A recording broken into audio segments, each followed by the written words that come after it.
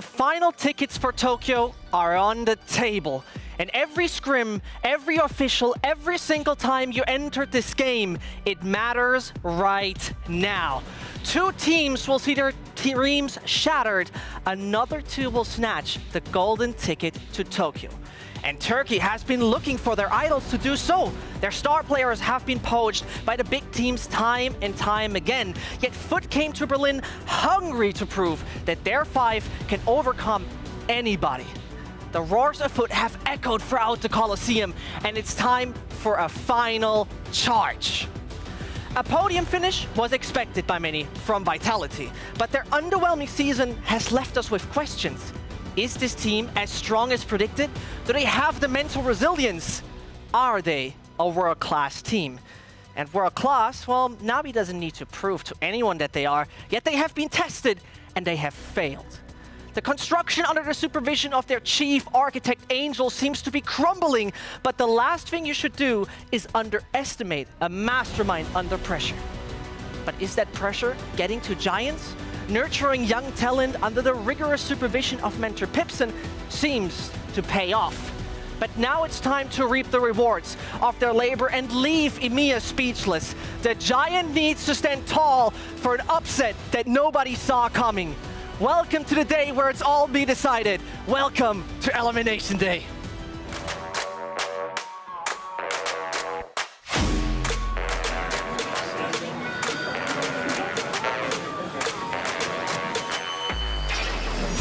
First.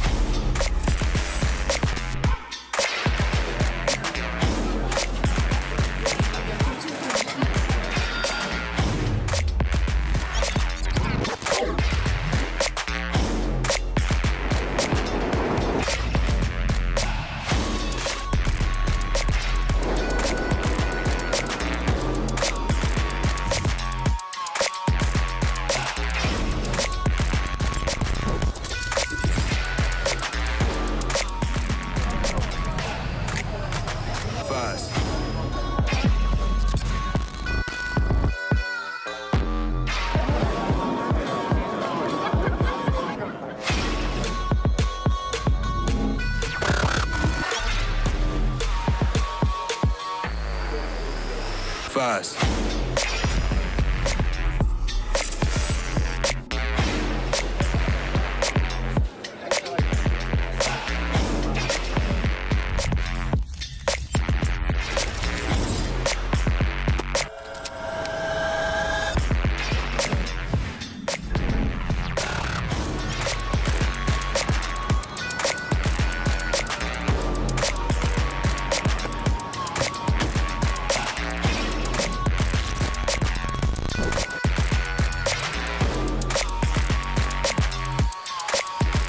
First.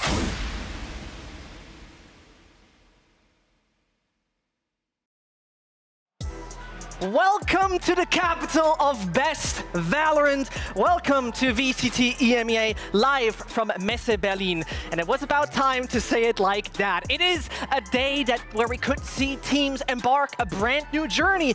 It is a day where we might see some stay at home. And to take a closer look at what is going to happen throughout today, I got 2 fine gentlemen on my side. Ryan, Lothar, welcome back. It is a day where everything's being decided.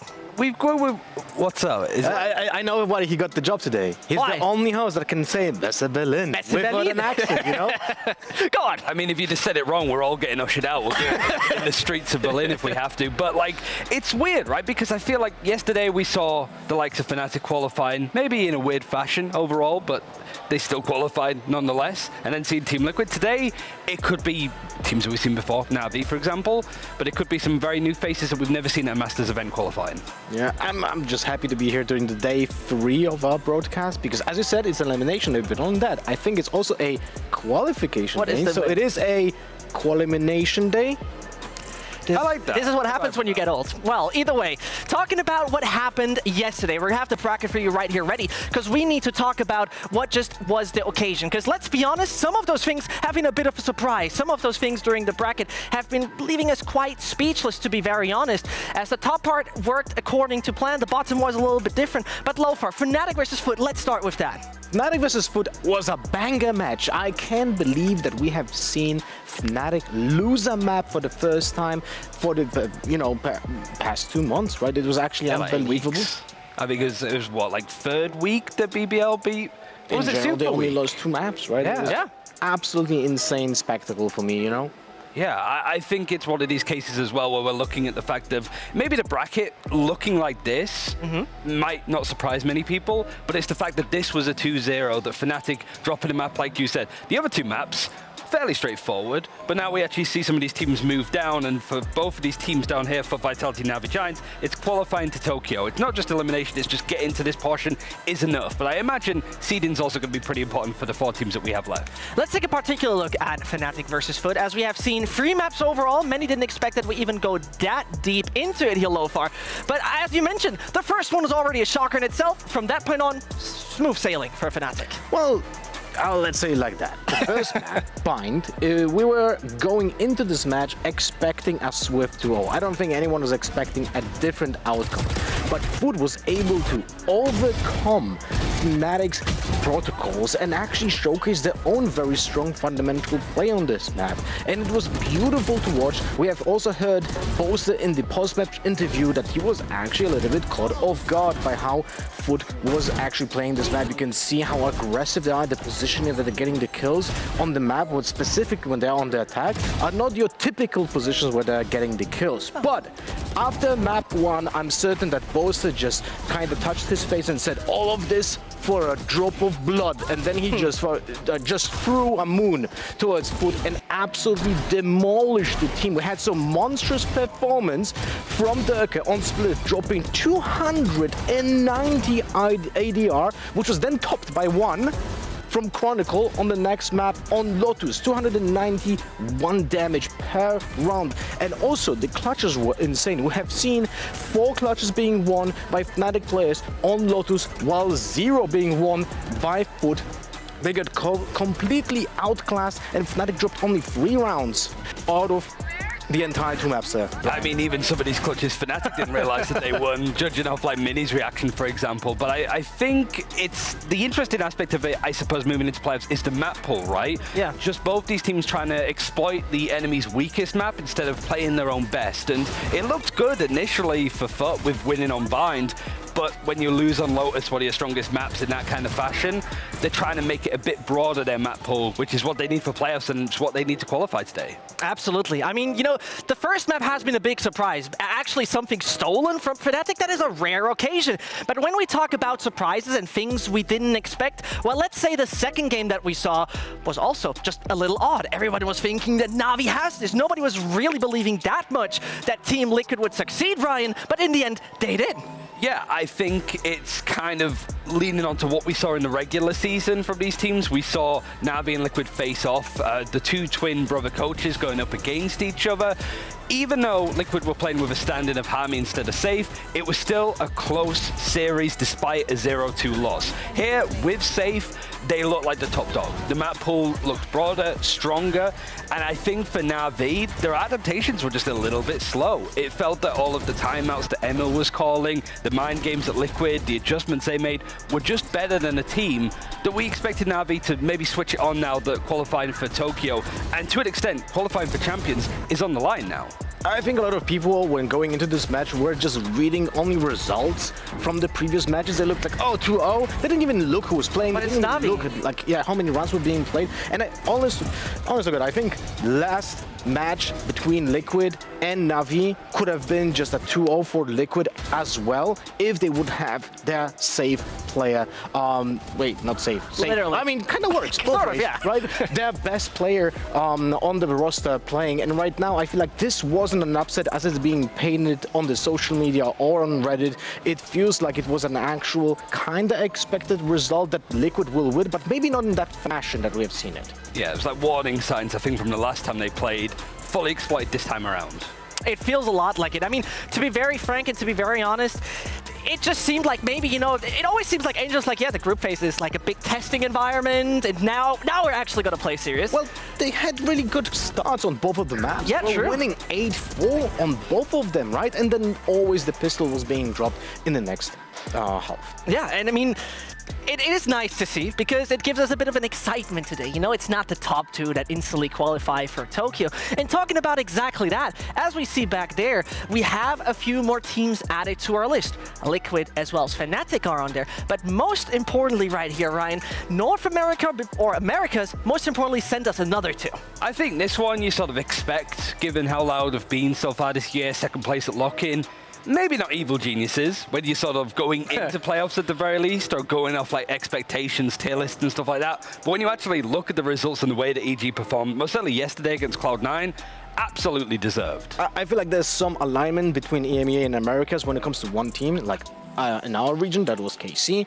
In America's region, that was EG, that was expected to fail horribly, right? And they proved everyone wrong. That match that yesterday was happening, I was watching it live when it was happening. It was it was ecstatic. It was actually so electric to watch that match. It was actually super impressive, and I'm very happy that they proved the haters wrong. And Potter is doing a great job with the roster.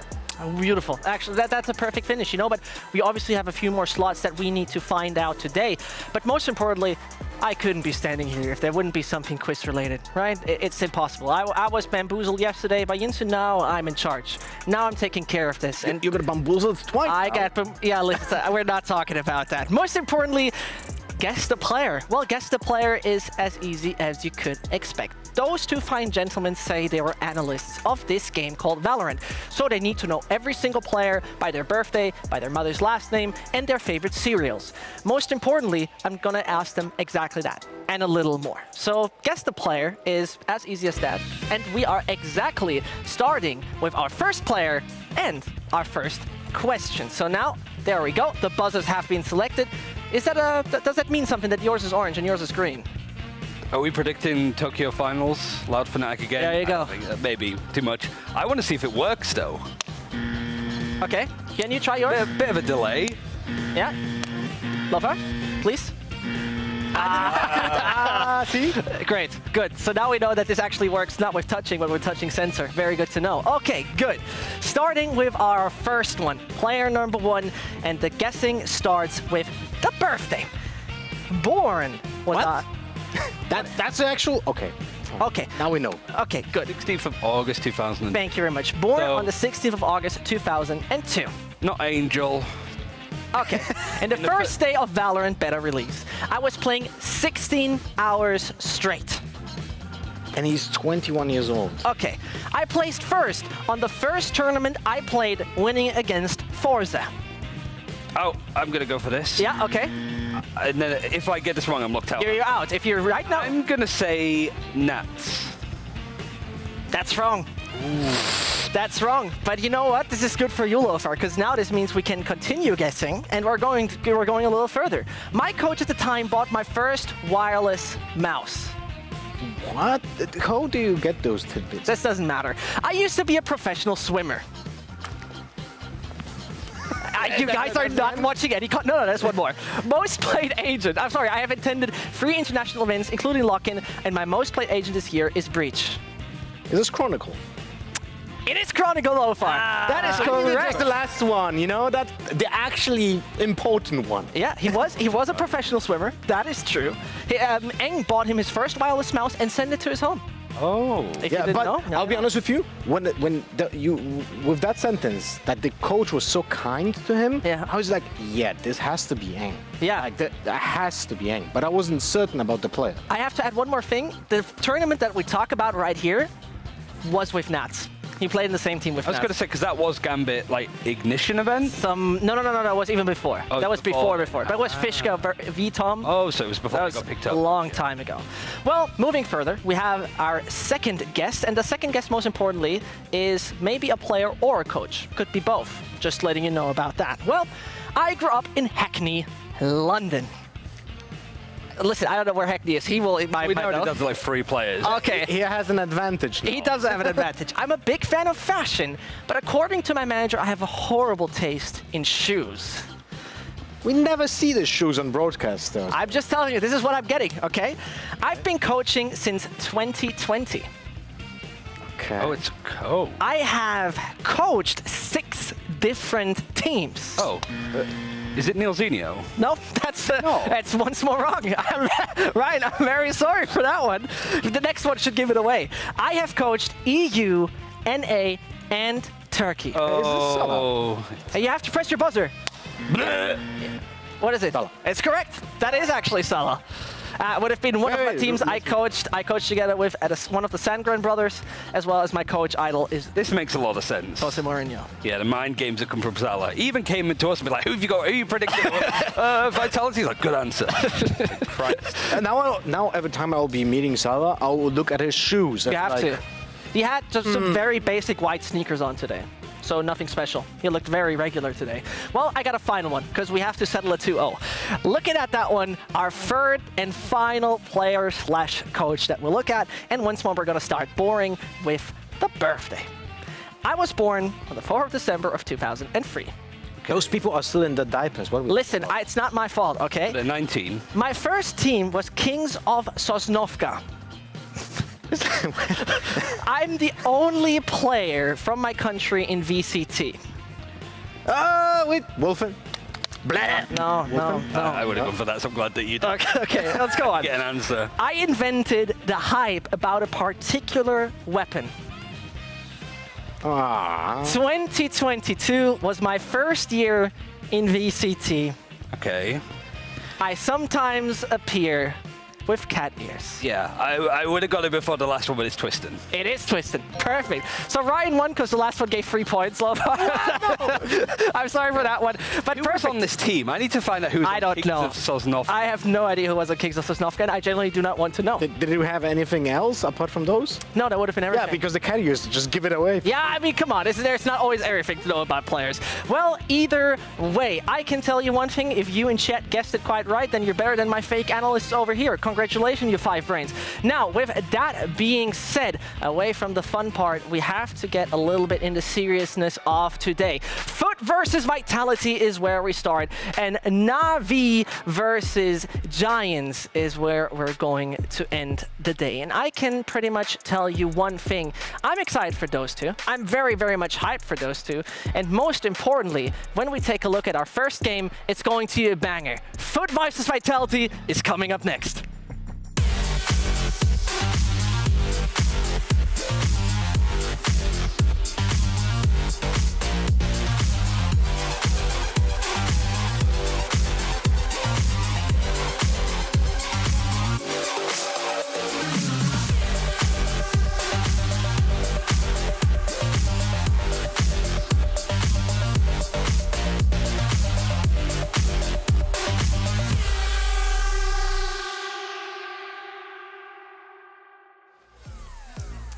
You are a true VCT OG if you remember this team right here.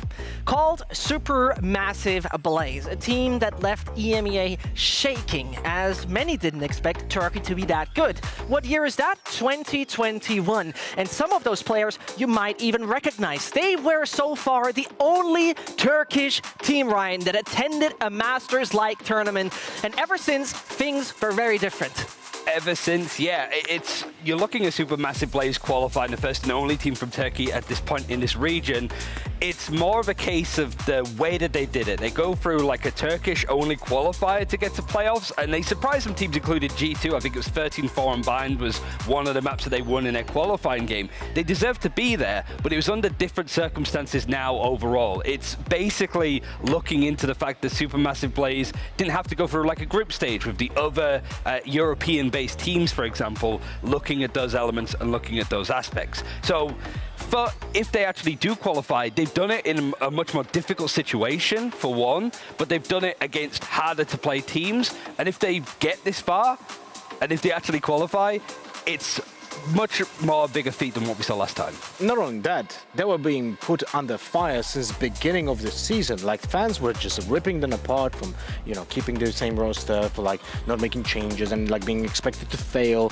And yet we are in this situation where team is just overperforming, proving the haters wrong. And it's amazing to see that in the partnership system, in the first season, we're able to witness a team to be just better and better each week. We had some up and downs when it comes to their performance, but in general, it seems like they're actually doing way better than predicted. Yeah, and one of the things that obviously is responsible for that success and responsible for leading the team in that way is Mr. VALORANT. I mean, an IGL that genuinely, first of all, didn't really want to be an IGL, has taken the role and looks brilliant on it. He had a really good quote as well from the press conference where if we see FUT qualifying for Masters Tokyo, he says that it would mean that FUT is the best Turkish team that we've ever had. And like, again, like the circumstances of them getting here, they were pretty much the bar when it comes to like, they beat all of the teams that are categorically like below them, and then they just lose to like Fnatic and NAVI, for example, through the group stages. It's that team that hasn't really been upset necessarily. They just lose out against teams that have a bit more experience, a bit more time together, and just more firepower, I suppose, that's more available to like English-speaking teams as opposed to Turkish. You say more firepower, but it's still a Turkish team that has some really impressive players. But also I'm impressed by the way that they changed the roster mid-season without a captain joining the team and actually bringing like a second win for the entire team. The performance and I feel like the entire team became more solid because of the way that Ada Captain was able to deliver the grounded play style that I feel like that team was kind of missing with the previous iteration. Right, it felt a lot like things have happened really drastically on the side of FUT. And you know, there's one favorite word of Loafer that goes hand in hand with IGLs. It's fundamentally good play. And well, let's take a look how fundamentally good actually FUT is. I'm gonna show something that is about, well, keeping fundamentals tight, but also understanding win conditions and what can you do to, well, surprise your opponents. Because in the previous game between FUT and Fnatic, we have seen just yesterday on Bind, Boaster said in the interview that he was surprised how the team was aggressive towards backside of the site on Bind.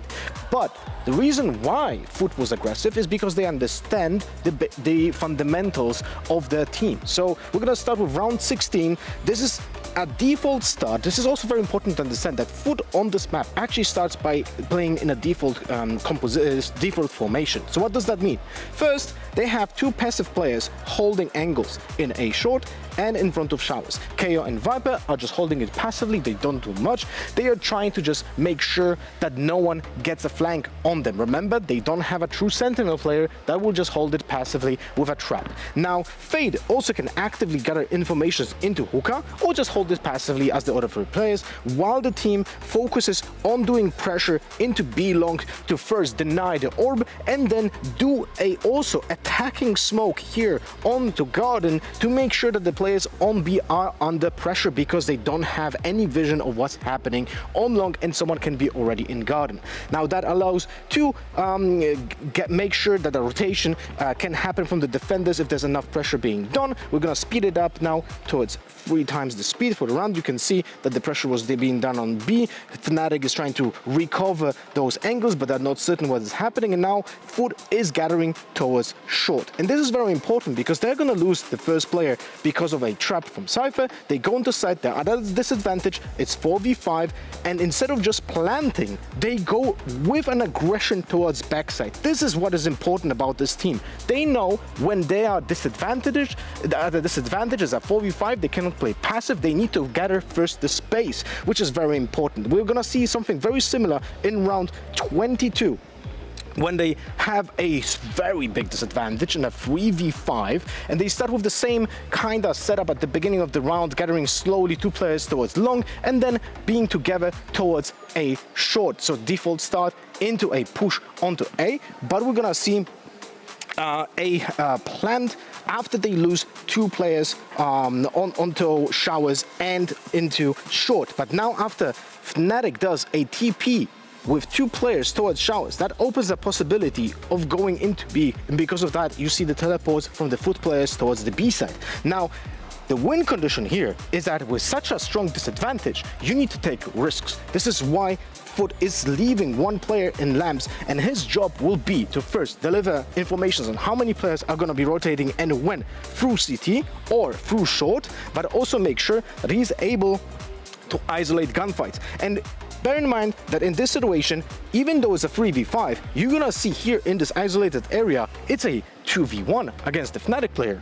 So even though we have such a strong disadvantage for FUT, they're able to get into advantageous fights for themselves. And essentially, they are completely cancelling the disadvantage that Fnatic was able to achieve for them. And last round that I wanted to show is the round 21 with a Fade ult, when they actually just also understand that after getting the information from the default about the position of the players, they're gonna use a lot of utility on short, and while using this Fade ult, they don't go for just a simple plant, they just leave the planter alone and go hunting, because they're also at a disadvantage. And all of that happens in the backside. Like, this is like something I'm very impressed with Foot when it comes to understanding those situations and how those win conditions in each round are presented to them, because that's something that I was equally impressed with last year's Leviathan in Americas. They were able to really identify those moments for themselves, when to play aggressively, when to play safe, when to play post plant with just crossfire setup,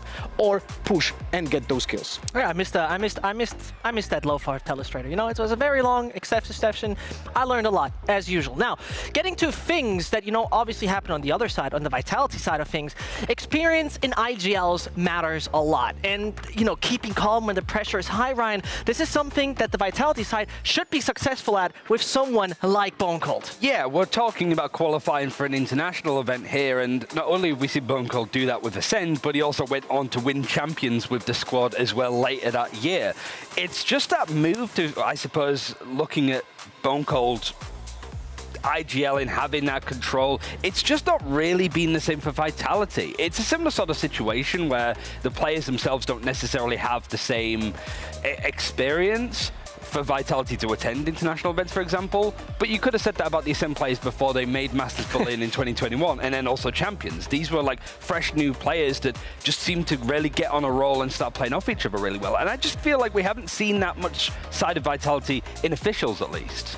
Well, there seems to be a little bit of disconnection in the way they play together. The mid-game calls, because we're speaking about One Could Be in the IGL, I feel like the mid-game calls are a little bit inefficient or late. There's a disconnection between how the team is planning the first phase of the round, and then they fail to transfer those informations towards the second cycle of the round.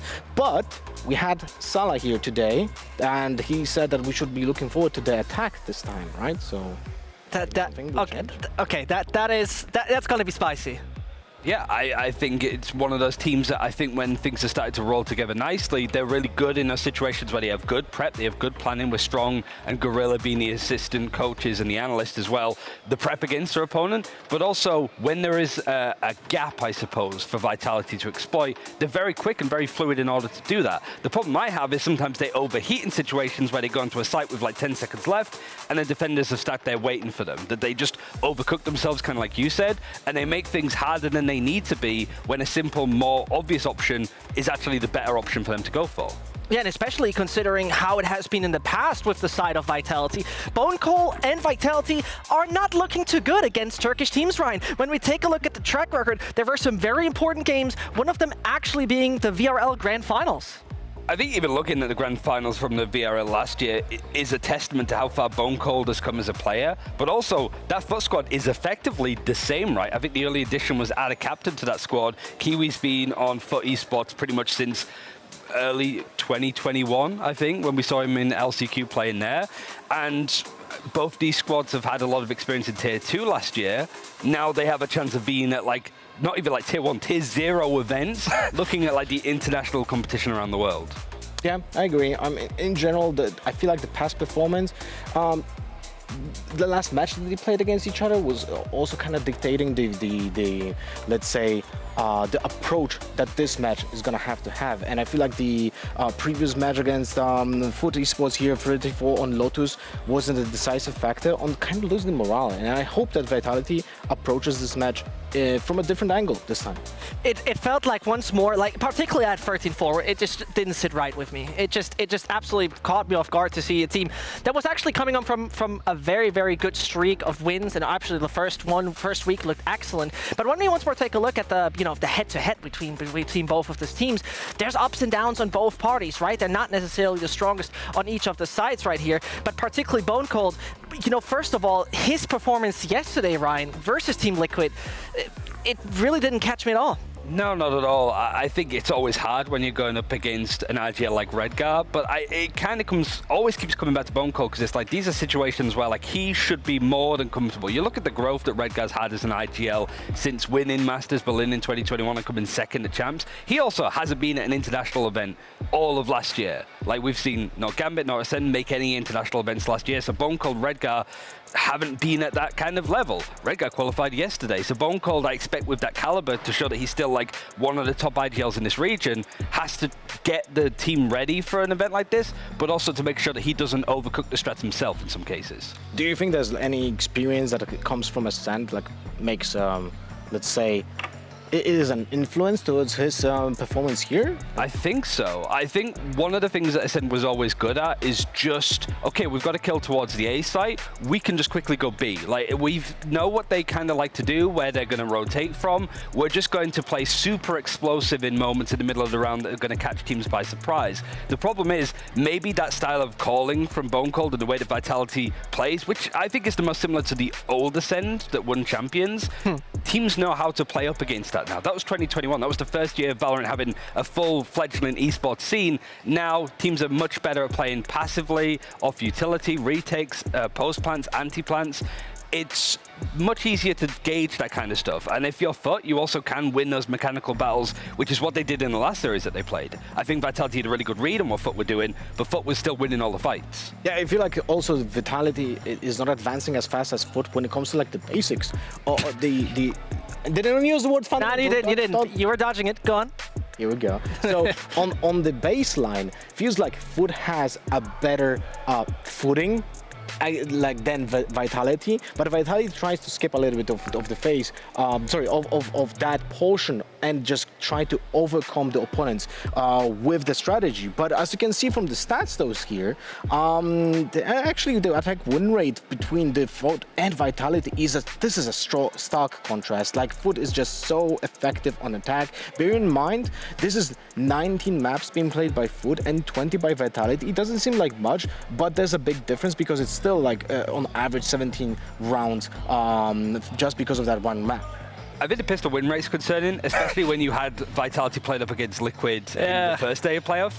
Team Liquid are also pretty terrible at pistols. We're a lot better yesterday, to be fair, but it's just the fact that Vitality won 1 out of the 6 that we saw of those pistols in that series, right? So it's just an easy opening and an easy start for teams to win the pistol, maybe win the bonus, and then suddenly Vitality is 0-5 down. Twisted maybe feels that the game now needs to be on his shoulders to make a play and bring it back, and that's where this I didn't even call it him Ascend. This Vitality team can maybe stretch themselves a bit too thin, move away from their initial game plan, and start to fall apart against teams that are much more disciplined, as we've seen with FUT. And most importantly, I think there's one factor where we talk a lot about IGLs right now. We've talked about how much the leading style obviously plays, but at the end of the day, we're still playing a first-person shooter, right? You need to be able to pew-pew. And talking about that factor, Turkish teams and having exactly that power, there was one individual, unfortunately, who was really missing, and that was Kiwi throughout the last days. I mean, to be very honest, this right here to me, Lofar, is a shocker. Kiwi is like a top 5 player in the ACS department during the regular season, but man was absolutely offline when it comes to our playoffs. Well, you know, you can talk about his performance, but at the same time, those 2 maps that kind of, let's say, made his stats not impressive were against Fnatic when they just literally won 3 rounds. 81, 89 ACS. Yeah, but when you look at the stats from the entire team, it's not only Kiwi that had really a huge drop-off when you compare it from the bind performance. And only, if I remember correctly, Moj on Lotus was able to be better in the KD department than 0-1. Everyone else was like at half KD or something like that. But I do think that Kiwi will suffer as a duelist when the team is not doing well, because he relies on getting the support, right? And when on Lotus and on Split, we had an issue of Kiwi not getting the first blood himself, and then you rely on getting the trades, and that doesn't happen, then his performance looks even worse when you compare it, because the team is not winning rounds, and you can easily blame, well, the can opener, which is Kiwi on most of the maps here. Sure. Can we get that head-to-head up again? Because there was something about the first Fs in particular that was like legit shocking, right? Yeah. What was it, like 20 maps that we saw from FUT in the regular season? 19. 19. Yeah. 52 first Fs. He had like 25 in 3 maps. Yeah, it's shocking. Yesterday. It's just crazy. Like, he is so good at getting the first kill percentage and not falling apart. It's scary that I think what you said about the sort of mental side of it, like everybody from FUT certainly fell apart on those latter 2 maps, but it's just the change in direction, I suppose, when it comes to if you're starting to feel the pressure of the series as an initiator, as a controller, you're going to back off a little bit. You're going to be timid. You're going to wait. Yeah, look at this, 22 first deaths in 3 maps in comparison to 19 maps in the regular season, where he only has 53. That's actually kind of wild how much he was dying in comparison to before in just 3 maps against Fnatic. And some of those he was the top dog on. I think so there has to be a mistake here because he had 12 in playoffs. I was going to say that's against Fnatic alone. Wild. Sorry, I'm talking about the playoffs alone and Fnatic, which is 12, right? But it's still like insane amount. In general, on Split, they only had 3 first bloods as well in the entire map. I know it's only 14 rounds, right? But it's still like you're getting outplayed in a way that you cannot just bounce back easily, because on Bind they were able to play from those disadvantageous positions, but on Split they couldn't find it because Fnatic finally tightened up their own protocols. He had a plan B, it felt like. If Kiwi did die early, everybody else was able to play, but on Lotus especially, there was no plan B. And obviously it matters a lot if from that previous matchup we had, if we're going to see the same maps, like a Lotus looked really odd considering what the scoreline has been. And so let's directly dive into it on which battlefields we're going to find ourselves. As from a map veto perspective, we should once more start with very regular stuff, and the Pearl is outright. I mean, this is not too surprising. Vitality have been banning this all for the regular season. Same with FUT and Fracture.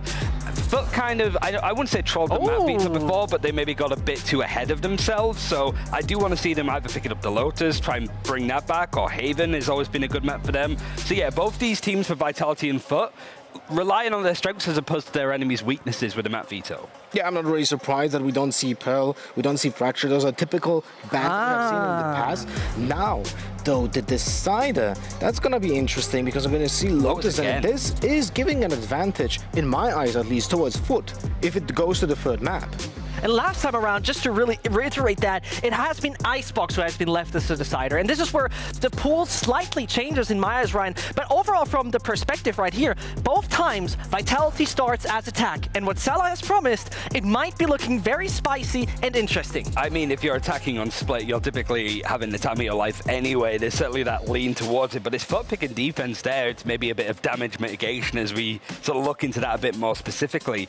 But I did want to highlight for FUT, 3 series that they've played so far in playoffs, Lotus has been the decider. But I agree with you, Lothar, that if we do see it go to a 3rd map, if FUT win Haven, for example, there's much more confidence and much more momentum for them going into that 3rd and final map. But I do see them like making Split competitive for sure. Remember that FUT so far on Split is 0-3 in general. Like, it seems like they don't really perform that well. The composition they play on Split is Jet, Sky, Chaos, Cypher, and Astra. But the more concerning for me is the actual composition from Vitality on Split, because it includes 3 characters that essentially don't have any ultimates. Because that's Sage, Omen, and Cypher. So that composition doesn't deliver a lot of value when it comes to converting the ult economy, and that's one of the biggest, I would say, lose conditions for Vitality for me, if FUT identifies that there's lack of initiation. How about you show us something of that beautiful Vitality on Split? Sure. Come on, show us what you got. What do you got for us on Split? Show me what you got. That's for you, Mitch.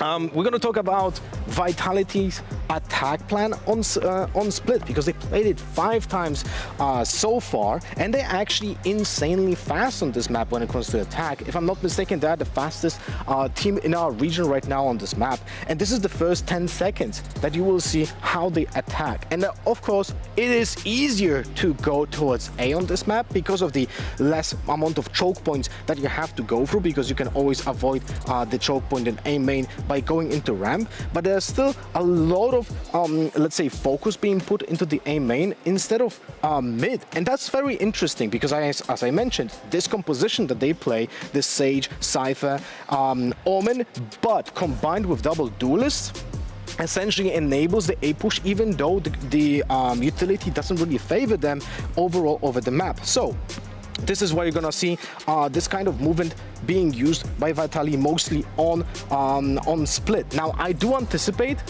that because Salah said that we should be watching their attack side, there's gonna be a major shift in the way that they're gonna be playing the attack on this map. So I'm looking forward to more control over mid in the first seconds. Now the thing is that against Foot, this might not be possible because Foot's win condition on defense is actually controlling that mid area in the first seconds of the map. We typically see them actually really fighting a lot of the times onto the market area while never losing the control from vents, but that only works against teams that smoke the side on the left instead of vents. And we actually see shift in that strategy that typically on split, which also changes the dynamic of the entire map because it opens the vents for the attacking side.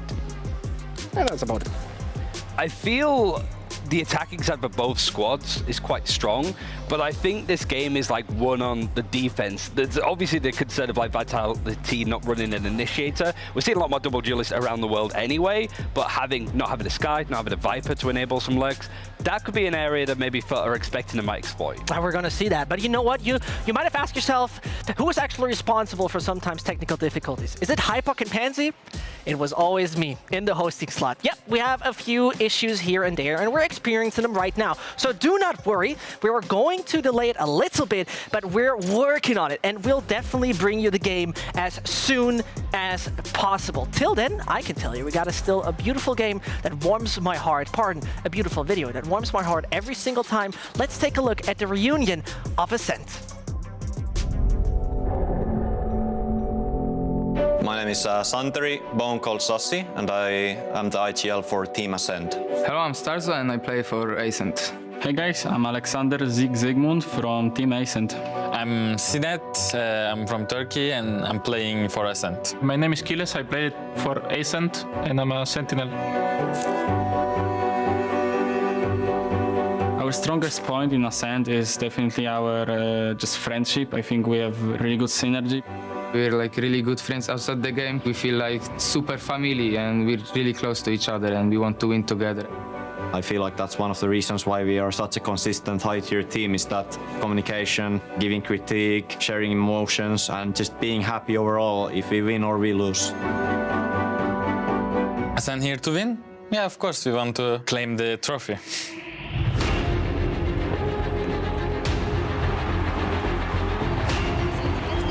But it's still going to be Nats who finally gets denied by Starzo.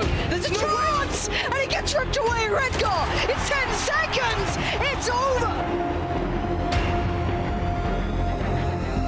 Peek for me. Peek for me, he said.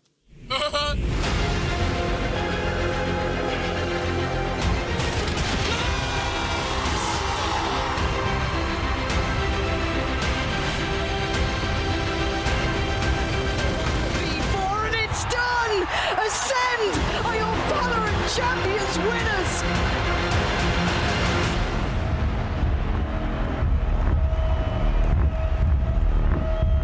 All right, Coco. What are you thinking about right now? I'm a world champion, I don't know.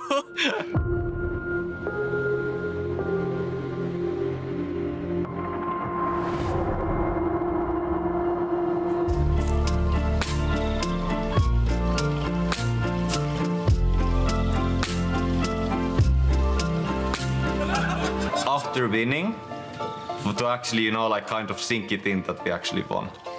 1 year for me, like, after not achieving anything, I understand it's a big thing to win the tournament, you know, win the champions. Actually. Yeah, after 2022, yeah.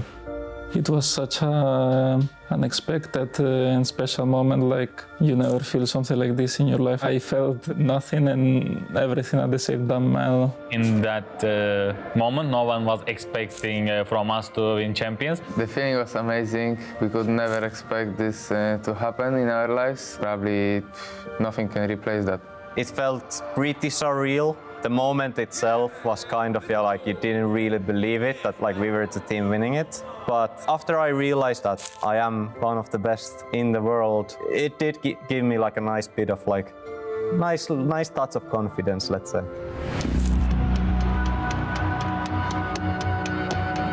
Only me in the team was like in the play in the high level, I would say.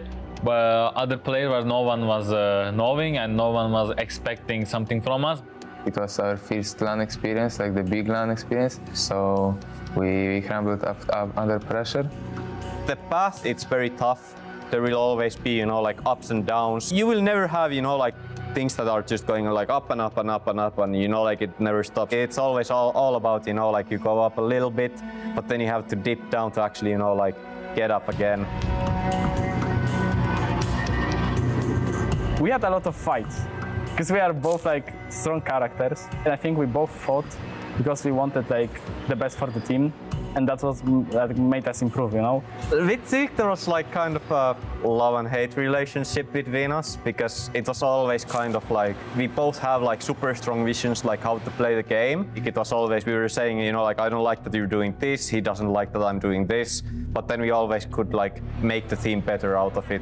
It's never easy. Like every team, everyone has problems, but at the end of the day, like it was like a family, that team, so everyone tried to do their best. Hello guys, this is Monk Hope, and today I'll be cooking for myself and the rest of my team some nice chicken. Yeah, I think everybody was enjoying the meal that I did.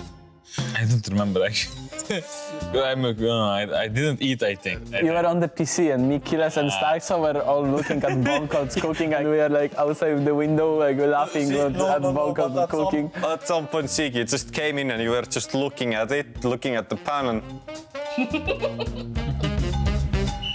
How is it, Kiles? 1.5 minutes. 1.5? 1.5. Yeah, but that's Kiles. That's good from Kiles. That's like the 10 you get from Kiles. We recording already? I do. Hey, Kiles! Hello guys, long time no see. Okay, Esports, we won the first split on the Spanish BLR. We are starting the second one, which is the important one to go into a session and to win a session. How's the weather in Spain? I don't know. So my room is good. You've just been outside. Oh, yes, true. It's good. They're a great team right now, but there's never will be something as good or as special as that team. Everything connected, like those 5 players were special altogether. Kiles, he was just like the pillar of the team. The guy that brings us the positivity also. Since after Champions, I miss him a lot until today. Kiles, I think his personality, like him as a teammate, he was such a good, he was the best teammate I ever had. Kiles, everybody said that you were the bond of our team and the main core. The guy that glued us together. How do you feel about it? I did literally nothing, so that's a complete lie. The thing that I talk about the most is like when we won, Kiles jumped on me so hard that like he didn't break my finger, but he like did something to my finger, and it like I had to go like on the party after we won. Like I was going with my finger in ice, and like, it was swollen so much. Zeke is like a little bomb, you know. It's unpredictable, the guy. He understands the situation instantly and decide what he's going to do. He's smart and he's really talkative person. He was like the main guy who was actually pushing us in the team to actually get better.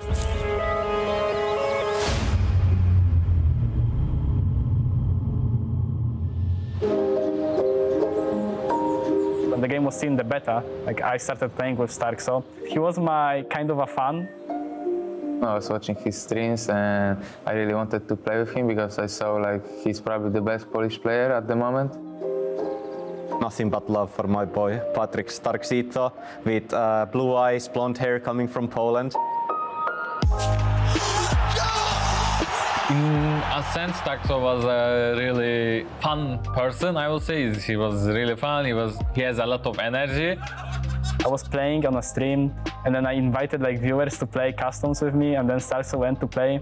The chemistry is going and we're like super good together, so we tried to make a team and we said that we will compete with the best and we will make everything to to make the best Polish team. He popped like 50 kills against me, and then I told him, yo, you wanna make a team? And then we made a team.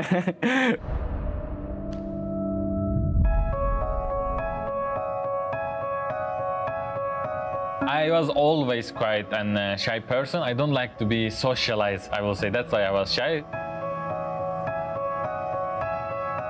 In the beginning of the VALORANT, also my English wasn't that good because I never talk English with someone from internet.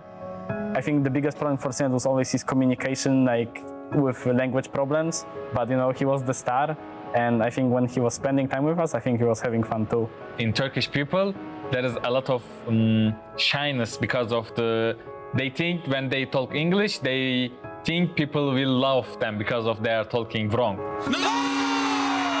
I think the biggest talent I played with, you can just look at him and you know that you're safe. He will get 2, 3, 4 kills every single round.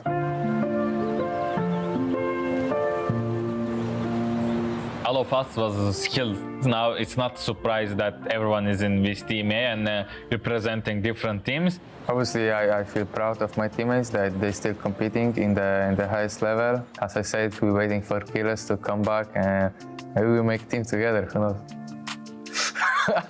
Hiles, we wait for you in franchise. You need to come to us. We trust you. Okay. You're gonna qualify, bro. Goodbye, Kiles. Good luck, Mr. Kilesito. I love to see them playing. I wish I could play like alongside with them like back in the days because it was so much fun. I think they won the last Spanish league, no? Yeah, they did. Yeah, I think they have a chance to get better. Yeah, it would be nice. Yeah. All 5 together, we can. Then we create a team. It's very nice to see them to do the same as always.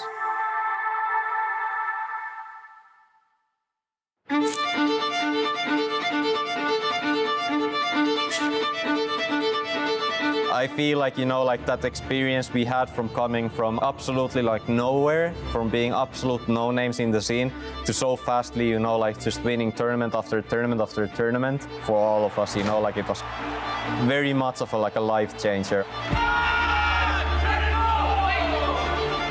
I'm proud of every player of Ascent because it was a really funniest time of my life, I will say. It was pretty special to be the first one. Yes, like you mark into the history of the game, like it's the literal beginning of the game, and it just you will be there forever, known as the first one to do it.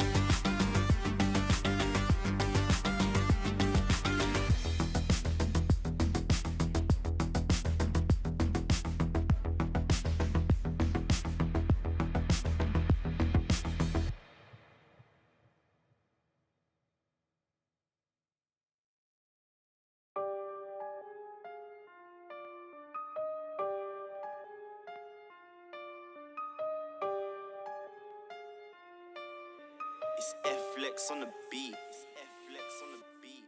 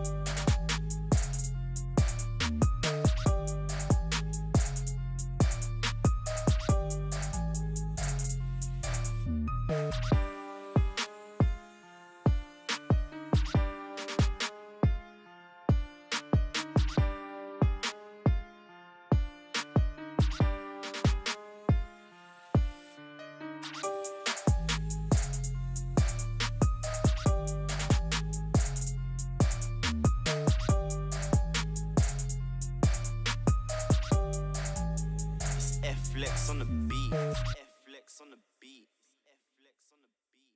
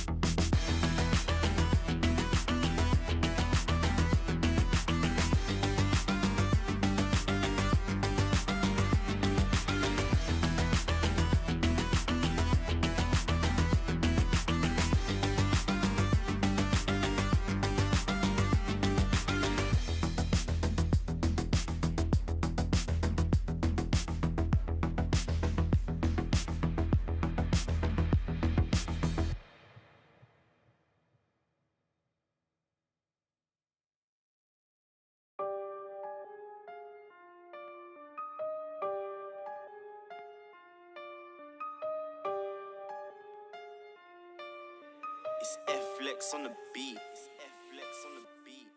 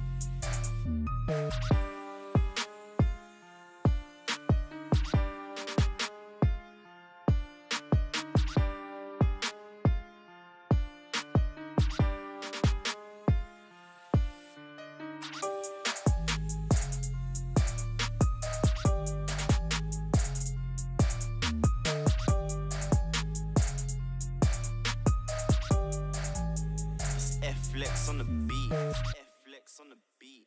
F-Flex on the beat.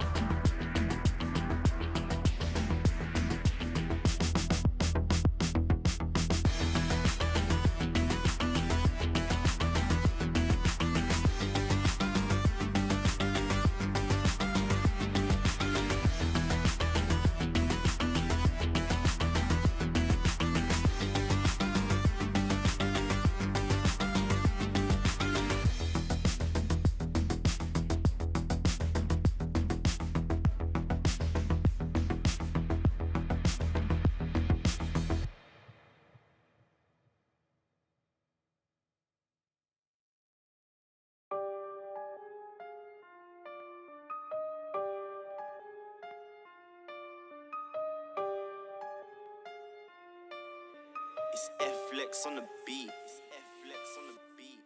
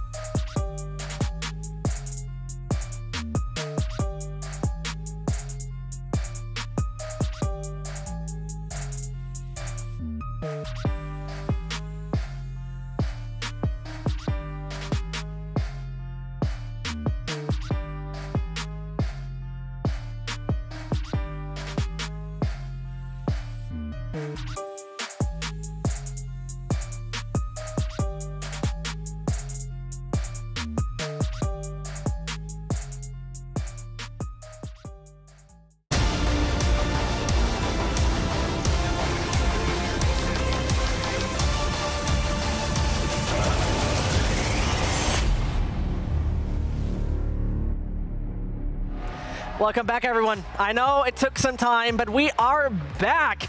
And we can tell you, we worked this out. We had some serious issues, and they have all been resolved. I can tell you one thing, that those guys here on the site have worked hard to make this work. And most importantly, we have found what is the issue. We can tell you one thing, though, for sure. The issue has been fixed, and we're now going to host the rest of it online so that we can pretty much get it rolling today. That's what it is. Sorry again for what happened. Sorry for letting you wait. I hope you had a good time in the meantime. And for now, enough of that. You know what? We're gonna keep on rolling. We're back in here. And the good part is that we're still gonna see Foot versus Vitality. Ryan, can you give me a quick rundown, if I just came here, which maps and what we should expect? Oh, we're going to split first for one. So it's an interesting pick for Vitality. It's a map that's been going really well for them. Other than losing to NAVI, they're undefeated so far. Whereas Foot, they haven't been able to get a win, if I remember correctly, right? They played up against Fnatic yesterday, got battered 13-2. So Vitality may be looking to lean into that a little bit more with the 80 select. Yeah, and 0-3 for Foot, but so far, if I would only look at the agent composition that the teams are prepping, if we're not going to see any changes, I would still bank that Foot gonna have an advantage, but the scorelines are of course favoring Vitality with the 3-1 score on split so far. And it seems like no changes are being done for now with the composition. Not a single one. Everything's the same. I'm excited against the Molsey on the Raze. He's sort of been filling that support role a lot more for Vitality, so seeing the double duelist run out, especially attacking first, Vitality can get a lot of rounds here. I think on the defense for Foot, it's damage mitigation. And to explain why I'm not a fan of this composition from Vitality, though, is even though they supplement the lineup with 2 duelists with mobility, they don't have a lot of support that you can deliver to those 2 agents, because essentially the only thing that they can do with a support is the Omen Blind, and that's about it. There's no other stuns that can go through walls, there's no flashes that can be steered like with a Sky, so it's a little bit more grounded. It's 0 initiators on the side of Vitality versus 2 initiators on the side of Foot. That could be the difference. Yeah, and obviously we're going to see right here the Vitality players warming up in Aim Labs Plus. And you know what? Talking about that individual difference, I really think it has to be one day when Foot is online 100% low far. You definitely need to be warmed up real good against them.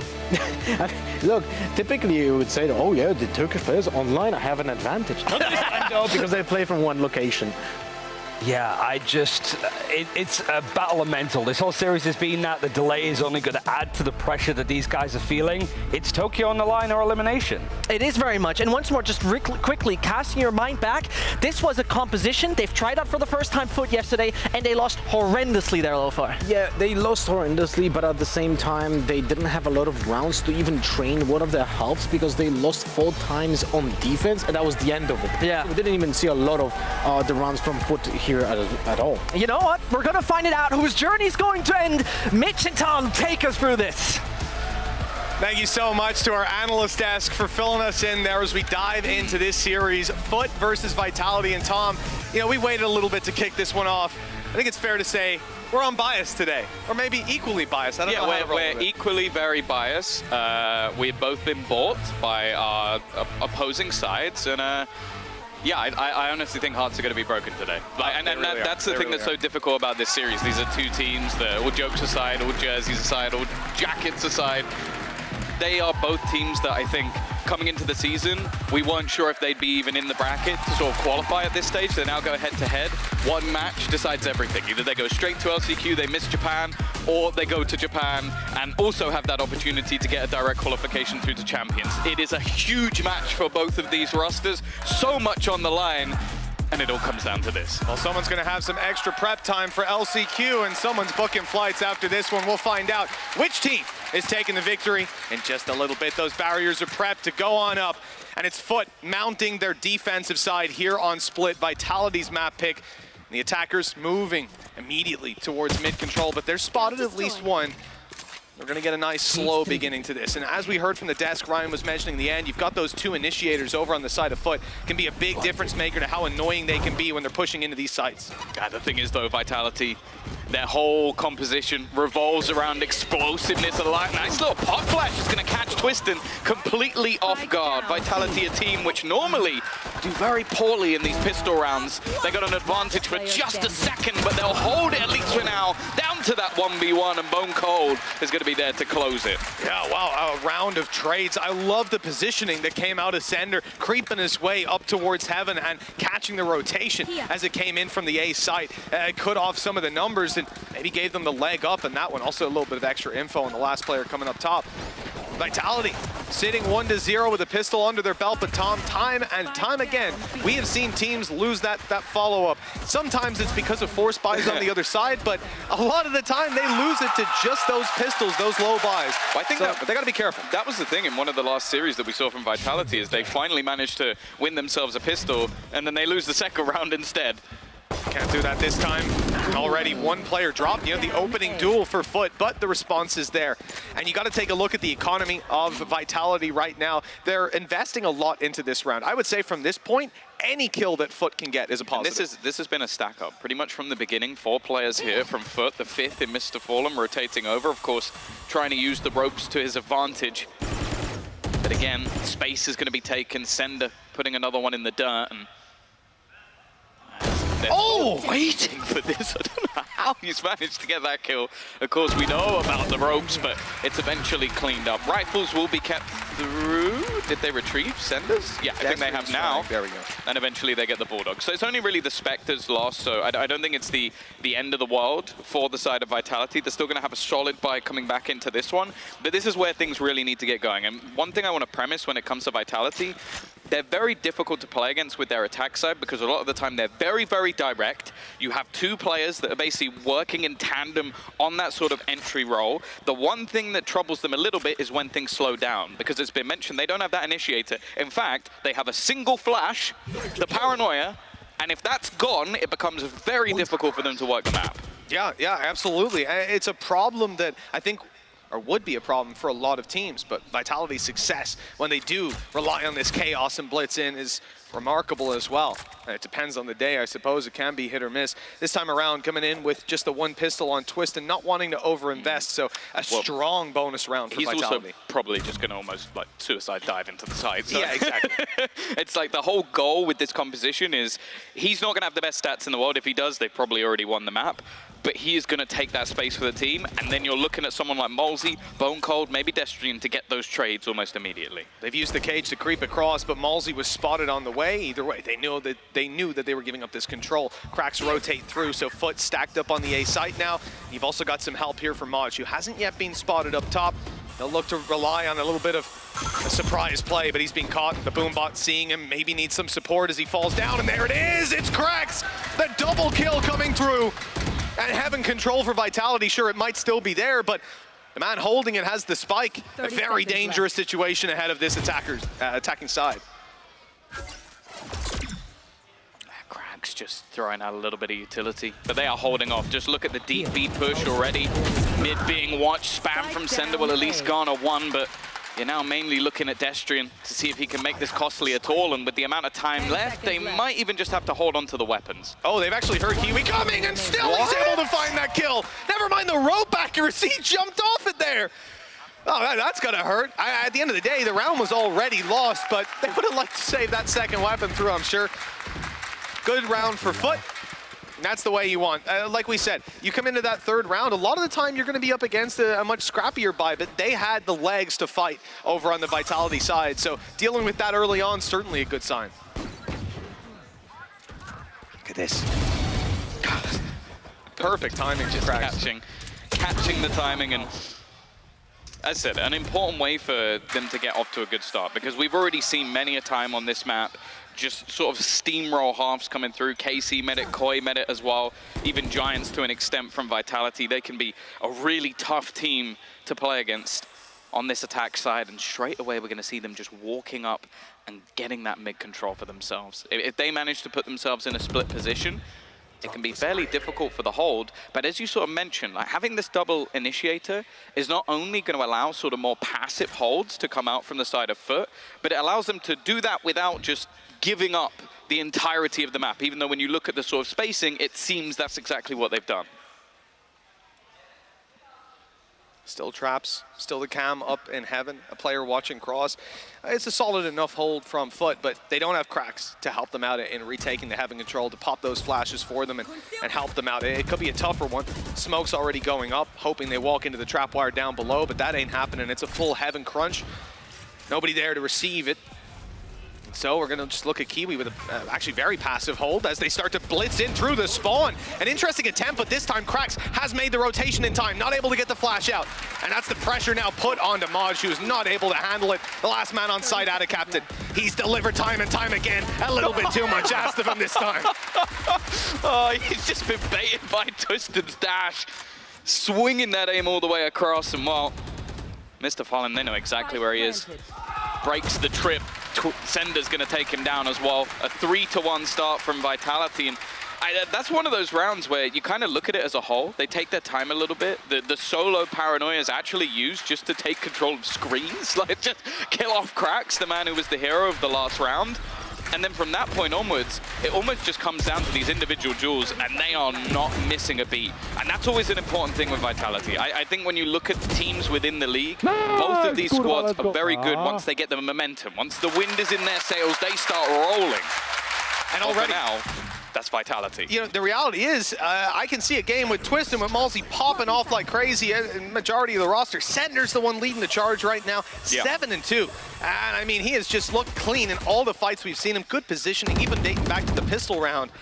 Great signs for Team Vitality ahead. Like we said, that bonus round that they lose out on, they had the legs to fight in it, but there were some weaknesses. Now that ain't going to be a factor for quite a while. And Foot, they're found to be in the same position. Bulldogs, Spectre backing up their rifles. It's not going to be easy. And on that defensive side, they do seem to have a read. It feels like every time that Vitality move towards the site, the Foot side have already got Krax in position to help out. And it's a big factor for them in locking these sites down. Yeah, a lot of the time he's playing the rotator. It seems like this round at least, not so much. Oh! Gonna be in position, the jump spot, completely isolated. And he's gonna go into the site. The paranoia is good, and well, wall banged out of position. Site under control, and in terms of the weaponry for a retake, it's not fantastic. Kiwi has just walked directly past. Neither player seemingly realizing. And well, I guess for Vitality, they now just end up in the same post plan they would have been in anyway. Yeah, I mean, another example of excellent positioning from Sender. Obviously, he didn't walk through the smoke and kill him in the back, but no way he could know to do that. Just his sense of the safe spaces that he has in these rounds. Foot don't seem to want to go for this anymore. I mean, it's way too late at this point, I'd imagine, especially with Maj's position. They're playing containment. They want these players on Vitality to lose all of those credits they've worked so hard to build up. They want them to die to the spike, and, well, there's an opportunity to at least make this costly with Maj sitting outside B main. They're ready for it. It's an awkward enough position. One player dropped, but here's where the big damage could come through. Yeah, two players dying to the spike is actually the biggest surprise. I'm not sure quite how they managed to lose that many players. Maybe they were just close in the smoke, and I guess Malsey goes out to check if there's a guy there. They thought they were safe. Yeah. Got caught on the very edge of it. It's a bit of an odd one, but hey, I guess if you're on the other side of things for Foot, they're going to be very happy with that one. They basically managed to clear out some of the weapons. Now, all in all, he shot one bullet. Yeah. I didn't realize he only shot one bullet. I figured there'd be a few put into that box, but no, it was just one stray shot and it caught him. Now, very low after the previous engagement. Now, the thing is, financially, Vitality weren't actually in that much trouble. But they've still got the ult points on their side as well. And that's not the greatest of start. The Captain is going to be able to find one. I think it's important to point out for sure that for Vitality, like we said, they lost weapons in the previous, but that's more so like the stone has hit the lake. And we'll see if the ripple effects can come in later on, but that initial Kerplunk ain't doing too much right off the rip. Vitality 4-1. Maj, good positioning here. He's caught by the Pumbaa, but he still gets the kill. Pops off his ult as well. These players now down on site, spotted. The player late in B main that maybe was thinking about coming for a mid flank, that ain't gonna be possible anymore, not for a while. Still plenty of time left in the round with the spike to go down. Ow, Destrian almost got up there. Yeah, for now at least. No command is gonna deny that showstopper. But the longer this round goes on, the more likely that is to come back into play. So they need to get a move on. They need to move into this site quickly. Molzy still just waiting close. Flash avoided, just waiting patiently and in the crossfire. They're still yet to get that spike down. And there goes the showstopper, but he's caught out of the sky. Mr. Fallen with a double. 2 headshots to take him out. And patient play from Foot is all they need to get their second round. I do love the idea. Tap the spike real quick and then just blitz at them with the blast pack.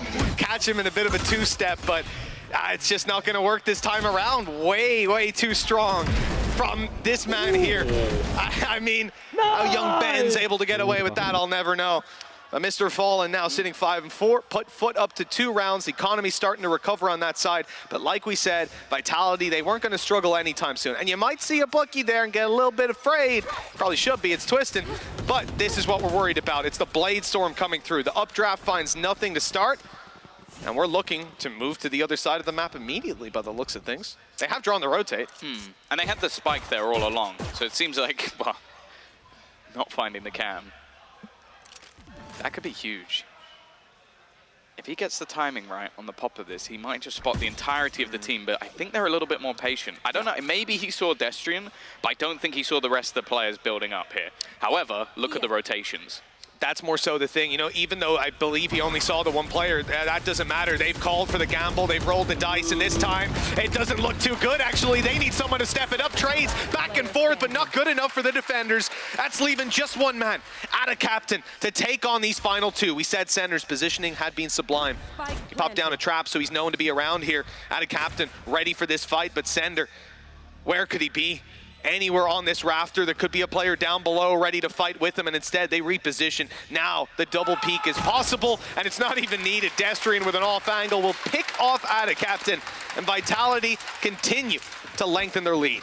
Yeah, I think you just see the sort of the brain of Sender working there. Like, he could have tried to take a little bit of a risk, go within the cage, like, even try and take that fight once the trip got destroyed. Doesn't want to. Wants to play it in a 2 versus 1. And that's the thing about this sort of very direct approach that you get from Vitality, is if they can trade effectively, something I personally think they're very, very good at, they will win the majority of rounds. It's only when you're able to get these stacks up. And that's the thing in that round, what? Foot had 4 players on the B side. But Vitality trade well enough that it really doesn't matter.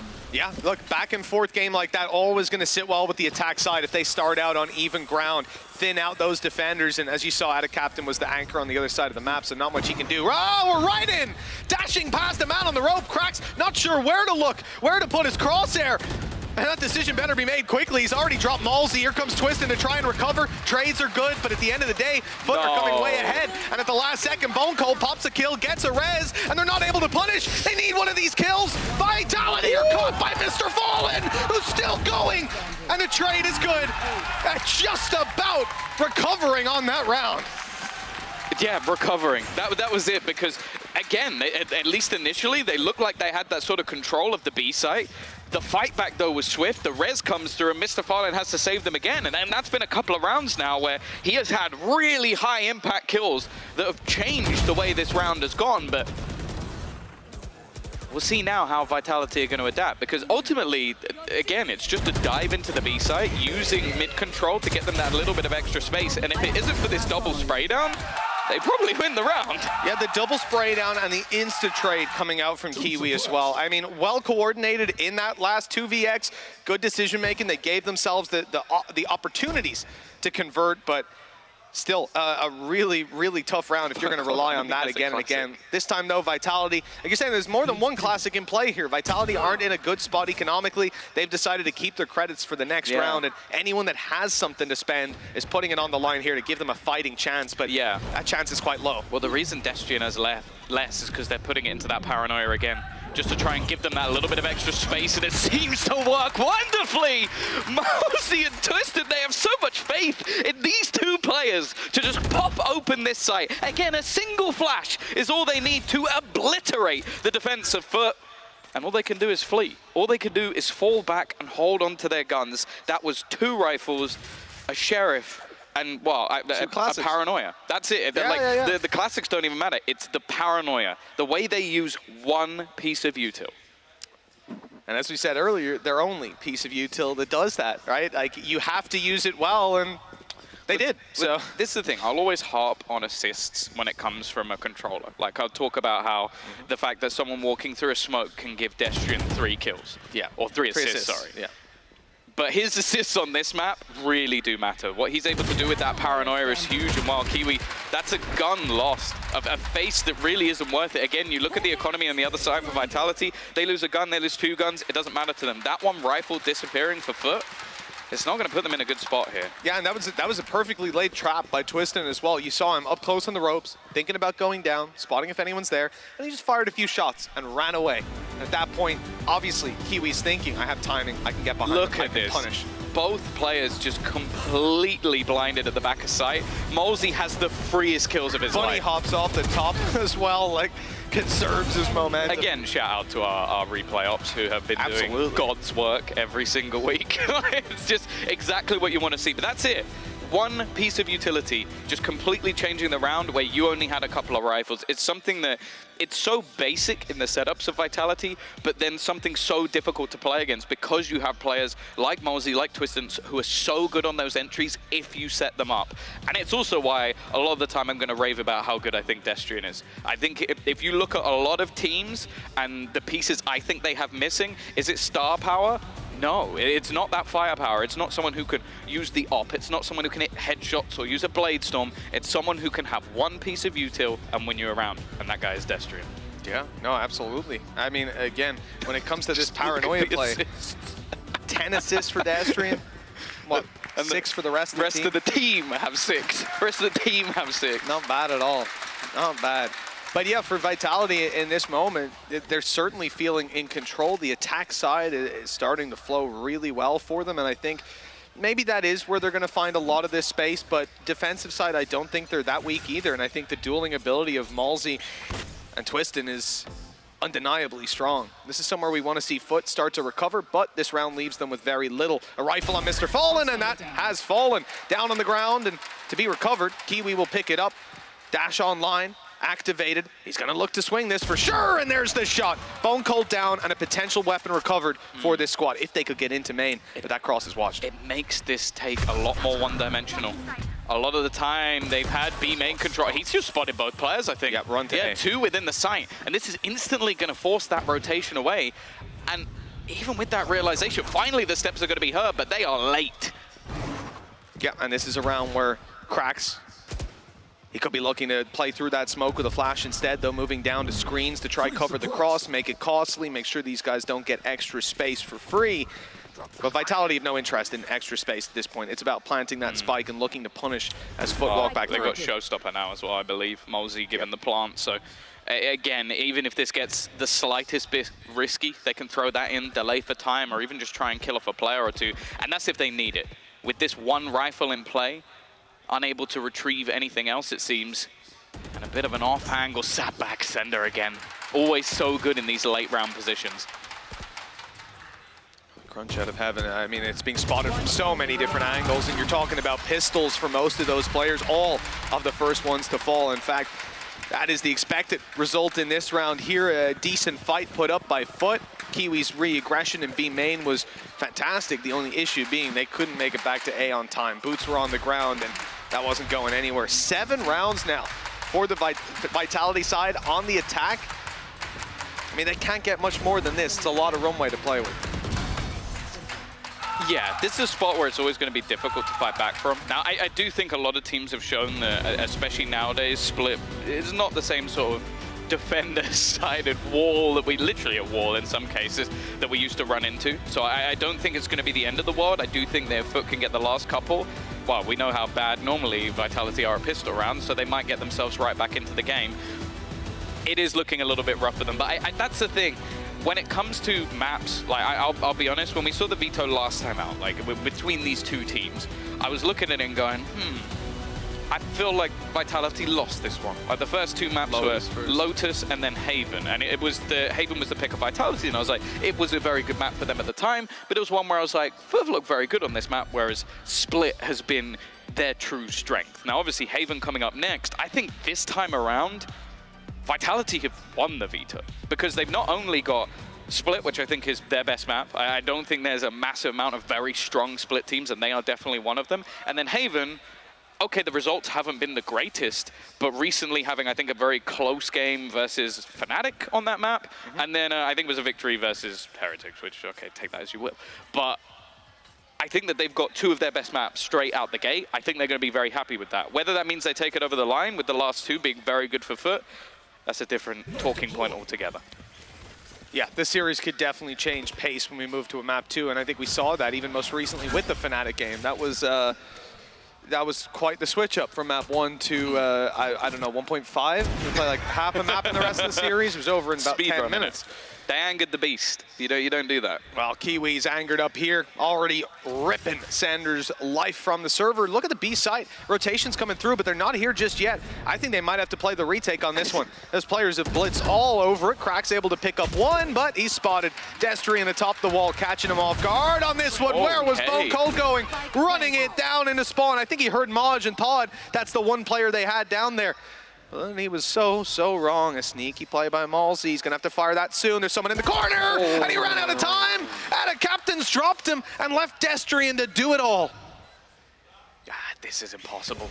He's being flanked. He finds that kill at least for free, but Kiwi is so quick on that re-peek. Not going to allow him to reposition, not going to give him any space whatsoever. And a much better round from Foot. Also, a much more calm round from them as well. I think with how aggressive we've seen Vitality go into this B site, this time out, I think with it being more direct through B main, they were quite happy to not overface, like not get caught out of position. So I would be surprised, especially after they get that initial pick in mid, if we don't see a little bit more control being fought for from Vitality to make sure that doesn't happen again. Because going through B main alone is going to be a lot more difficult because those players at the back of site, they don't feel the same pressure.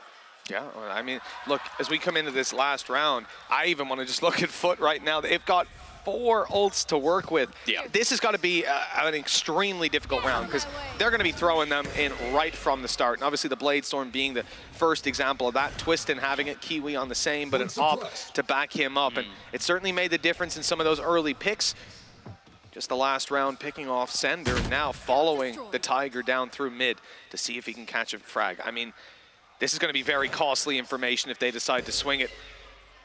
But this is one of the things with the operator that becomes quite a bit more difficult for Vitality because they don't have a lot to section this player off. You've got smokes, you've got single flash. You don't really want to use it for a player that's holding an operator. So instead, they almost just have to try and bypass him, gamble as to where he is playing. But as said, a lot more of a focus on mid control, not allowing Kiwi that same sort of space, but you best believe he's not just going to sit there. Destrian doing his best Angel impression on this one, making his way into the vents very early on. They crossed over, they picked the right side for the op to be on, smoking him off. Great control. And, you know, we've seen this from Vitality already, the attempt to blitz into Heaven, crunch it, and use Destrian through the vents. It's not being successful because they're just playing outside of Heaven with traps there. Maj looking to punish exactly that, but Twistin has got him instead. An insane opening for them, but they've still to deal without a captain. And he even has some support from Mr. He doesn't have any support now. He's gone, just like that. And then over the top of the wall into the Cosmic Divide is not going to make things easy. A late plant, but a plant nonetheless, and Destrian is still in the backlines. He even has Sender for support over on the ramp. Clearing these players out is not going to be easy, but the thing is Vitality know, okay, let's look to play in the crossfire. We've got that player late lurking in behind the pot flash hasn't worked at all. If anything, it's just helped out Vitality with the delay, and more importantly, it's been heard. Oh, okay, Kiwi! The right click used up, but that's good enough. Also going to be the rifle recovered, but his teammate falling, and that is a brave move. Maybe even trying to get the res on, I'm not sure. But we'll end up with a team ace and an 8-4 scoreline. Vitality, they're doing extremely well in that first half. I mean, we still have to wonder about their defense, but this is their map pick, and you can only imagine that Foot wanted a much better first half than that. Yeah, and it has to be stated, the only time that they sort of lost this map was to NAVI, and that was when they were able to shut them down on that. Oh, another lower bracket team, I see. Yes, one of those other lower bracket teams, yeah. But they were able to shut them down on their attacker side. Whenever they've been going in with this sort of advantage, they have closed out the map. So it's mainly going to be onto Foot now to see what they can do on the attack themselves. Of course, they do have that double initiator, a lot of flashes, a lot more initiation ability to sort of try and take that map control. The thing is, though, Vitality are not going to allow them to just sit there and be patient. They are going to be pressing. They are going to be looking to get up in their faces, spam those ults when they need them. You have a Showstopper, you have a Blade Storm, they can bail you out of rounds. So that's going to be my main focal point, is how are Foot going to deal with these players putting that pressure on? And the main thing as well is they have got to win that pistol. If they lose the pistol to Vitality and convert those couple of rounds, I have to believe that players like Malsey, like Twiston, are going to be able to steal a couple of rounds away and take this one over the line. Yeah, I think the reality is, at this point, Foot coming in, they've had some kind of flash in the pan. You know, every now and then there's a round that goes their way, but there's a solution there from Vitality. They're able to bounce back. They didn't string a single round back-to-back over on Foot, so it is impossible to come into this half feeling like you've been in control, but that can change. It can change in a map, and it can certainly change in a half. The only problem is they're now on the attack side of a map that Vitality specifically wanted to play. It doesn't necessarily get easier from this point. It was just so dirty. Like, you're waiting on the other side of a Cosmic Divide and a guy walls up over the top to take the fight versus you. Especially because initially, I bet he was thinking, okay, they've smoked off spawn, they've Cosmic Divided, Mr. Fallen's gonna pop a flash. Oh, that's sweet. I don't even want to say anything. I feel like I'm sort of sat here, like, almost as the third wheel to a moment that I shouldn't be there for. Oh, you love to see it, man. Twiston just giving out the love today, and Foot returning it, but we'll see how they feel after like map how one. The transition there was a heart as well? I don't know if you noticed that. I didn't even notice that. Production thrown in there, you know, the small little details. I like it. But the thing is, ultimately, it seems like they've been playing football outside. They've been having a good time, but the fact is, one of them is about to ruin the other, not even their week, their month, maybe even their year. Well, look, at the end of the day, regardless of which team goes to Japan, you could still end up being the bottom team out of the EMEA at that event. And then you've got even less time to prep for LCQ. So maybe whoever loses is actually being done a favor. You never know. Probably won't look at it that way. I bet they'd rather be in Japan, but, you know, It is what it is. 4-8 right now. And look, Foot, they haven't had control, but this pistol round, it could change the tide of this game altogether. You can see that they are going heavy into Vent on this. Spike sitting outside of A. This is a crunch that they're going to attempt. And the distraction here, Destrian looking down towards A main, expecting a big push. Already burned his paranoia, and he might wish that he had it now. These players coming up into heaven. Cage going out. Malsey's ahead of it, but the flash catches him, and he's down. Now they know Malsey, or Destrian, excuse me, is up close, and he's going to be dealt with immediately. The third player, though, can you expect it? He hasn't been caught, but he's been found. Cracks dealing with Twiston right away, and sure, 1 kill for Bone Cold. It ain't gonna do too much. They need to fight their way back in here with a big response. And they're doubling up over onto ramp, just making sure that a chance of this one slipping away is slim to none. Sender still having to take the time to clear out some of these back positions, making sure he's not gonna be flanked in a moment's time, and well, instead he's about to walk into a layered approach from this attacking side. And while with Bone Cold, the last man standing, an ace needed to bring them home the second pistol, it's not going to be happening. Foot might have just got themselves back in this game.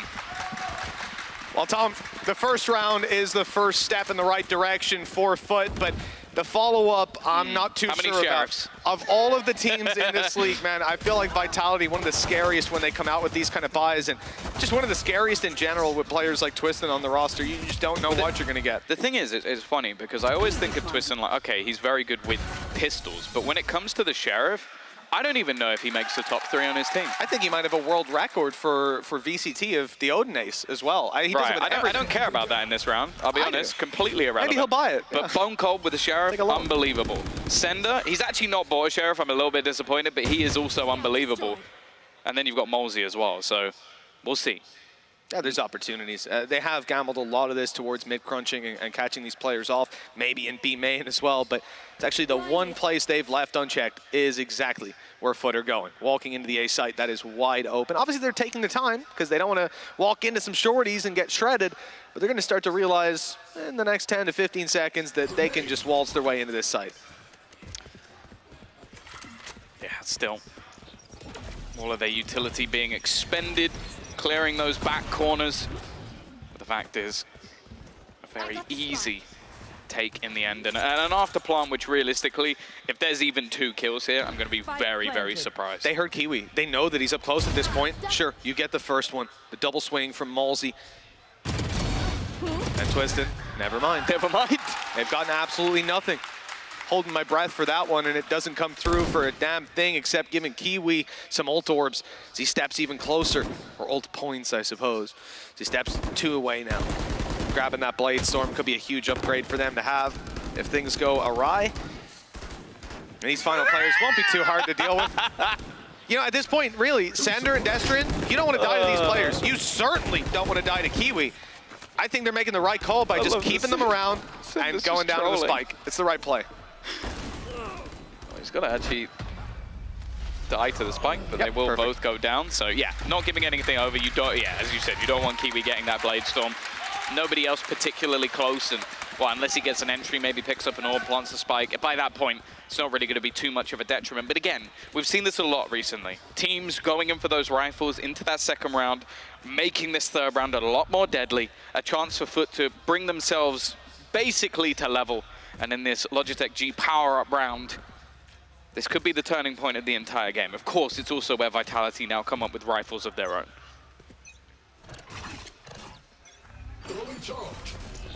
Well, that smoke's not going to be made use of. I like the nade to deny early B main control, especially when you're a little lighter over this side. It's not like they've got a lot of players here. Almost have a, it's not quite anti-flash, but the fact that Ada Captain can tuck in on the box and you can double swing in afterwards, it's not bad. It certainly discourages any sort of aggression from Vitality. If they go for it, they'll be meeting a pretty tough hold. But when you go to 1:15 left on the clock and nobody's peeked their head around that corner, it is definitely time to start looking elsewhere. Wall up for Vitality in mid, late in the round, that could definitely be a headache for Foot. And they've been playing Cloak and Dagger, but they got to make some noise to break that. Yeah, and with the amount of guns they've just heard shoot off, there's going to be a huge amount of info here. Knife's going to take away any utility. No nade to be thrown through to deal damage, and the cross, it hasn't actually found much either. In fact, not a single point of damage. Paranoia will slow them down. Now the nade finally comes through, but again, it hasn't done as much as maybe they would have hoped it would. Destrin made a step when he was trying to dodge the flash. Kiwi heard it, locked on with Sonar. And Krax is following through. Vitality losing one player after another. Bone Cold, he's in a really tough spot. Has to watch his step moving through heaven. Every corner has a player around it. And his teammates trying to meet up with him, Twisted. Okay, Bone Cold gets to sneak up behind as well, but he's being watched. Maj was ready for that, somehow for the Heaven player to be first. Now he shifts his focus, but Twisted's able to deal double damage, taking down Maj and Ada Captain. I don't even know how he gets the second one there. We're in a tough spot now where these attackers actually are under pressure, but Mr. Fallen, he might just have saved the day. The flash buying even more time, and Twisted really backed into a corner on this one. Speaking of corners, look at that. Just to his right, there's a player waiting, and Krax will get the reward for his patience. Another round found for Foot, and they're just one behind Vitality. Yeah, they're doing really well to sort of punish any little mistakes, slowly garnering that map control with the utility that they have, the flashes, but also just the knife, being able to stop them being caught in any of these sort of cluster positions that could do an awful lot. And with such limited amounts of utility, once it gets down to the sort of firefights, that's where you really can rely on star players like Kiwi to get you that opener and start that flood in towards one of the sides. Vitality now are going to be in with those Sheriffs. We're yet to see one of those hero rounds from them. And on the other side, in fact, Kiwi's going to have his Blade Storm. Same old game with the cage cross, but Twiston's watching it this time, moving down the ramp. You can see Kiwi's ready for it, absolutely. Bladestorm in hand. The close left corner not fully cleared, but it's a tough shot for Twiston to hit. He has a rifle. That is a Mayday situation, but instead, it's smooth sailing. Cracks on another with Destrian falling, A-side wide open, Bladestorm to take space. This is perfect from Foot. I mean, barely putting a foot wrong, and the fact is Kiwi right now, Stinger in his back pocket, even if he goes down, he doesn't really care. It's worthwhile just running around, grabbing the space. Oh, as if it wasn't bad enough before. Knowledge of Bone Cold, and I don't know where Molesy is. That's the only sort of surprise factor that's left at this stage, but I don't think it's going to play too much of a part in this round. I like his moves, though. You know, dancing around. He used the rope to quickly jump to the side, almost like a mini dash. Anything other than the sheriff there.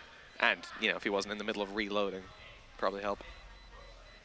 Well, I think, again, it's almost just going to be a point of Molesy dying to the spike. Foot now is starting to run away with this. Economy off the charts. Like, as you mentioned, like Kiwi only having a stinger for this round.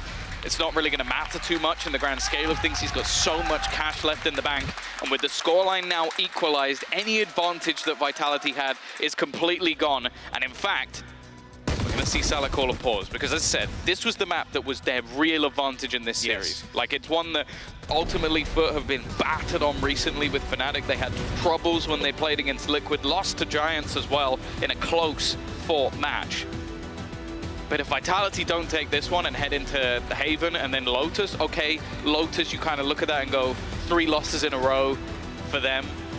Twice versus Fnatic and once versus Navi. It kind of, then you go, okay, fair enough.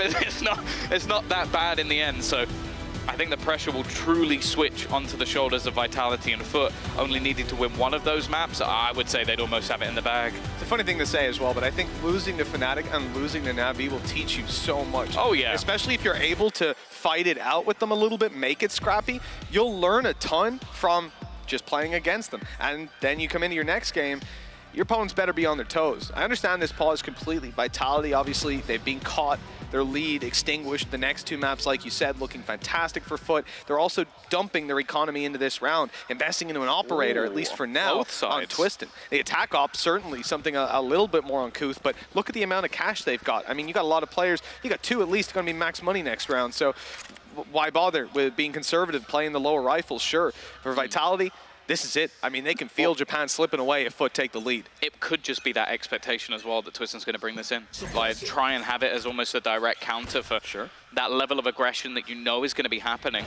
Posted up on opposite sides of the map, but Twiston already going to have that information given over, and straight away, Foot start to build in here. It's the battle of the operators. Foot looked so ready for that move to come in from Twiston. It's like the second he was knifed, they post up Kiwi, waiting for that peek, and it is a free early kill in this round. Really good push and pull. I mean, they had this guy running it out of vents in case the utility cascade came falling down on him, but instead, it was the op train on the other side, now moving their way in towards the B site, which is being rotated off of Vitality, maybe expecting an A play. I'm not sure if it's the vent control. The trap they heard go down there, though, starts to shift them in the other direction. Molesy trying to get here on time. He needs to help out Sander, who's all alone in an unusual spot, but Mr. Fallen, despite losing the element of surprise, he was spotted and swung on, still ends up finding the kill, giving them the chance to plant that spike without any further losses. And now here come the Seekers, followed up on by an off-swing. That is dirty. And now the question is, do you even go for this? Do you even try and fight back into this round? A 2 versus 4 scenario, an operator homed in, ready for you to try and make that peak, and it's not going to be happening. And there are so many sort of small details that actually end up sort of changing this round. I think the operator being in play actually hurts the setup that Sender had.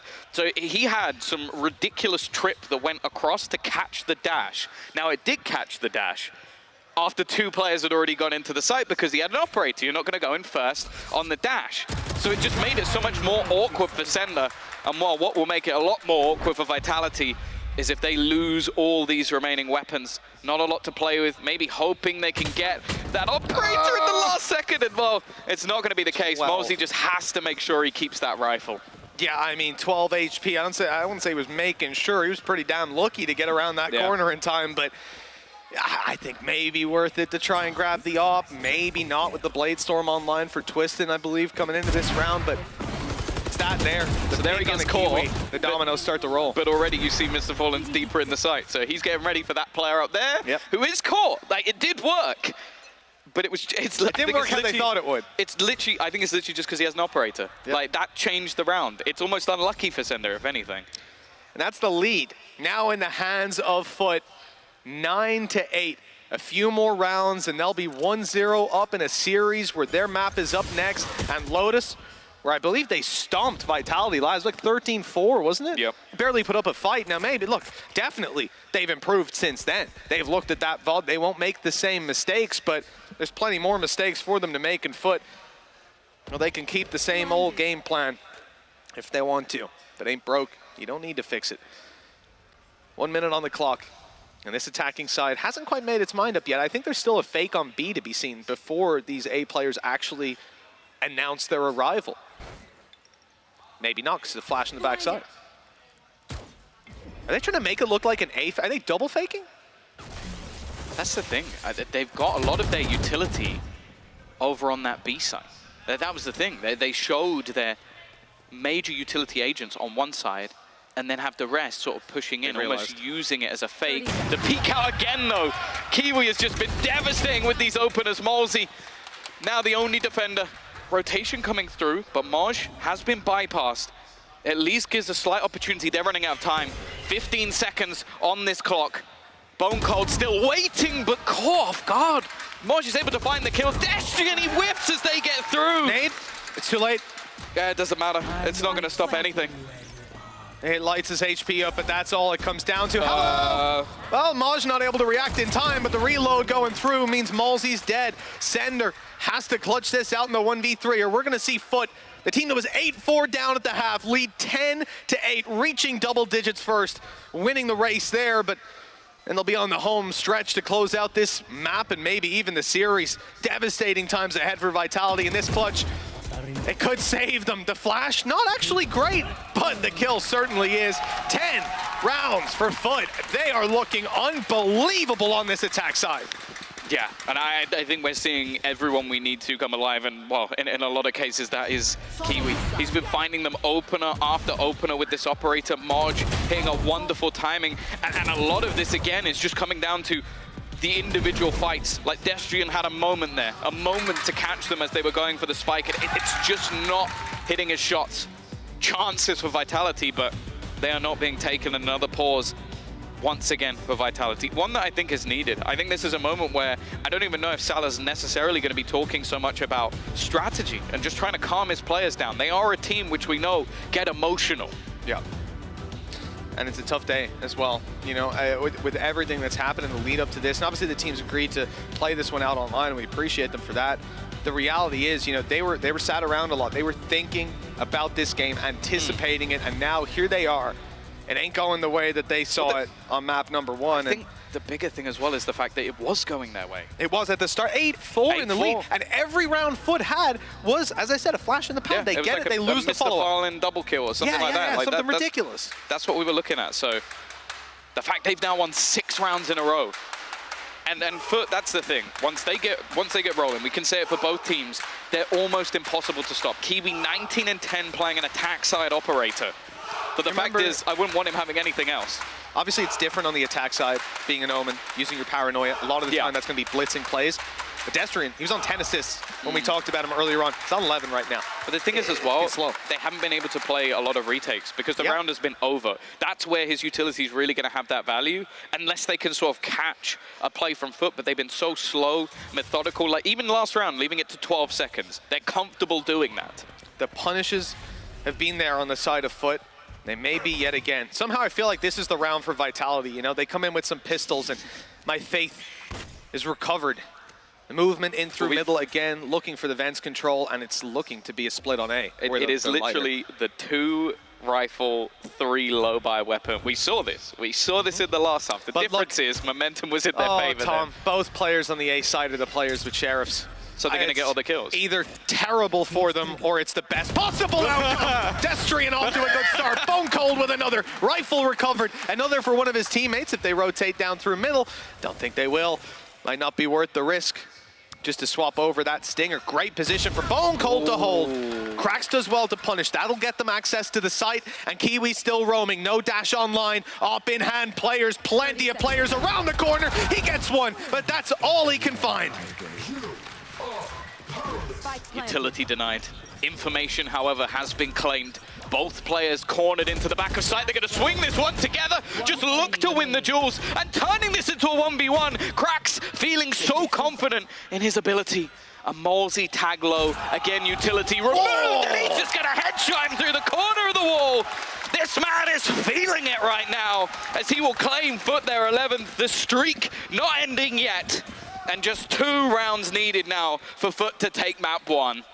Unreal. Man, watching Krax is so much fun. He needs an assist on the board, just assisted his own kill. Threw up the knife, and while Malsey turns to look at it, he's swinging because he knows that that's going to happen. He's feeling so cocky right now that he was just swinging. He was just swinging again and again and again. Again, keeps going. I love seeing it. And look, okay, Vitality have a showstopper here. That could be big. You know, Krax already used his ultimate, so you're not going to be able to cancel it out in quite the same way. A res online for Bone Cold as well. This could be huge. This is their round to fight back into it. Rifles and ult economy going in their favor. The only thing they don't have is an operator. And Kiwi most certainly has one of those. Yeah, I think the only other thing they don't have is a round in this half. But they are struggling right now. You've just broken the cam with a rifle. He's going to peek that for info. Of course he is. Shoulder peek it later, jump peek it. A slightly shallow angle held by Kiwi, but now he's ready for that jump peek to go through. I think he will have been spotted by that. I'm not 100% sure, but he's patient, waiting for this to come through again. Cage up. So there'll be no punish for now. That's the thing. Sender needs to keep fighting for this info. They don't really have any other way to get it. That is the flaw with this comp, and Twiston's going to go down again. He has been the entry fragged for the majority of this half, and the TP across isn't even stuck because there hasn't been a move. Again, the patience of Foot just waiting out this utility on the other side, and now they will pounce. This is it though, the showstopper fired out. The chance for Vitality. Malsey got one, stayed alive. Oh, there's the shot from Kiwi. Finally, the patience pays off as Foot stormed the site. Man advantage and the plan to come through. The players they're against though, they might reclaim some space and grab a res if all those bodies weren't on the site. Foot will stay there and defend them, deny any chance for the numbers to go back to even.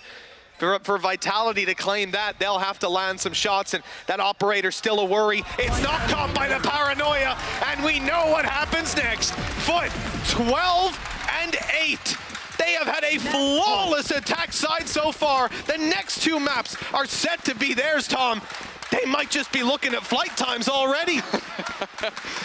8 rounds in a row. And I have to say, the patience of Kiwi is second to none. He holds that angle the entire time, just waiting for Sender to make a slight mistake. And when he's given it, he does not miss. He does not miss. 22-11. Oh. He missed. Okay, I take it back. Thanks a lot, Tom. Well done. Look what you've done. But Kiwi repositions now, looks to mid, dash online. And a chance to punish. There were 3 players there, and they wisely start to step back. That control, not giving them the early kill or the early advantage. Not exactly what we wanted on that one, but that's okay. There was no one there to punish on the other side. They would have been blind even if they were. 4 chances to close this out. Not a single attack round lost so far. And Foot are once again focusing on the A site. I thought Malsey was rotating off, but he's playing in heaven. So they're going to be stacked up. Vitality have a good chance here. Yeah, the problem is we've said that every single round, and it hasn't mattered. Info there, a free kill. Nice work from Sender. Big player to take down as well. Flash is now waning a little bit. Krax obviously has them, but Mr. Fallen's util's been on point. Tough for them to work around that. This is the man you need to kill, though. This is the man. Kiwi has been unstoppable thus far. Twisting in the site, Sender already gone. It's going to be reliant on this man, and he's been quiet over the last few rounds. Hasn't had much of an opportunity. This would be it. Opening kill is here. Malsey swings as well. The distraction made, and they'll trade things out. It took them 8, well, a 9th in fact, as they will finally get their first defender round, but, well, they need 3 more, and thus far it has been a one-way street. You know, in that one, they have some decent look to start with. The spray through, Twistin grabbing a kill on site. Malzy, perfect timing as they look to deal with Twistin, look to make that blitz to site. He throws a spanner in the works. This is a good round for Vitality.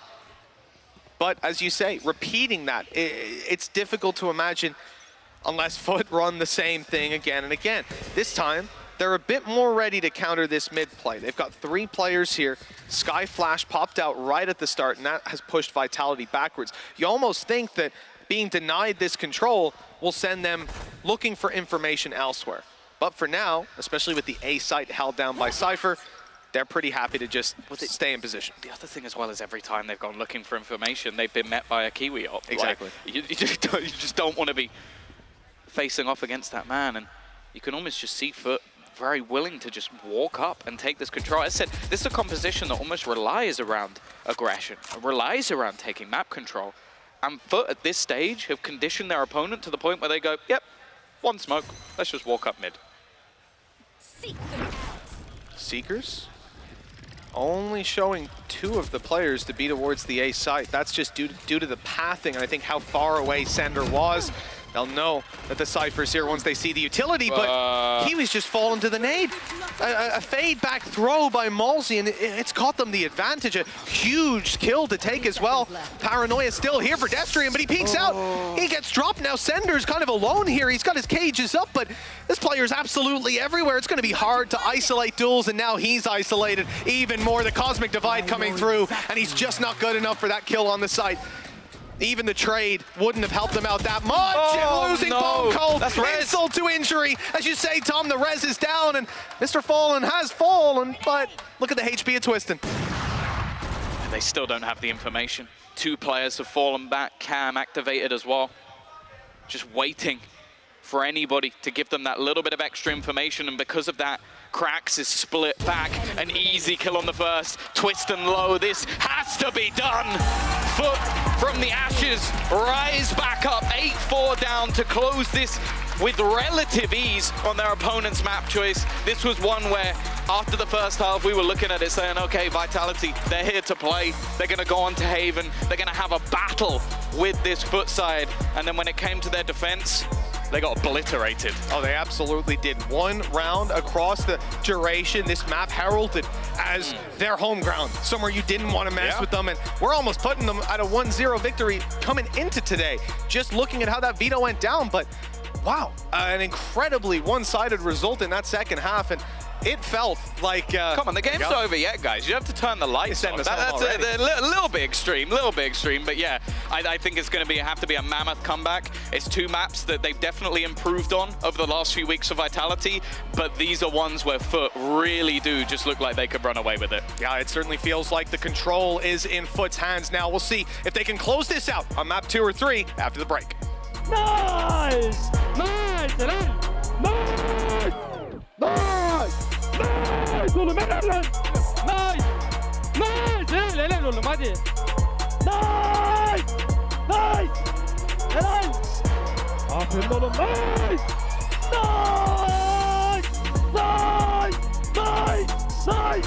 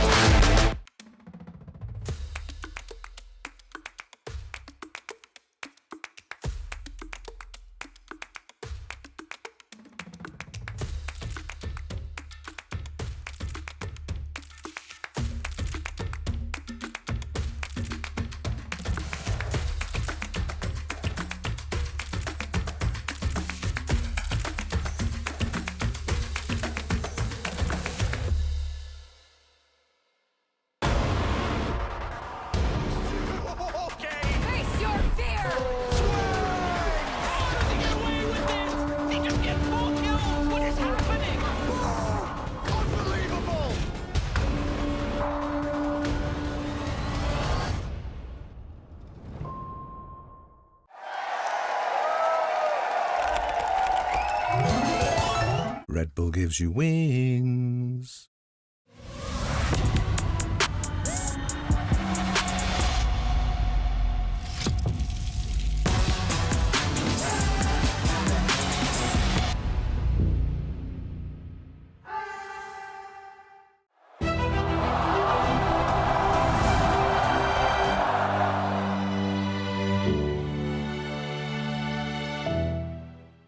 Usually when I see a target, I won't miss. I try to find weaknesses wherever they are and just game by game try to pick up on anything I can. So this training course is a way for me to really showcase and demonstrate all the questions you guys have been asking, you know, how to get better aim, and it really enables me to answer a lot more and kind of expand on the first video I made like so long ago about VALORANT fundamentals.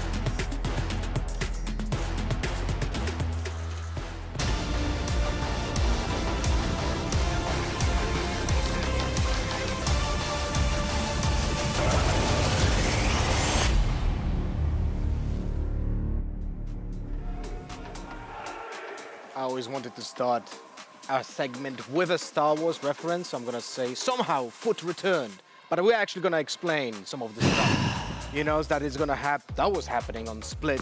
So we're gonna take a look at Vitality's attack first, because in the broadcast 2 hours ago, we have spoken about Salah, how he wanted to point out that they are changing the attack.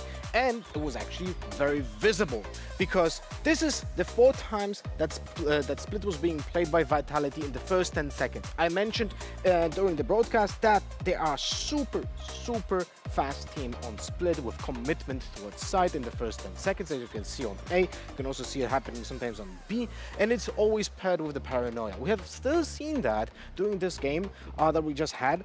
But the thing is, when you compare it to how they played it, this is the split that we just saw against Foot. Also 10 first seconds. As you can see, there's absolutely no movement whatsoever towards the A side. It's all based on walk-ups. We have almost not seen any kind of explosive plays from Vitality during this split, and it was more based about walking up areas like Heaven and mid towards Vents, because that was the area that was being focused on. There was a lot of smokes happening in Male. Both teams actually favored this type of attack.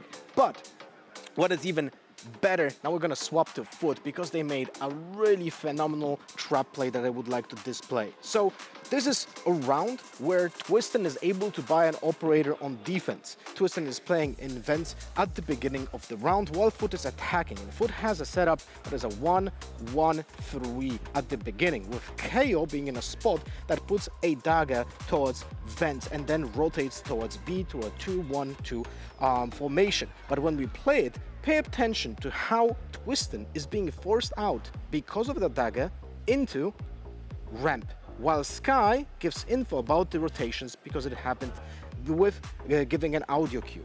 And the thing is, Foot is ready for that. The entire round, we're going to rewind it a little bit back, the entire round you're going to see Kiwi holding an angle with an operator of his own towards the angles that Twiston is playing, because when we're going to go swap back and now show Vitality defense on split in the past times they played it, and then we're gonna isolate the positions of Twiston, you're gonna see that he typically plays either in this area or this area at the beginning of the round.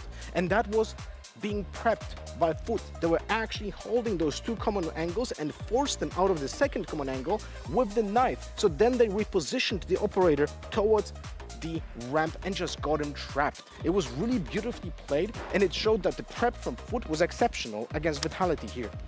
I love a Telestrator. Well, the short form is basically good, smart play from Foot, smart, thumbs up, issues from side of Vitality. Well, most importantly, I think for me right here, when we're talking about that, Ryan, we once more highlight one of the duels that we need to talk about, the Kiwi versus Twiston kind of mentality that really was one leading factor of this game. Yeah, I think we're looking at the elements of what these duelists can do. You also need to sort of bear in mind that, like, Vitality running the double duelist themselves had Ballsy to rely on a little bit more. And it was just a good start for Vitality as an 8-4 attacking side, but their defense really struggled. Salah said to look for their attacking sides. Yeah, it was all right. It was good. The defense I'm worried about now. Yeah, and the thing is that their composition is lacking the oomph, I would say. You know, there's like a big gap in the amount of utility that the composition has. 3 ultimates that are being on that Vitality's composition, Sage, Omen, and Cypher, are reactive, right? You can't really, well, you can argue that Omen to some degree is proactive, but that doesn't get a lot of value. So we didn't see like conversion rounds because ult economy was being accumulated, and that on the other side, Foot was able to do that very, very often. And most importantly, I think we need to take a look at our favorite motto, make love and not war. And I mean, this is something that Twiston has done during the halftime, didn't he? He was really getting into that.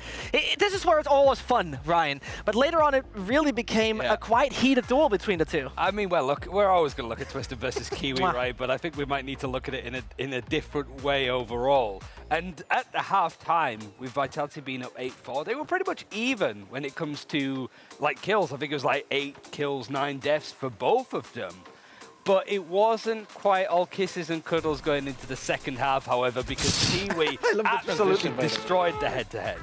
I mean, Twiston had a great start on the attack with the help of Molsey, but as soon as we got into the attacking side of Kiwi, it was all him. You know what's funny is that from the positioning of defense from Foot, I actually like was reading into the fact that they expected Vitality to be very committed in attack because they were very inactive. Foot was standing on the defense very passively, waiting for the attack, while Vitality was doing walk-ups instead. And that was something that I think Foot was surprised by, and because of that, the defense, their side, the defense was ineffective. But on the attack, you can literally see the value of all of the initiators, all of the discipline as well that they have. Like all of the post plans were very patient, were very crossfire heavy, and because of that, they were able to convert almost every single round. Yeah, I mean, it's that kind of like discipline that you highlighted in the pre-show, right? Just how they take duels, whether they need to make plays, take fights or not. It was just, if we get the plan down, it's really hard to retake on this map. We have that advantage. We just need to clinch out the round in some cases. Yeah, I mean, most importantly, right? Let's leave Split aside. Let's say, you know what, Split, chapter closed. Now we're taking a look at a map that it really is, it has to be said like that, didn't really work for Vitality the last time around, Ryan. It was a big issue that we had to take a look at, because Haven, when they had this 2-0 output, this was one of the maps played. Yeah, going back all the way to like week 2, it was me, you, and Quickshot on the desk, wasn't it, Lofar? We were talking about like Vitality, like they're in the top 2 position right now in the standings. Do they deserve to be here? And I think in the full series, even on Lotus, I think Vitality had the right reads in a lot of cases, but it was, I think every player that week had a 4K at some point from Foot. Just a lot of individual plays playing off of each other really well. If Twisted got a kill, it was instantly traded. There was no snowballing from Vitality, which is eerily similar to what we saw in that second half of Split. Any moment that Vitality maybe got an advantage, it was quelled pretty quickly before it got out of hand for Foot. Yeah, also, not sure if you guys remember, but Vitality is like a full C team. Like they just go explode on C on attack so many times. I wonder, because as on Split we have seen this huge switch up, if they're gonna have a switch in strategy on this very, very meta composition that they run on Haven here.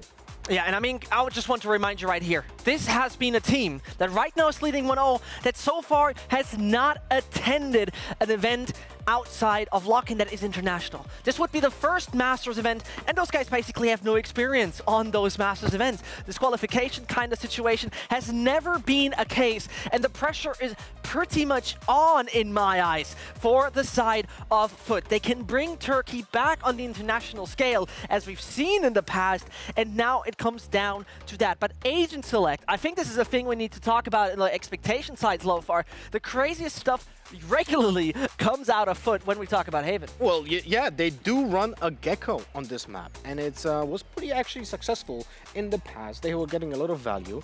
Although, I have to say, I hated to see the Wingman planted open spots on C, because that was like almost never successful. But let's see if they're gonna even repeat this composition on this map against Vitality. For Vitality, it's pretty much standard stuff, right? We're going to be seeing Molzy on the breach. Yep. Typically, we're going to be seeing the Sova as well in play from Destrian. Right now, everything's looking as it could be. The last time they faced up against each other, it was Foot taking the win that time. And that Gecko, I think, is at a, what, 100% win rate up until this point with this team. Like, almost like yo. Yeah, but it's not just a pocket pick. Teams try to deal with it or anti-strat. It's the freedom that it allows Foot on the defense. And the scary thing is, as much as we'll say, like, Vitality's attacking side of Foot look good, Foot's defense on this map is also one of the strongest in the league, I think, behind Fnatic. And they also, like, with this kind of composition, they actually do have a lot of damaging utility. They have a Gecko with the Mosh Pit, they have the Aftershock, and they have the Nanoswarms. So all of those executes that Vitality can represent here on this map with this meta composition might be stopped in the track. Let's find out if Foot is going to be traveling over there to Tokyo, or if there's going to be a spanner in the works thrown in by Vitality. Thank you, Zesh. It's time to find out if Vitality really can surprise us. Coming into Haven, a map they lost last time around, and now this is where Foot wanted to start this battle. Probably expected to be coming in at a 1-0 disadvantage, but now they can close the series out, Tom. Yeah, I would say this map is the one that Vitality knew were coming. I think from the get-go, either it was going to be the second map or the third. So if you were going to try and counter the composition that has been run by Foot, there are opportunities there. The thing is, though, they have now run this composition, I think, 4 times in a row with a Gecko, and they have beaten Giants, BBL, KC, Vitality themselves the first time it was run. So I don't think this is going to be something that's too easy to fix, but if anybody could do it, I'm hoping it's Vitality, because I want this to go to a third map. They're definitely owed it at this point. This could be the end of their run over on the Vitality side. They won't be making it to Japan if they lose out on this map or the next. The reverse sweep is on, and it starts with the attack side on Haven. Barriers up, and they're going to look towards the C site to begin things. All 5 players here, and they are blitzing it down. Paranoia used by Mr. Fall and could put a spanner in the works, delay it somewhat. but he needs help. He needs support. Good flash up top. No one there to punish on the back, but already going to throw their utility in to force these players out into the open. There's the spike drop on the back of it, but Vitality are winning every single duel! Twiston's got 3, and that'll get the plant for Vitality. It looked like a risky play, but it's one that's worked for them. They got to make sure they don't lose their call, though. 2 players low on HP, and Kiwi has been shredding anyone. The base is in, the dash forward. Well, a bullet or 2 away from taking down Twiston, but Vitality have got themselves that strong start back onto the board after they were whitewashed in that second half of the last map, and I think an important one for them. Definitely, look, a big booster for them to kick it off like this. Big round for here Twiston. was insane, though. That's the thing, the risk to push forward, I think actually helped them out because they lost so much control just off all of the flashes, the aftershock, basically just pushing them around. But Foot just unable to win any of those duels. A big round for them, but you can see just how sort of synergized Foot's utility is going to be throughout this map. And look at the stack. They're all here. I mean, we're getting back into the game and seeing 5 players waiting. This could be dangerous. The shorty, though, fired off. Nothing to be found on the back of it. Still, they need to thin out these numbers. Foot just have too many players here to punish with. Rifle picked up by Kiwi, 1 HP as he makes his way through, but he'll still find a kill. There's the shorty for Mr. Fallen. It's looking doable until he's left alone with 22 HP. And a pretty close range weapon to work with. They've spotted him, and that's the end of his life. Shirley, they've gone for the drone. He's got 1 more. It became close, a little closer in the end than I expected.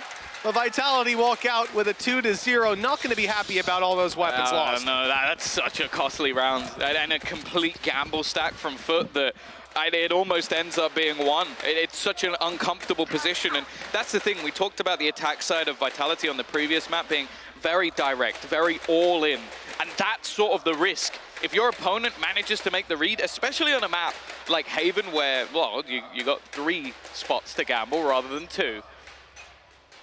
If they continue to get it spot on like that, things are going to be incredibly difficult. And you actually look at the investment here, they're still going to have 4 rifles. Sender basically with no finances left for the next round.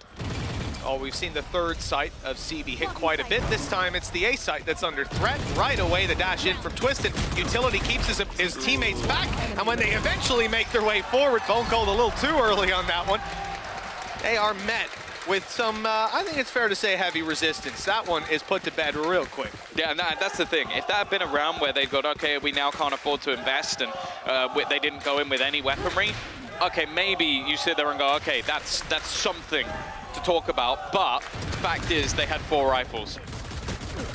Yeah, in the end, getting it across the line, and I mean impressively as well. Just a firing squad waiting for them when they make their way back in. 2-1. And I mean, now we got to look at this round where the investments are coming through. Sender's got an ulti to work with, a lockdown that could come into play a little bit later on. Stun on A. It won't get them much. I mean, they're popping this stun out. They're slowing down this A control, but these players had already breached main. They're watching long. They're watching short. They know that there's no aggression coming through on the other side. Sender, exclusively responsible for watching their back here. Alarm bot for C, turret for mid, and he himself only has a sheriff, so he's just quickly spotting out a lot of these angles at the start of the round, but they eventually look to move towards this spot here in Garage. They're going to be spotting their alarm bot on the way through and clearing it out. All the players falling back from it, Mr. Fallen retaking the space, but it won't necessarily matter. Vitality haven't made their mind up on where they're going till now. And I think they're starting to get the idea that the A site is where they want to hit. 50 seconds left. This is such a nasty little double pick. There's a chance to both go down immediately. The dart, a little bit of a distraction, but they don't budge at all. Trades, though, not bad. Still 1 player, still defending this site. Ada Captain already stunned up, and he's going to be taken out as well. A good push in towards this A site and after plant guaranteed. 30 seconds left. Spike down on the floor now. Time ticking for Foot to make their way back through. No paranoia to work with. Very little utility. This has got to come down to aim duels 1. And double stack up in the corner doesn't make that all too easy to do. The first is found, the follow-up not there. Vitality up to 3. Yeah, I don't mind the idea from Foot. Like, the double stack definitely had its risks about it. I don't know if there was actually a defensive stun coming through from an Ada Captain, though. I think just off the initial contact, there wasn't really any sort of response out. I don't know if he used, oh, okay, there was. It was just incredibly late. A little late, yeah. And then by that point, he's already being pressured on the site, teammates dead. So I feel like the contact play definitely had massive risks about it from Vitality, but it's that strength we talk about on Split. When they can sort of stack up, go together, they're very good at trading. Yeah, oh yeah. Now we'll look to see how round 5 pans out. Kiwi right away, looking to make this one a heated round. Bladestorm burned up though, and not too much after the first kill. He's gonna be caught backside. Oh, that's unfortunate for Mr. Fallen. Caught in the middle of his shrouded step, and it wasn't too shrouded this time. Lockdown in play. That's an attacker ult that's come in to push Foot out. They've got to push forward and destroy this, or fall back and turn tail. Looks like they've gone for the latter after it's destroyed. Out of Captain in a 1v3, low HP on Malsey. Destrian tagged up a bit. Oh, and an opportunity there to make it so winnable. Just 13 HP left on Sender, but it's enough.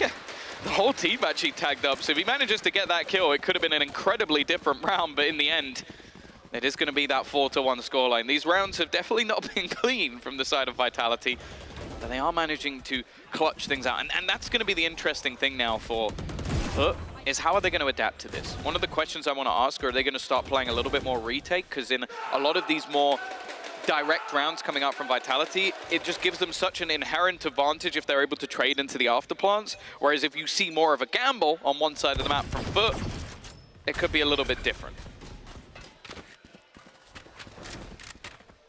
Well, the 6th round, a similar approach from Vitality, leaving Sander to watch the extremities, turret on mid, himself on C. But it is the pressure on A site, certainly a favorite of this Vitality side so far, and you can understand why. Heavy rotations have come in from Foot. Now, they're hearing a lot of noise, it makes sense, and they've got very weak weapons. Yeah, exactly. This is where you tend to over-rotate a bit, but it's because you just need those numbers on the site. The fake that Vitality have sold has been read, though. There were 4 players on A just moments ago, and now they walk into C site. Utility meeting them there. Sure, you're not going to get that first nano off, unfortunate timing, but look who's waiting. Kiwi blinded, but he's got time, space, bought by his teammates. Flashes again going through. No one to capitalize on the space. Hunter's Fury fired out. Here come the players swinging, and they've caught them all. Vitality doing well to take control and keep it. Mr. Fallen's flank, worst possible weapon. Maybe if he can kill Destrian, but the fact is Destrian's normally one of the players to be quite controlled in his actions. The only reason they want to push this way is as an exit. And when they don't know where this player is, well, there you go. Now have all the information possible, Mr. Fallen. I would be very surprised if he gets anything from this point onwards. And well, could quite fire off in time. And again, I just like the adaptations there from Vitality. I think having that realization, okay, there are a lot of players on this site will use a single ultimate, just not even to necessarily get the kills, just to make things more awkward, force them into more open battles where our rifles are going to mow them down. From an initial opening kill for Foot with a Vitality with 4 players alive. Very good response. Look, Vitality can't let their foot off the gas. We saw that great lead on the previous map, and well, despite 8 rounds in the first half, they walk out with 9 total. This round here could be a turning point for Foot. Operator in play for Kiwi. Tons of utility to work with. Ulti's not really online for either side right now. But out of Captain and Maj, just 1 away each.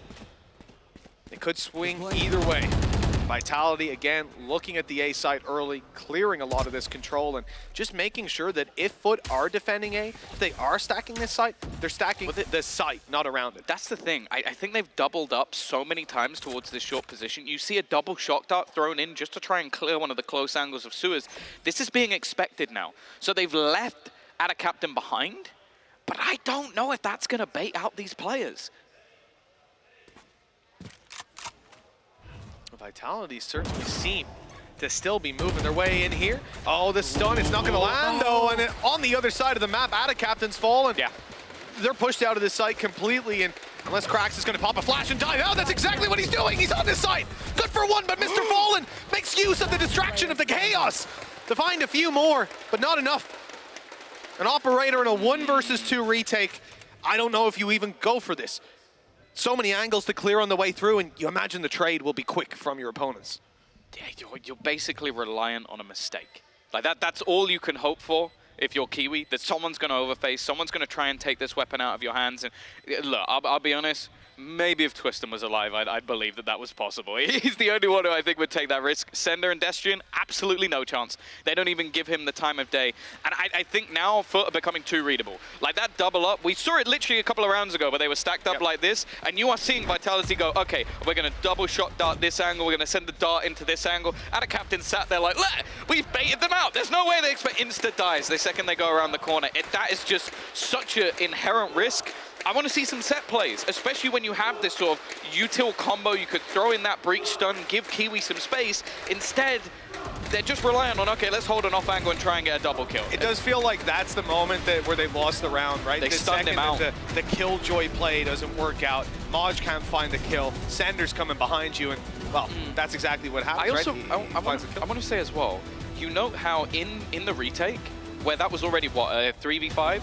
They actually do incredibly well playing off of that utility. I want to see this team put some more effort into playing the retake, either like gamble a little bit more, play to one side of the map, sort of like they did in this round, but then also work on those retakes, because I think that's where the Gecko actually has its strengths, is having those flash combinations available with a breach. Well, if the breach is dead and you're running into the site just trying to use Gecko util, okay, it can get you some way back into the round, but you can't just hope that, okay, Mr. Fallen's going to get a triple kill or a quad kill, because that's what they needed to win that round. Yeah, no, absolutely. Like I say, you win that fight on mid, it's a different ball game. Instead of that, Mr. Fallen has a friendly Killjoy coming through the smoke to help him double down on the site. So unfortunately, that trade not exactly how they wanted it, and I think a lot of it could come down to that stun that came through. If it was an inch to the left, different game again. Right? There's a lot of opportunities there for Foot to end up ahead, but and you know what they say? It ain't working for an inch is a lot.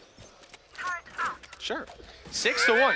And Vitality now looking for a 7th round. Operator has come out on the attack side. Ultis are there. Rolling Thunder for this squad as well, for both squads. In fact, that op on defensive side already picking up huge damage.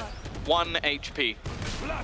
Incredibly lucky to be alive. Rolling Thunder available as well if they want. Actually with a close position here. Like, this is an operator with just basically fodder on the rest of the players. So it's down to Kiwi playing that rotational op already though. Yeah. After spotting him on one side of the map, they've managed to avoid him almost completely. Now you do have the opportunity here for Ada Captain to delay. Already utilized his stun.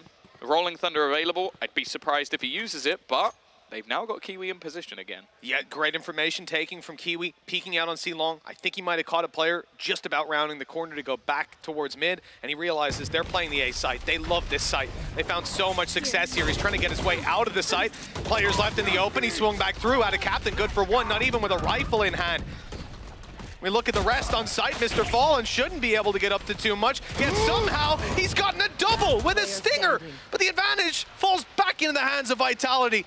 Kiwi has them on lockdown from heaven, but he's moving out of position. Left. Good call. Smoke was on its way up to block him off. Now he's down below, watching the site, trying to catch one of these players out in a 1v1, but he's not checked his right corner. Position. Not checked it at all. Sender, good for 4 in this round. Did you see how early he pre-fired that? Yeah, he saw the barrel. I almost feel like at that moment, Kiwi could have just stopped and gone, go on. Yeah. You want to waste your full mag? Go ahead. He saved them that round, though. He truly saved them that round. Okay, his teammate goes down because he's sort of stuck in the corner, but it's that triple kill that just manages to turn the round on its head. And again, these rounds have been very close, but every single time, you just see someone step up over on that Vitality side, and most of the time it has been Sender. I think he's currently 13-3. There you go. What a half from him so far. And it was the same to start out the previous map as well. You know, he was, what, 7-2 at one point, having a fantastic beginning to that. Good night, Maj. Really, it's the exact opposite of that story when you swap over to there. Sentinel, hello, Mr. Fallen. Always good for 1, always good for 2, but that's about all he can do. Cracks backing up the operator, a Kiwi. Ada Captain's here spraying through the walls, and Malsey might get 1, but that ain't the way to peek 2 players up as he's cocking back the bolt as well. Did he know he had it up there? I think he picked that up off a corpse and just went, oh, look, I've got a primary weapon. Oh, no, It's this one. Not quite the gun he was looking for. I think, again, you start to see the value of when the entirety of Foot is in the right place at the right time.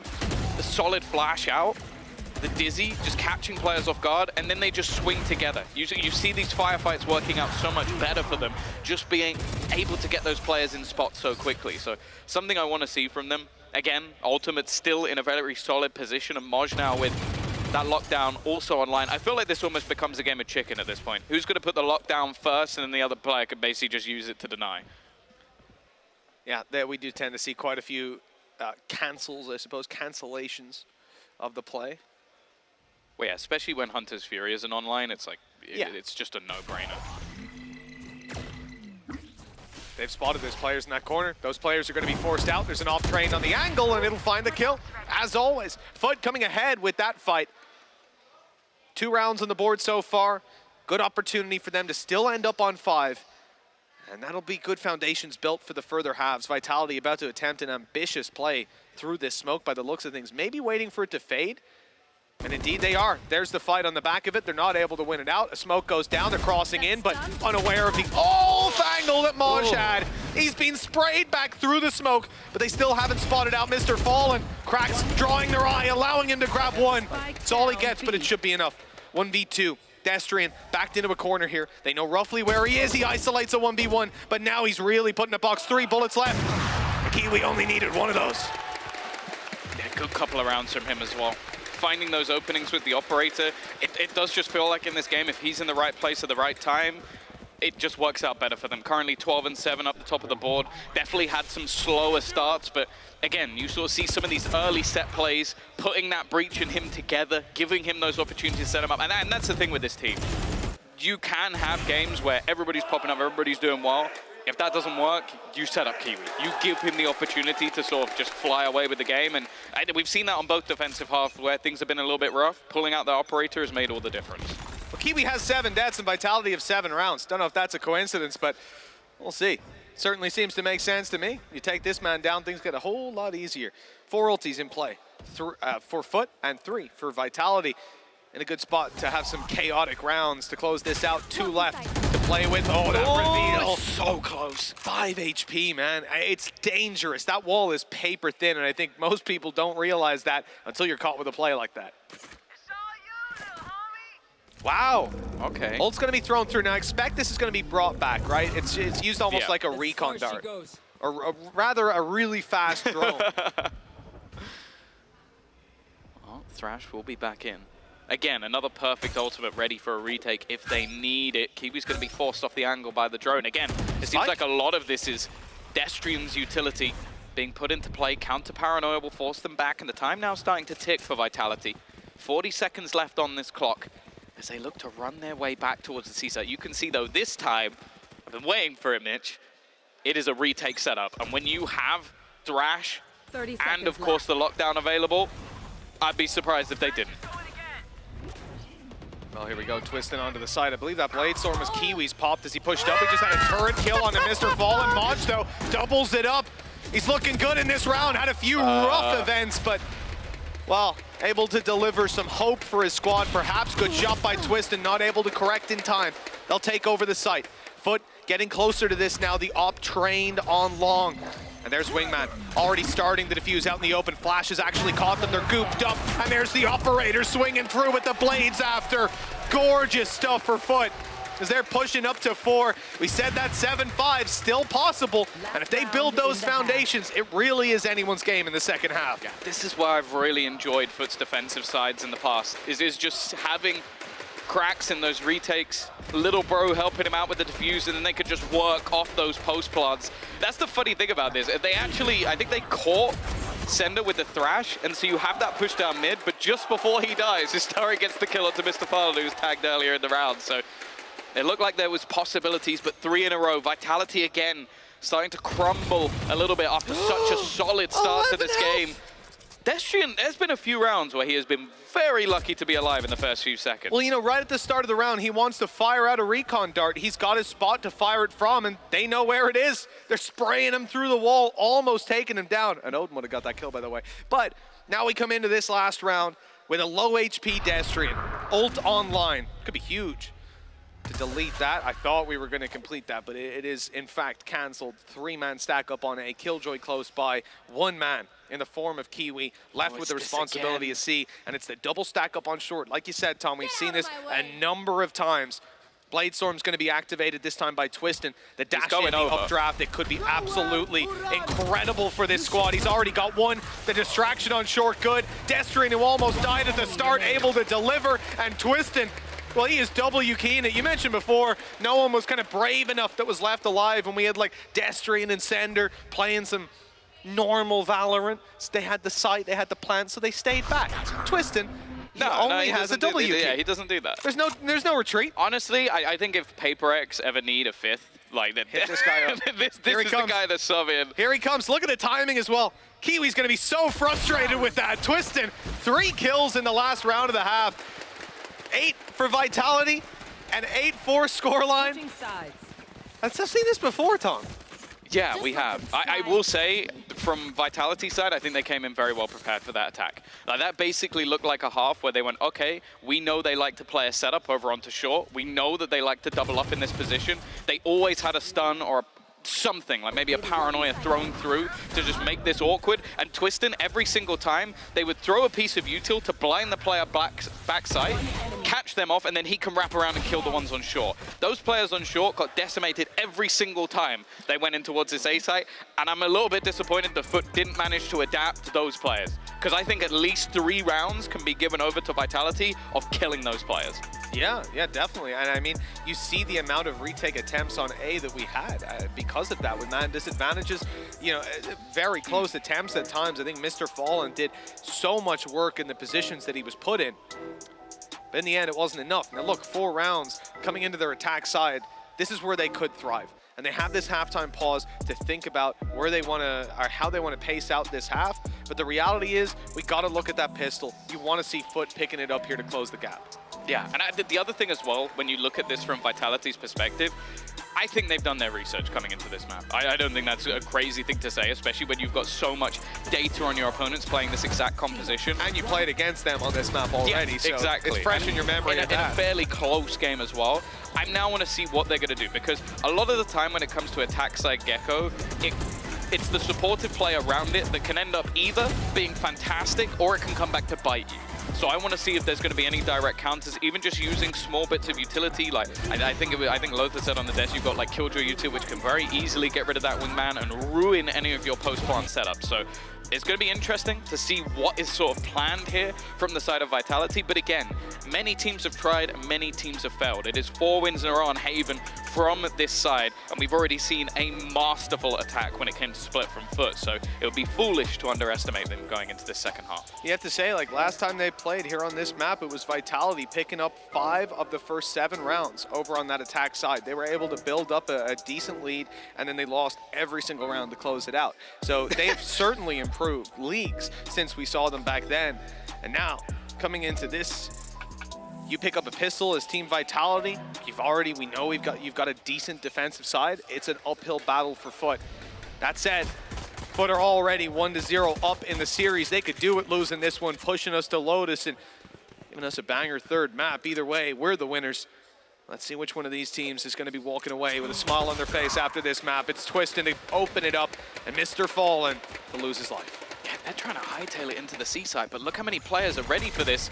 Dizzy going to go through. Twister's managed to get into the corner. I feel like they should have heard it. Maybe they haven't, but even still, they managed to get those openers. Malzy's just about going to manage to dodge that aftershock. And a battle going down in mid as well. We'll just fall back. They don't expect him to be this close. A chance for a double, but Crack's very quick on the response. The double instead comes from Destrian. And now Moj, post-plant, doesn't connect those initial shots. They know exactly where he is. They can start that defuse, throw through the utility, spam, connecting onto Bonecall, but he's just sticking it all the way. Nothing that can be done by Moj, even with the kill on Destrian. And Vitality, they will get their 2nd pistol of this map. Yeah, this now becomes a really tough game for Foot. You've lost that one out. Immediate question, do you go for the force buy? It's attack side. We see those rounds won. I mean, record rates at this point.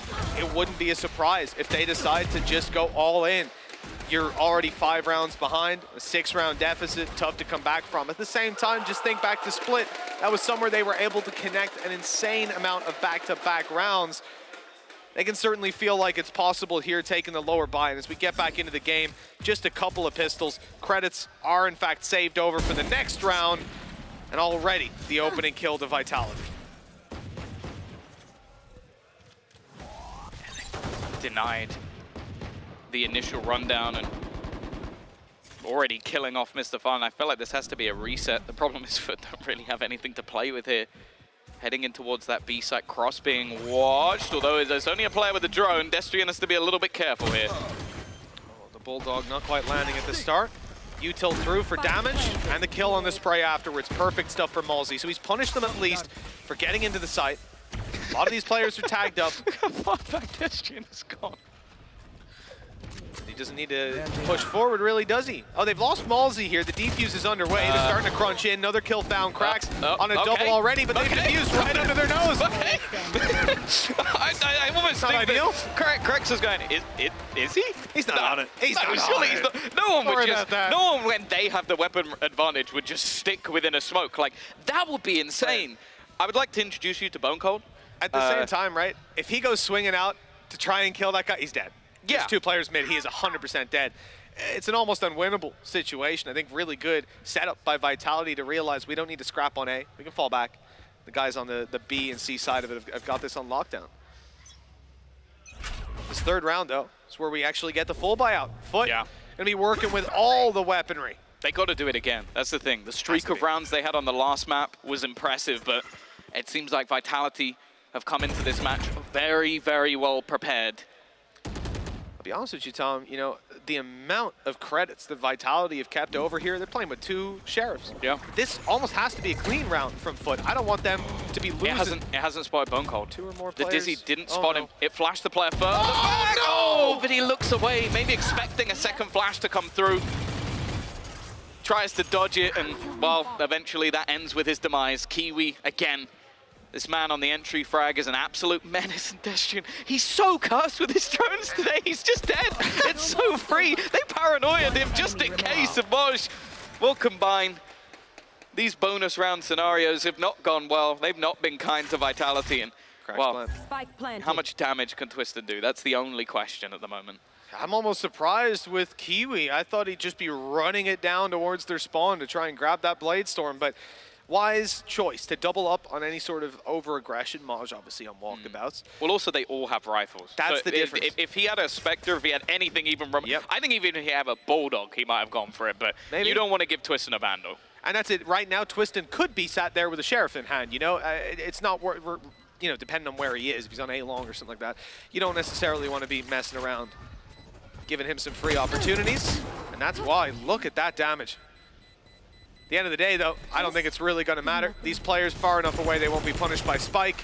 Twistin's the one that has to do it, and he won't find the kills. Well handled, Foot. I said they needed to win this one cleanly, and they certainly did. I think that round's going to haunt Bone Cold for quite a while.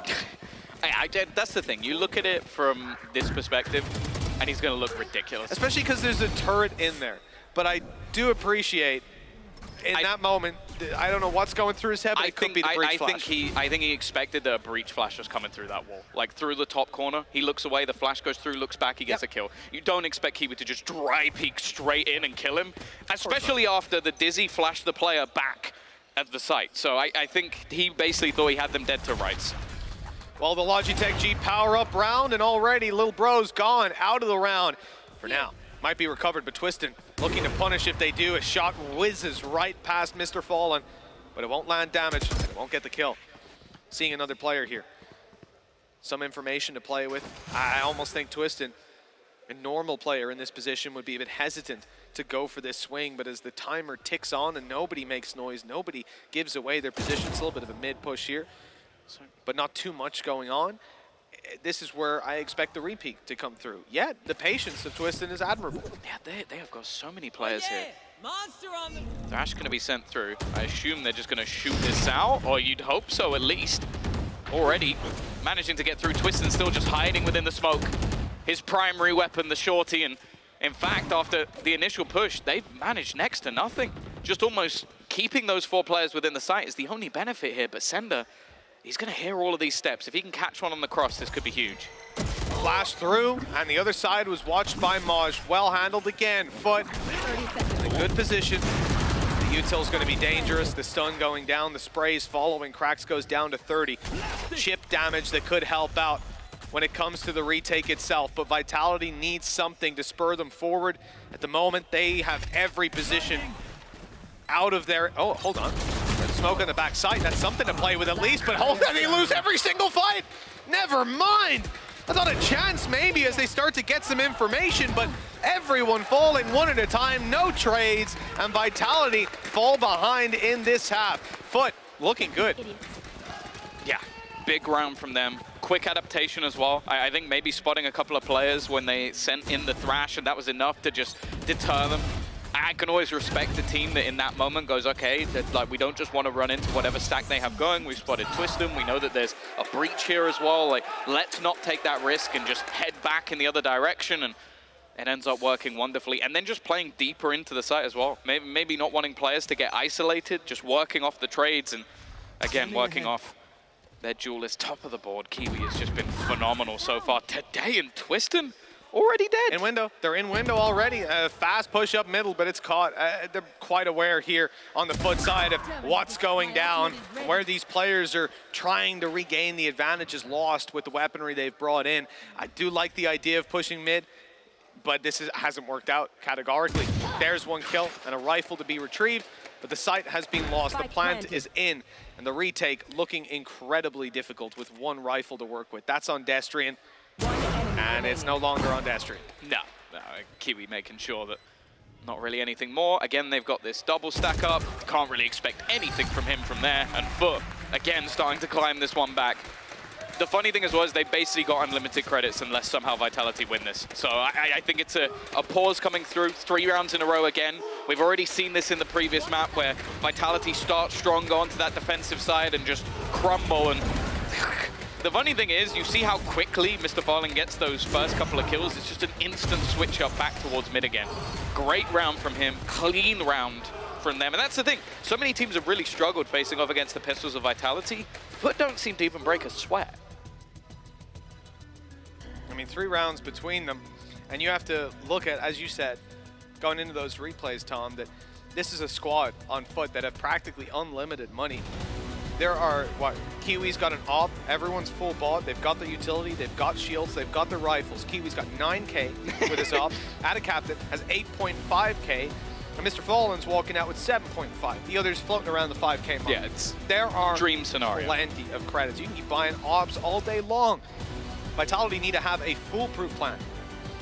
Yeah, and again, you look at the ults that are currently available. It's like Destrian, oh, he has a Hunter's Fury, but that's almost a direct counter ready for Moj when he uses his lockdown. So again, it's just almost a stalemate on what they're going to be able to utilize in these rounds. And I think they are looking at someone like Twistem. How can you set this guy up? How can you put him in a position to find you some openers in this round? The problem is, he already handed an operator over to Kiwi in the early stages of this half, and he is proven to be a real, well, not a problem for Twistem.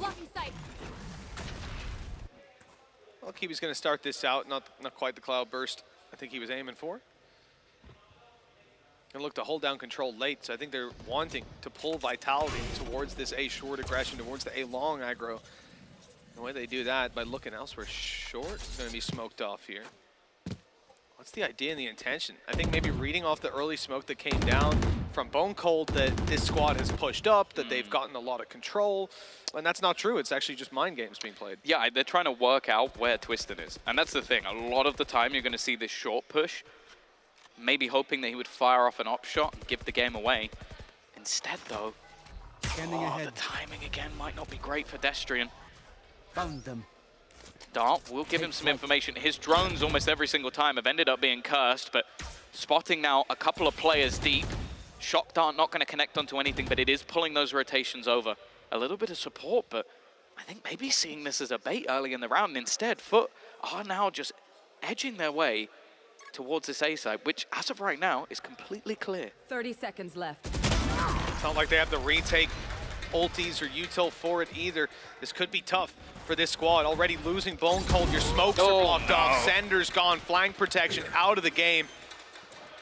Maybe a chance. Look, if Malzy gets a kill, Rolling Thunder will be online, but that plan's come through, the players are safe, and the advantage is locked in. Malzy trying to make his way forward. There's a stun held for his contact. Not even a stun, actually, an aftershock going through. The fault line can follow up. And Vitality have made the correct decision here. But just look at what Foot have to work with. You go for this retake, you lose the round. But the other thing as well is this round was solely won off a lurk from Moj. Like, you didn't even have any contact on the A site. None. Literally, they walk into a free A site because Moj kills a player in mid, swivels expecting re-aggression out from Garage and gets that kill as well. Like, the power of his lurks at the moment are just causing issues for Vitality because the fact is they can play a retake if they kill this man off. But they're failing at stage 1. He's got great timing making it around that corner. The stun was there to catch him. He's dodged it. He's coming around. Good damage, but no follow-up on the kill. So it's not going to be as costly as it could have been. Foot 2 behind. And I think Vitality are going to start to get a little bit of they've got to be PTSD from the last game, man. No, that's the thing. Like, losing a game is one thing. Losing a game that qualifies you to Tokyo is another thing. And losing a game that qualifies you to Tokyo where you were in the lead twice in both by a maps. significant margin, that's got to kill you. And also on maps that you are confident on. Yeah. Vitality have got to be feeling the pressure right now. And I think this might be the man that they need to step up. Find them some sort of opener. Get them around that gets the blood pumping again. We know that when this team gets hyped up, they can thrive, but under pressure, the only team that seems to be working at the moment is Foot. 1:15 on the clock.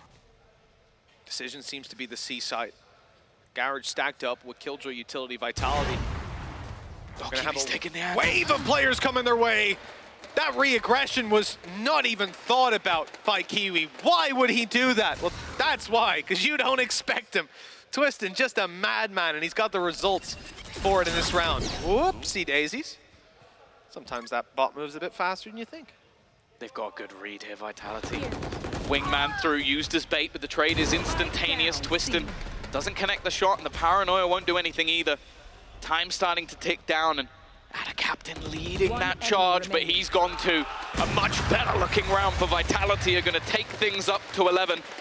And it's Twistin that does the majority of the damage. The worrying thing, though, is that they do seem to be baiting him into those fights. Like, that's what Foot are doing. They're baiting him into it. This time, though, he just won it because Kiwi was posted. Yeah, I think he was just starting to reposition slightly wider to catch him jumping up top on top of the platform, which, you know, is the logical next step. You're trapped in the corner. Either you're getting out of there as quick as you can, some utilities going down to cover it, or you're jumping up top to take an off angle of a swing. Make him flick instead of just click. The reality is, he wasn't doing that. He is just insane. I think the one thing everyone will tell you is don't re-peek it up, and he did. Of course. Because that's how he rolls. Early aggression, but it's not finding much. Yeah, stun combo attempted. Maybe expecting a little bit of a further push. Is he going to confirm that nobody's fighting for that long control? It's a very passive stance, but with lockdown available, actually Rolling Thunder only 1 orb away. Vitality are probably quite happy to play the retake here. Malzy's been 1 away for a little bit now. Had it in the last round as well, but unable to find any of those orbs. Certainly would love to have it online. They're going to push mid. I don't mind, because the turret's been there like every round. I think that's information they had to deny. And with that destroyed, okay, it's going to be in the back of Foot's mind. They're probably going to have to commit 1 player at least to watching their back. Look at them. They are hunting to try and find out where Moj is. A good start, though. Hunter's Fury is going to garner them 1. Lockdown going to be placed, but as said, it's just going to be that counter. Plant already in.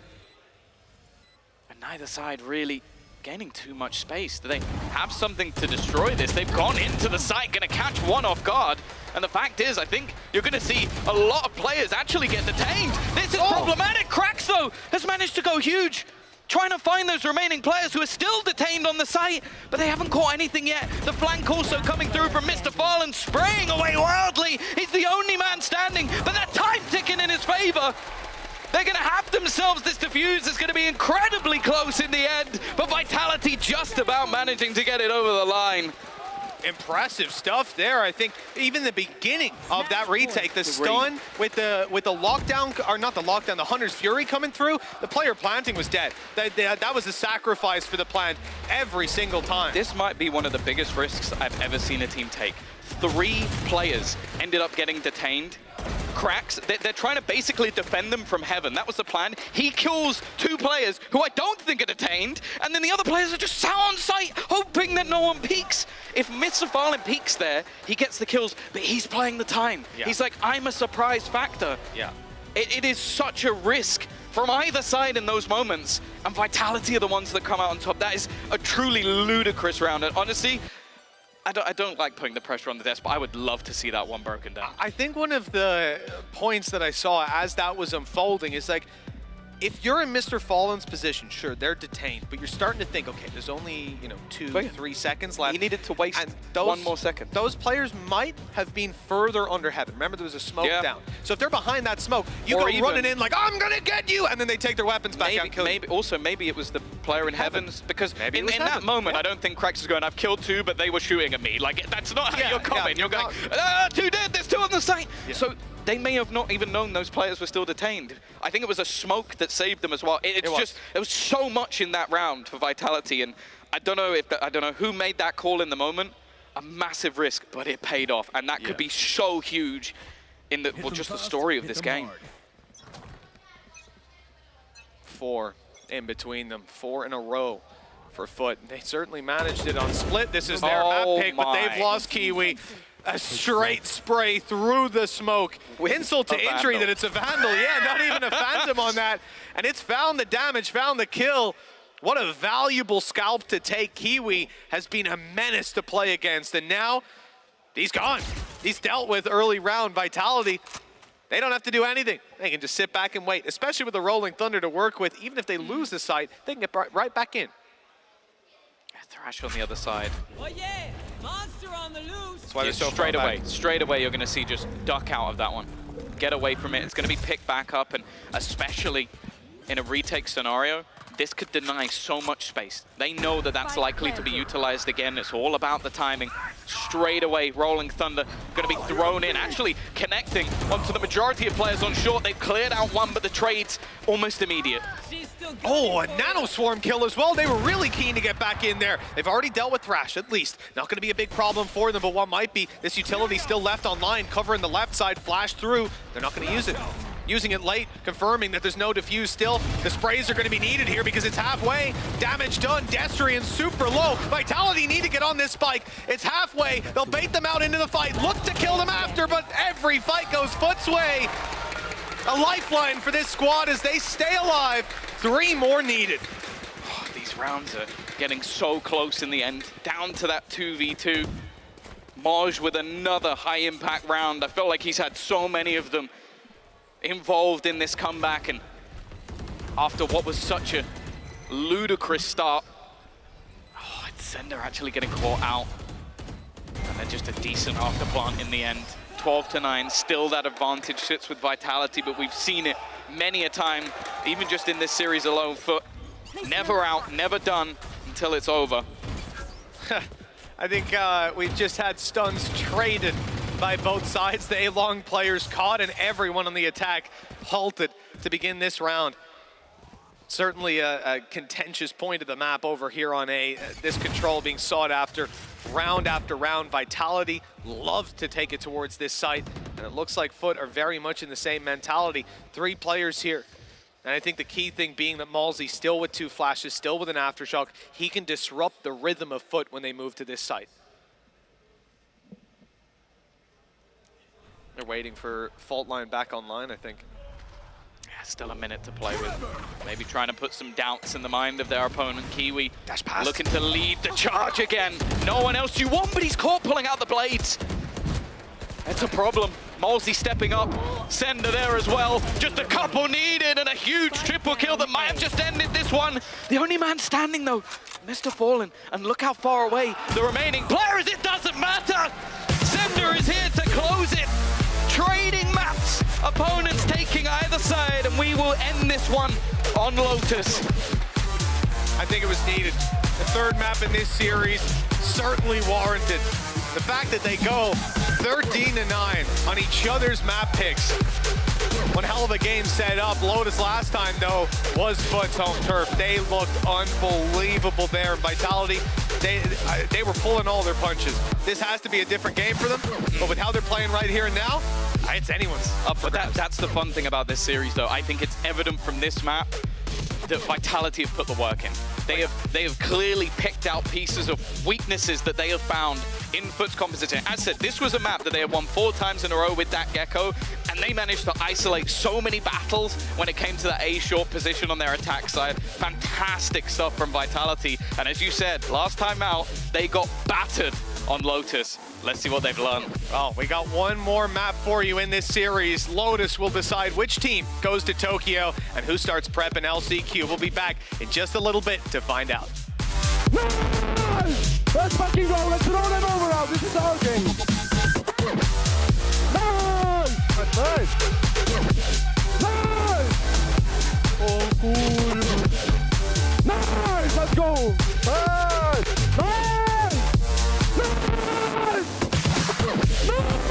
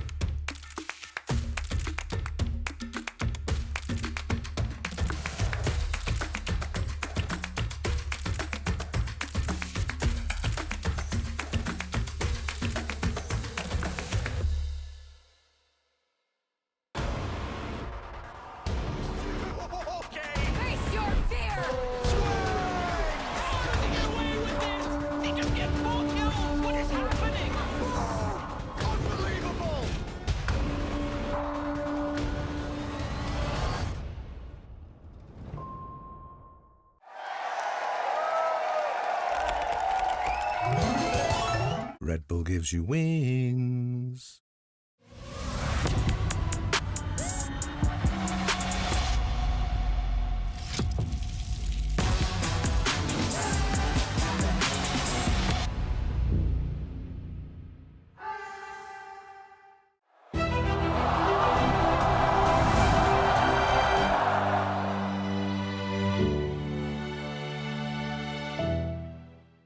Usually when I see a target, I won't miss. I try to find weaknesses wherever they are and just game by game try to pick up on anything I can. So this training course is a way for me to really showcase and demonstrate all the questions you guys have been asking, how to get better aim, and it really enables me to answer a lot more and kind of expand on the first video I made like so long ago about VALORANT fundamentals.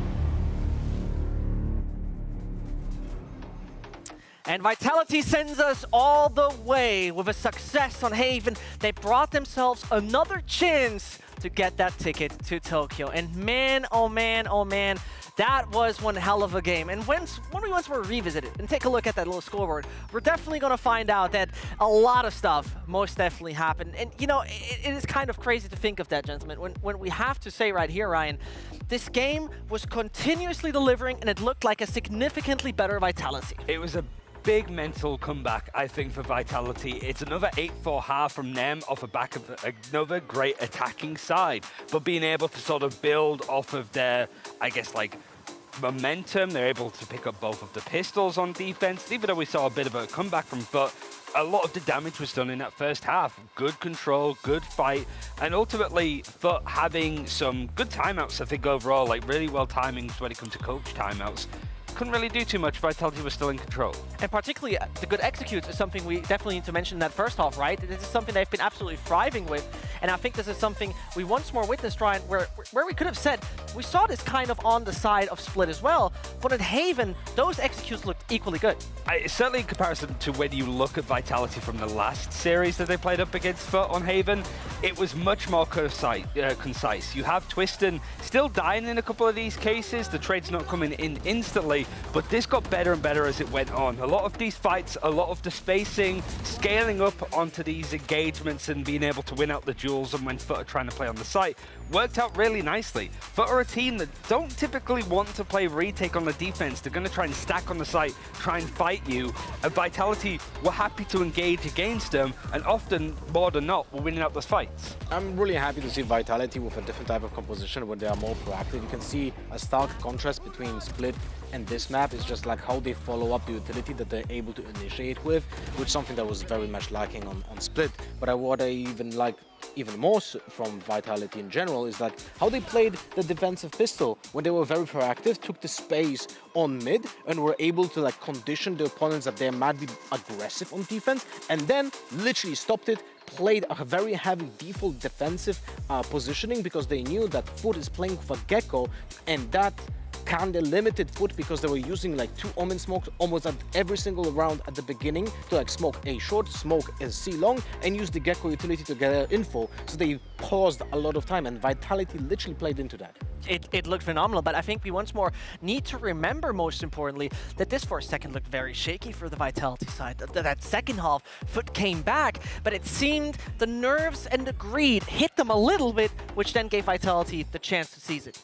Yeah, are we talking about the telestrator? Go ahead. Yeah. We're talking about that one round. That one round that Ryan told me that Tom wanted it to be broken down. I didn't hear that from Tom, so I'm gonna make you a favor, Tom, and we'll break it down this round because it's actually peculiar to some degree because it all starts with a, I think, miscommunication by Foot. So pay attention what's happening here on the ultimate economy. We have Cracks with 6 out of 8 on his ultimate on Gecko. So he's very close, but not yet there. But there's still an orb available on a long next to him that he can pick it up over here.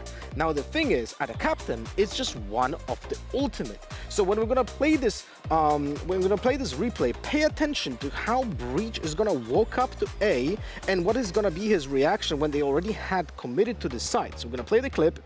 Now pay attention. We're gonna have Breach walk up with the spike. He's on site, and he's like, oh wait, I'll drop you the spike, but no. Then Cracks gives him the spike back again, and they're not convinced who should be planting, who goes for the ult, because we had Cracks pick up the orb on long to be one off essentially as well.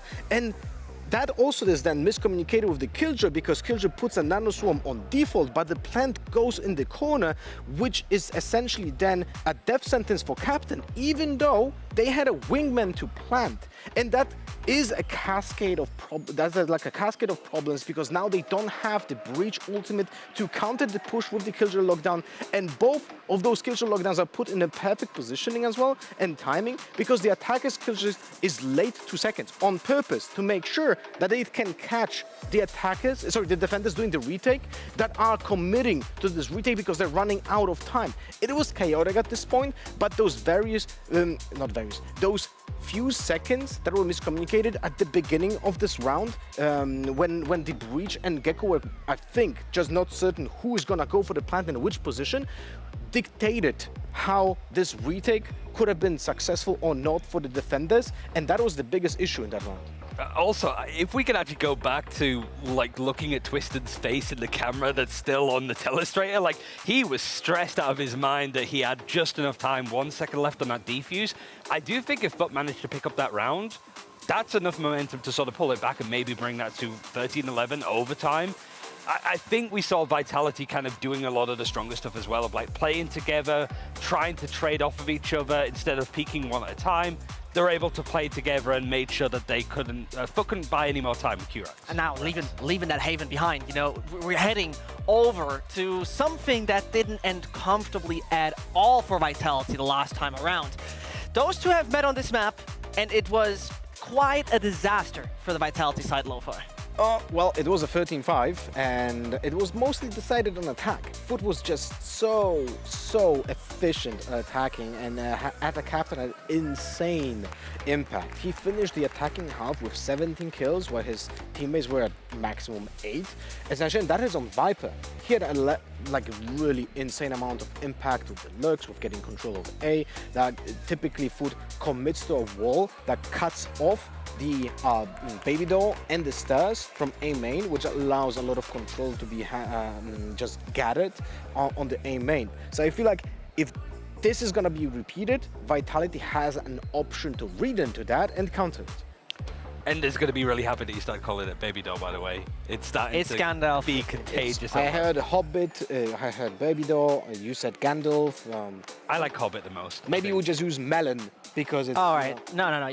This is getting out of hand. What's definitely not getting out of hand is the agent select. One last time to see any changes. And realistically, Ryan, I don't think anything is going to be redone over here on this Lotus. No, but they've sort of ran this KO Neon composition consistently. It didn't quite work yesterday against Fnatic, but I think that's more on Fnatic being good than Foot struggling in any case. I think on the side of Vitality, everything's looking as normal as well. Like you have Destrian on the Omen. You've started to see that Viper used a little bit more. This is something that it took a while for Vitality to move to this composition, but it's their best suited one yet. Not playing a Harbor, not playing anything like that.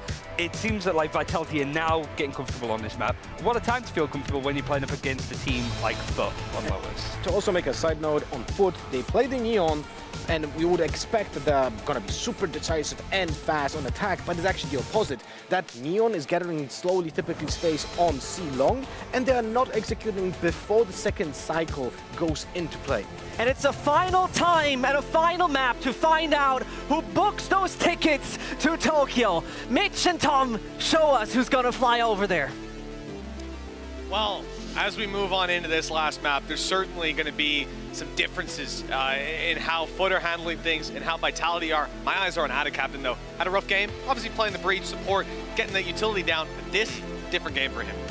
Yeah, for sure. I think, again, when you get to this sort of stage, this stage in a tournament, this stage in a match, it comes down to those individuals. Who's going to shine? I think it's always going to have to be that Kiwi versus Twiston battle for me, moving away from the Jets, but both having sort of different ideas on what they want to be playing. But this is it, really. Like, there's so many storylines to talk about in this matchup. A chance for a Turkish team to once again make it to an international LAN, a Masters event, a chance for Bone Cold to make it back after being a Champions winner, a chance for Twiston to put his country on the map in itself. So much riding on a singular map.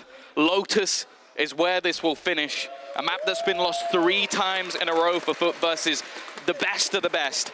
And with Vitality learning so much and beating their Haven, can they do the same here? Well, it won't be a slow start by the looks of things. Vitality's attack side focused up on C site. There was a turret waiting further back, but now starting to blitz their way forward. Corner cleared, nobody behind the box. Viper wall down for now. This is looking very good for them, at least getting close. And here's the chaos that they tend to thrive in, but Mr. Fallen's got 3! 4, in fact! He's stopping them all by himself! An ace in the opening round! We looked at his teammates to step it up, but he's done it himself!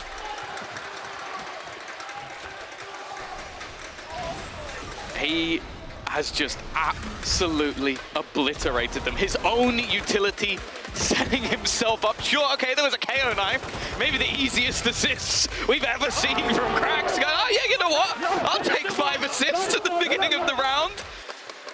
But the IGL leading by example, top of the board, the only man with a kill so far. And while not the way that Vitality would have wanted to kick things off, they had won the majority of pistols so far in this game, but he has just destroyed them. That is one hell of a way to kick things off for him. Had a good game previously as well, you know. He's not been playing bad in the series. He's always gotten like 2 and his side is pushed as well. But that's a little bit more to ask of him. Now, Kiwi dropped right away. You know, that little bit of an investment out of Sender, it's paid off already. It's disgusting. One of the best Marshall players we have in the EMEA, probably in the world as well. He is so good with this gun. Whether it's the headshots or whether it's the tag, good trade though. Spike A. On the ground. A push up from Cracks. The assist master right now. Paranoia into the nade, but he's still stood there. And actually, the problem here is that Twiston's the one with a spike. So although Molzy's managed to take this space, they can't yet get in an afterplant. That's got a blast pack to maybe try to cross, but I think they want that Viper wall up before that's going to happen. Mr. Fallen's waiting. Yeah, everything's locked down for Foot right now. Although Mr. Fallen now having to cover this angle in case of the walkthrough. 30 seconds left. But it won't play any role. Vitality are set on the A site. The spike is making its way there. As I say, Twiston, I expect him to blast back in and go for this plant, but they're checking everything before they do that. They've opened the door. Maybe put it in the back of their minds that they might take the rotate. But in the end, the plant comes down. Already a very successful round for Vitality. And they're still in with a chance to take this one home. 2 Sheriffs and a Marshal. Mid-control still theirs. But the players are just closing in on site, taking the closer range angles. And this is going to be a tough post plan. They're almost going to have to rely on maybe a warbang or 2 here. Spike tap, Nano Swarm is going to delay a little bit of extra time. They know for now that nobody's on it, but Sender's taken so much damage. They also know there's nobody within the smoke because they start to slowly pick them apart. Diffuse going to be coming through, not really anything that can be done about it. And after a shaky start to this round, Foot come out with 3 players still standing. Don't lose too much in the end, but Vitality boosted their credits a little bit and got a few orbs. I mean, they lost 2 players, but they picked up Sheriffs as well. So there's an opportunity here to pass over some of that weaponry, make it not that poor of a buy. But they're going up a little harder on the investment. Gonna get some Spectres backing them up. Here we go. Logitech G power-up round. This is where basically Vitality now have that advantage in terms of the rifles. Not going to be anything too crazy in terms of the investment. But they are going to take some early control. Just sat behind the Viper screen. Pop Flash is going to be going through as you see that push instantaneously. Just getting that control back, and now Kiwi can get into a fairly nasty position. He is going to get pinged up. They know exactly where he is. Prowler through, and he'll just have to scurry away. But even still, wasting a lot of utility of the side of Vitality, and they haven't actually got the ground yet. Well, Tom, I mean, they even used the Paranoia there. Like, it's a lot thrown through for that control to get nothing on the back of it. I mean, we've seen the impact that Mr. Fallen's Paranoia can have, you know? An ace in the first round, nothing to turn your nose at. Knife. This could be dangerous. The knife went out late on C. It went to Mound. It spotted nobody. And it started to look like Destrium was going to take space. But instead, he's just sitting here watching for any further aggression. Vitality moving the spike. They've pressured C. They've pressured A. And now they're making their way towards this B site. Players still covering the wings as well. It feels like they don't want to push. Like, this is a squad just looking for some engagements. Yeah, and almost trying to play a little bit with the rotations. Timing here going to be absolutely everything. Through they go. A great early start. In fact, Cracks combining with his teammate. A spray down. Spike gathered back up, but where do you even go with it at this point? 15 seconds. There's nowhere to go. Every site's covered. Now the wall goes down. There's a gap open in the doorway. 10 seconds left. You go to your spawn and take these weapons through. No chance. You're getting out of here with a victory. Sender, he's going to lose his life. At the end of the day, this is not a round that Foot should have won. It doesn't come down to damage in the end and dropping their rifles. Foot could lose all their players here. That's a round that they came into with minimal investments. I mean, I said while they were still shuffling weapons around a little bit, you know, we were figuring where the economy was at. They had 2 Spectres, a Bulldog, and 2 pistols. And that hold right there should never have happened. No, the fact that a Frenzy and a Bulldog managed to spray down 3 players while Twiston's trying to work as that distraction, that's a huge surprise for the side of Foot themselves. And now 3-0 up. Weaponry just going to be that single rifle. A lot of early utility trying to keep control of Rubble early on. A Knife even going to give up that Sender is still around that position. That's the thing, the way that Vitality play this map, you look at the comparisons to the last one. Fast pace, explosive. They're trying to play the slower style to catch any aggression, but right now Foot are getting away with everything they attempt. I almost feel like Vitality need to pick things up a bit. That Seize didn't hit the nade just behind Mr. Fallen. He'll make it around the corner. He's safe behind the box. They knew he could be there. They tagged him up a little bit through it. But Vitality, they don't get the response that they wanted on this site, the result they wanted more so. And yeah, certainly with Destry and tagged low, it is time to look elsewhere, swap weapons over, give him the stinger. As the rest of the squad makes their way in towards this A site. 5 players here for Vitality. And it is just a lone man in Adacaptain having to make this hold all by himself. Has a poison orb up, snakebite down in the door, but they've taken the space, they've taken the control. Yeah, they're gonna put the pressure on. Even still though, this is where he seems to thrive. 2nd kill already, eventually Sender will put him in the dirt. And actually, Twiston's found another. That rifle picked up prior, they're gonna use the Viper's Pit. They know where this has come from, Cracks. Maybe a little bit wary to play within it, especially with the weaponry on offer. They might just try and deny them planting, and look at the time.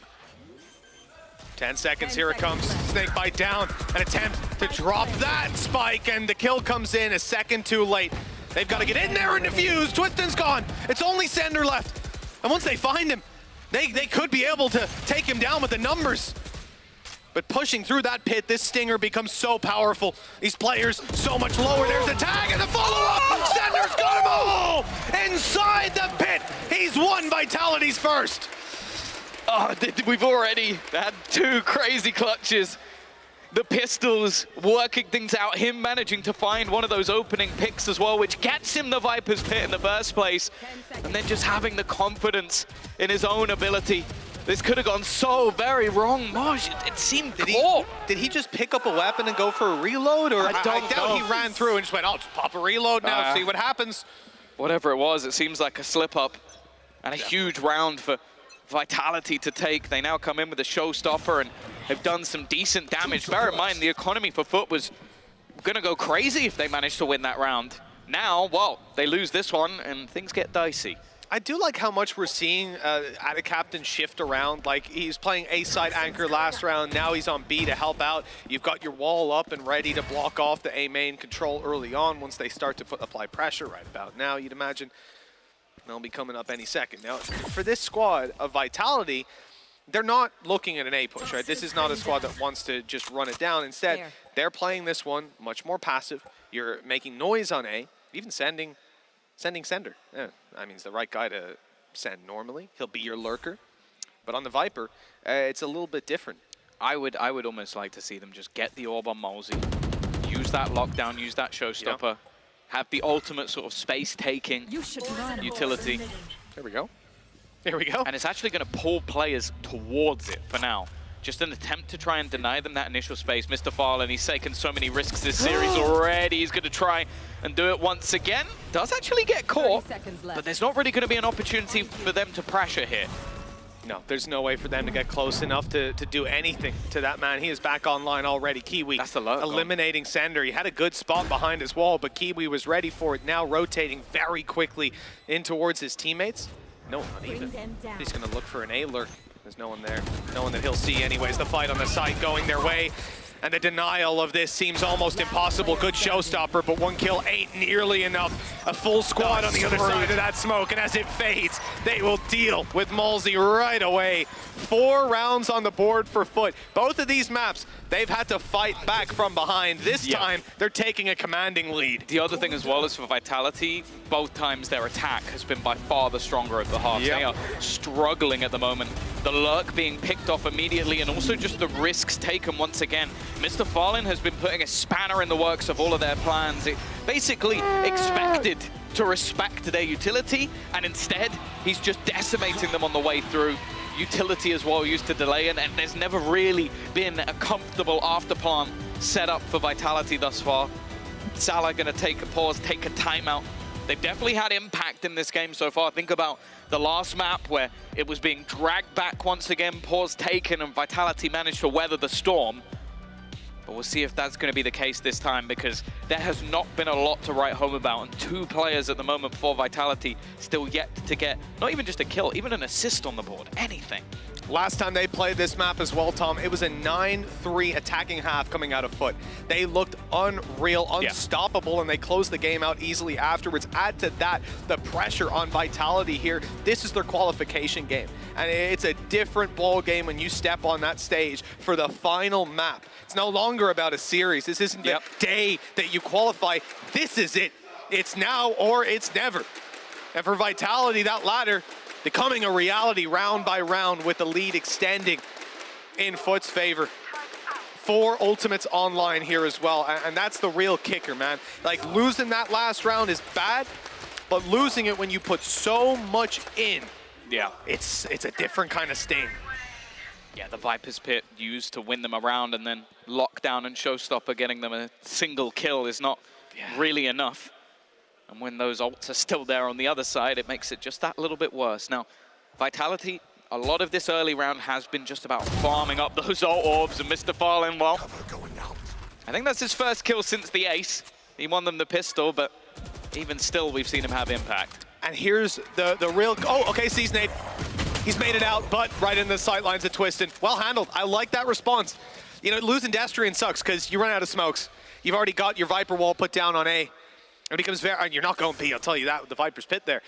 So at this point, you know, you're kind of locked in on C for the time being. All your players are here. You've given up control elsewhere. Your turret ain't really getting you anything for now.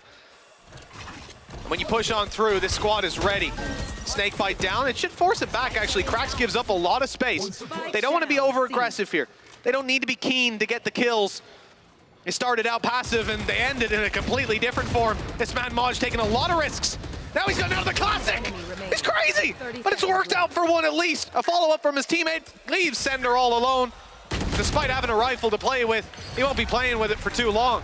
5-1, Foot getting better and better as it goes along. But here's the chance for Vitality. But the thing that's been interesting is a lot of the time when you see that C's nade, it's thrown in more to the back of the C side. We've seen a lot of teams do that around the default spot, the pillar, to try and catch players off guard. Again, I think that's something that might just be Vitality adapting to try and catch players out. The problem is those gimmicks this time out are not working as well. The trades have been great. The rotations as well from Foot have been so fast that every time they think they have an opening in a site, there's still multiple players there. That is definitely something Vitality have tried to play with, but it hasn't worked. We got to remember, last round, they're coming in with pistols, though. So their trading ability, it's not quite there. Their dueling ability, certainly not. This time around, though, rifles in hand. Foot were very wise, though, to not overcommit, to save a lot of these ultimates. Lockdown still to work with, null command online. They can apply a lot of pressure to this squad. Kiwi, he's gone out with the operator. He won't find anyone, but the information is just as valuable. Looking towards the A site now, these players are primed and ready. They're gonna throw their utility at it. They're gonna, oh no, they're gonna look the wrong way! Out of Captain's gone down! He thought Cracks was covering it, but wrong he was. There's the first and second for Cracks, but it's only recovering on the fumble earlier on. The advantage still sits with this attacking side. They've got the plant and the post plant. Huh? Oh, Nightfall thrown in. Maybe just to try and almost cause some hesitation on the other side. Lockdown is still going to allow them that extra little bit of space, but no sound to be had. They don't actually know necessarily that they fell back through the door. Could still be a couple of players here. Spike tapped as they look to get back in. He's just sticking it, holding it all the way to half before the util comes through. But even still, they have managed to find one. And whiff shot initially from Kiwi, and the gun change isn't going to help. It's left all onto Mr. Farlin, and this time Vitality are able to hold on. Lockdown burnt out, and a second round for them. I kind of start that out. You know, I see them throw the Nightfall. I think you're going to push on the back of it, but no, it was just information. Two players up front. As you said, hesitation caused by that. You can't hear anymore. It's also lack of it, because the second you do that, you can, obviously it shows up on the map, the stuff, basically the doors being open, but you don't know how many players have sprinted through it. Yeah, exactly. You just don't know where they are anymore. So you still have to clear all of those angles while being low HP and obviously deafened at the same time. Good smoke as well by Destrian. He caused a lot of problems for Kiwi, who would have had a kill. I'll say that without a shadow of a doubt.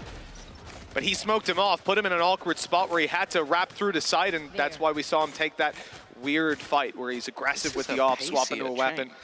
Pacier change to get close to Mount. Does it follow through on the side push? We've seen them double back before. Snakebite down inside the orb. Oh, it's wonderful. He's gone out of here completely. The range of those nades, it helps, but the snakebite, that's what really costs you your life on that. Vitality into the C site. Smoke a little late.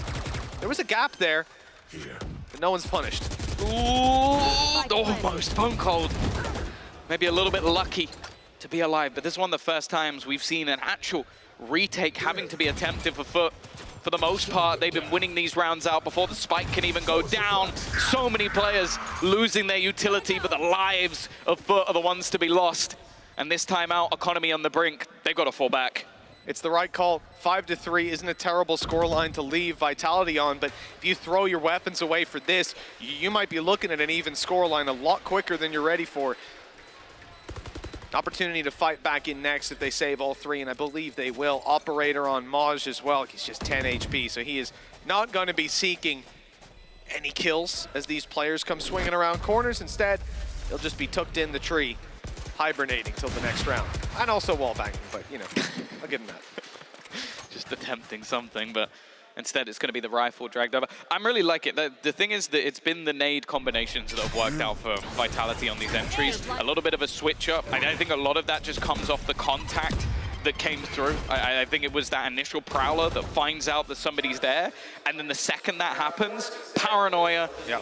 You also have the molly, and then you have the nade as well. So just basically using that utility to get them that initial kill, something they've clearly, well, maybe stolen from a couple of other teams or just had ready themselves. But also, yeah, a different position that they throw that util through than what we saw before. And I think just adapting almost ahead of time. Hello, good spot by Sender, but a weird fight. A big whiff coming out of him as he falls out of Captain, claims the A site for theirs. The rotates can happen, they can come through. And Destrian, that was bold, to put it lightly. Yeah, I think that nade maybe needed to come through a little bit earlier. Now it's just reliant on individual brilliance to give them any little semblance of hope here. Twiston looking for something, but multiple players stacked up on the angle. And if anything, it looks like they're going to potentially rotate back. I'm calling questions now as to where Vitality actually plan to go. They haven't baited a rotation whatsoever. I mean, there's still two firing squads waiting for them on the way through here. And of course, Mr. Fallen's good to lock that down. The double spray as they line up. He won't get the next, but he's traded in a heartbeat. 6 rounds on the board as Foot. They push closer to a strong scoreline. As I say, I am certain. I mean, hell, we've got the evidence in this exact matchup that Foot perform better on the attacking side. It's what they did last time. The Vitality plugged all the holes of their defense. Unlikely. This round just seemed like mass gambles. Like you had Sender basically hoping that he could catch any level of aggression, didn't work out, maybe thought he had a timing, and then just a huge risk from Destrian to try and find something back in the round, almost just assuming that someone had been moved off the point. Maybe the nade a little bit earlier would have helped him out, but either way, not a great look for Vitality. 3 rounds on this attack. Foot starting to run away with this, and a response necessary here. There. See, they're not making a ton of pressure on A. I think giving the opportunity for Destrian to catch over aggression on C, maybe pick some kills, but that won't happen. Then you got to look somewhere else, and unfortunately that showstopper is not reliable. Not when you're up against that null command as Krax cancels out their entry tool. They have to look for something else again. Down to their C plan of the round. And maybe it is still the A plan. As I said, Destrian trying to catch some C aggression. Instead, he had a player with his back turned, but caught with the utility and then dropped by Maj's swing. That is a tragedy we've just witnessed. Yeah, and again, that they haven't moved. Krax waiting, still has support as well from Anna Captain. An after plant to be had, but you can see that Foot are more than comfortable to try and play this together. play this in that retake as they start their move. The drop down on the flash. Safe corner for Bone Cold to play inside of. I like this. They're not expecting it, but he'll get nothing. Ada able to get his second in the round. A shutdown onto Twistin. And Malsey might have the angle, but surely too many bodies to take down. It's flawless from Foot. 7 now confirmed. And Vitality have to be feeling this pressure. This is the half that you had to have hope they'd show up in, because we've seen it before. Half 2 doesn't get any better. No, this is already starting to look like Foot have got, well, they've got 1 foot on the plane. That's all I'm going to say. They look like they are ready to go. A squad that have been fantastic throughout the season. A surprise, I'd say, especially after not really making too many changes. Okay, Ada Captain joined in and became that main starter for the roster. And, well, to say that he has not been a huge player when it comes to this team, but 7-3 up. Vitality basically winning rounds. Again, we spoke about it in the first match. Almost look like blips on the radar of their opponent. There. And already Mr. Fallen just spamming through the smokes. He has been a sheer irritation from the very first round. Kiwi catches Destrian as well. They are starting to run away with this map. And they're already waiting on that cross. Mr. Fallen not going to overface here. They're all coming into a Maj! He's got so much damage and support from Kiwi as well. There's nothing they can do wrong with another flawless round for Foot. Supposed to get better as the game went on, but Vitality are struggling to find their footing, slipping away from a lead that they once had long, long ago on Haven. Things are crumbling here. Yeah, and you can see the confidence just getting bigger and bigger on that footballer's side. We've said it already, when they get going, they're very difficult to stop, and there doesn't seem to be any breaks on this train at the moment. 8-3 on their defensive half. You mentioned it already. Their attack is normally where they thrive. And funnily enough, I mean, it could be a 9-3 half again. They'll do it on the attack for the first time, and now on the defense. Surely Vitality can deny it. Here we go. They've caught Kiwi. No more of the same trickery of the free information he's been getting with the fast rotation. He can kind of take the risk. Now Foot needs someone else to step up. The funny thing is he's got 3 kills. So but it's the information. Sure. He's constantly had them put in a box. In terms of stepping up, it almost feels like a normal day at the office for the rest of the players. Maybe. Ready and waiting. They know that there's a man here. Marsh is going to have to be forced off the angle. And will do so. The thing is, there's 3 players within this B site. They were waiting rotating patiently. They've got lockdown, though. That was the goal from Vitality. Give them space. I mean, it was a timing thing there with meeting so much resistance. Foot had started to rotate to the A site. Now, though, looking elsewhere, looking back towards C. This has been left wide open, bar the utility blocking for the last 30, 40 seconds. But now, when Vitality finally look to push this site, there's 2 players sat down, anchored on this site, ready for a fight. There could be an angle here, a workable angle for Maj. He's destroyed the lockdown just like that. Got a kill onto Malsey. And then Mr. Fallen still on the side, a whiff to start, but it doesn't matter. He'll still deliver the kill. He'll get close to Twistin, but the shorties come out. 10 on the clock. We need Ada Captain to shut this down, and he'll get both. 9 on the board for Foot. A Red Bull clutch for Ada Captain. And the same result on their defense as they had attacking before. Tom, I don't know what Vitality need to do at this point. It feels like there's a bad omen in this game. Wow, there's a good one as well on the other side. It is 4 kills for Twistin in this round, and that results in a loss. Like, that's the thing, we're seeing this from the POV of Foot, the one team in there. It's just you can't believe it. Oh, the commiseration straight to elation from the side of Foot. As every time there seems to be a member of their roster to save them when they need it, from flawless round to clutch. And that's the thing. This Vitality roster, they've had highs throughout this season, but have they had comebacks? That's the question. That's the one thing I think has always been missing from this team, is that they will blitz opponents. It feels like they can beat anybody on any map at times. But can they dig deep when they need it the most? No. Never. That's not been their way. So we've now got to look to Salah. We've got to look to the IGL of Bone Cold and say, okay, what have you got? You've done this at Champions. You've proven that you are the best of the best when it comes to leadership. But do you have it in you now as Foot look, well, 4 rounds away from making it to Japan? And I'll be real with you, who the hell predicted that at the beginning of the season? It's actually funny, you said Kiwi had 3 kills. I hadn't even noticed there's 4 deaths, you know? Barely seen anyone. 4 assists as well, stuns coming through.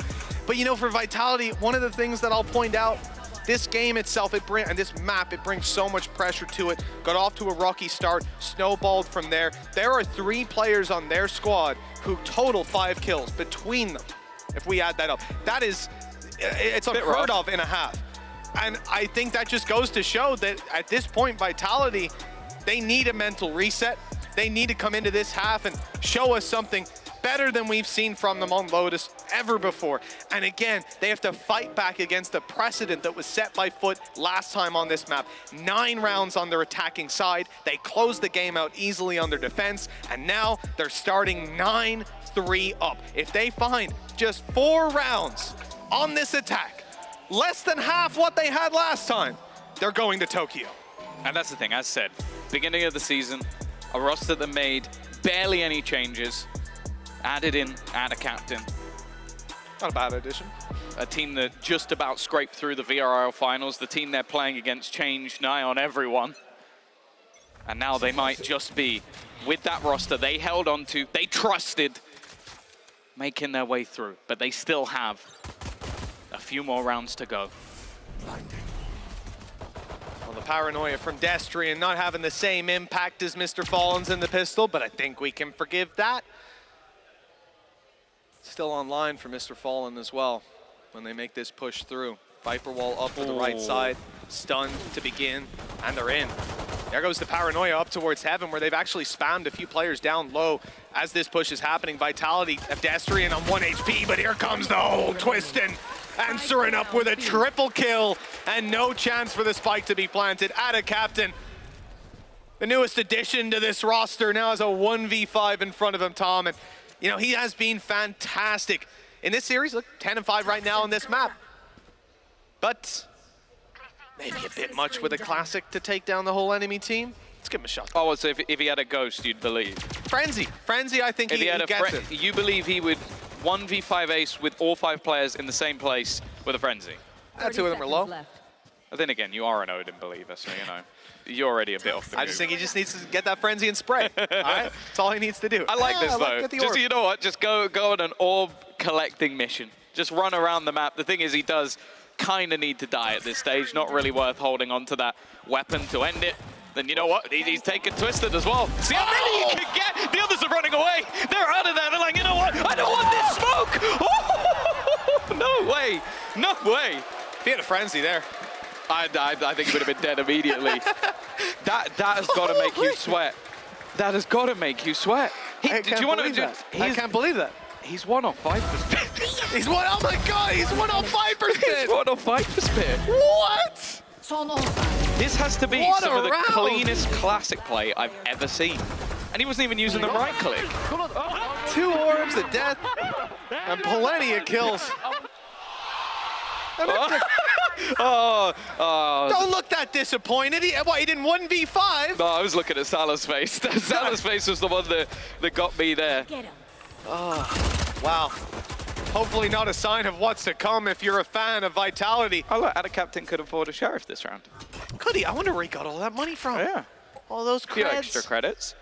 Yeah, he doesn't even need to go around collecting orbs because he's guaranteed got the Viper Spit unless he decides to save said Sheriff. There we go. Got there in the end. They know that someone's pushed up on seat. And what a round it'd be to have that Viper's Pit online, but Ada Captain's not going to waste it here. This is when they know they should lose. Can't use that. But at least getting a plan through. Already a positive. Nade's going to cause problems. Going to send them running, send them scattered. And when the fights come down to it, now that they've got shields, now that they've got some rifles, you imagine they won't get all too much done. How much damage will be found? Very, very little. In fact, it's flawless from Vitality. They've allowed a plant, but that's good enough. I want to see how Vitality play this next round. Because the thing is, you've got Twiston on a rifle, a single kill will get him Showstopper, or they can try and challenge for one of the orbs, but this is probably the worst map to do that. All of them favor the attack side, depending on where they're sitting, and a lot of the time you're going to see an early default held for that very reason. Add a captain as well, Viper's Pit online, instantly purchasing into that Phantom. Mitch is happy. We'll see if they can get him in a position where that ult is going to be valuable. Logitech power-up round, more important than ever for Vitality. If they can win this one with the weaker weaponry they have, they might just have a way back into this game. I'll tell you what, though, this might not be the best round for output in that Viper's Pit. I think Vitality will benefit decently from being able to get up close. They've got a lot of silencers, like 3 Spectres brought in as well, and that's a hell of a pain to come up against. Now, I do think that it's a good enough idea if you manage to grab some kills early round just to secure the victory, because like your ult cycle is normally coming into round 3 or 4, you're going to have 1 or 2 that you can pop, and you'll get them back online. You'll have your teammates' ultimates coming through. But he's so far ahead of everyone else in the team now that I really don't mind if he just keeps it. They can dedicate those orbs to other players. Movement up towards A close fight here for Sender. Spraying, the silencer keeps him concealed for now.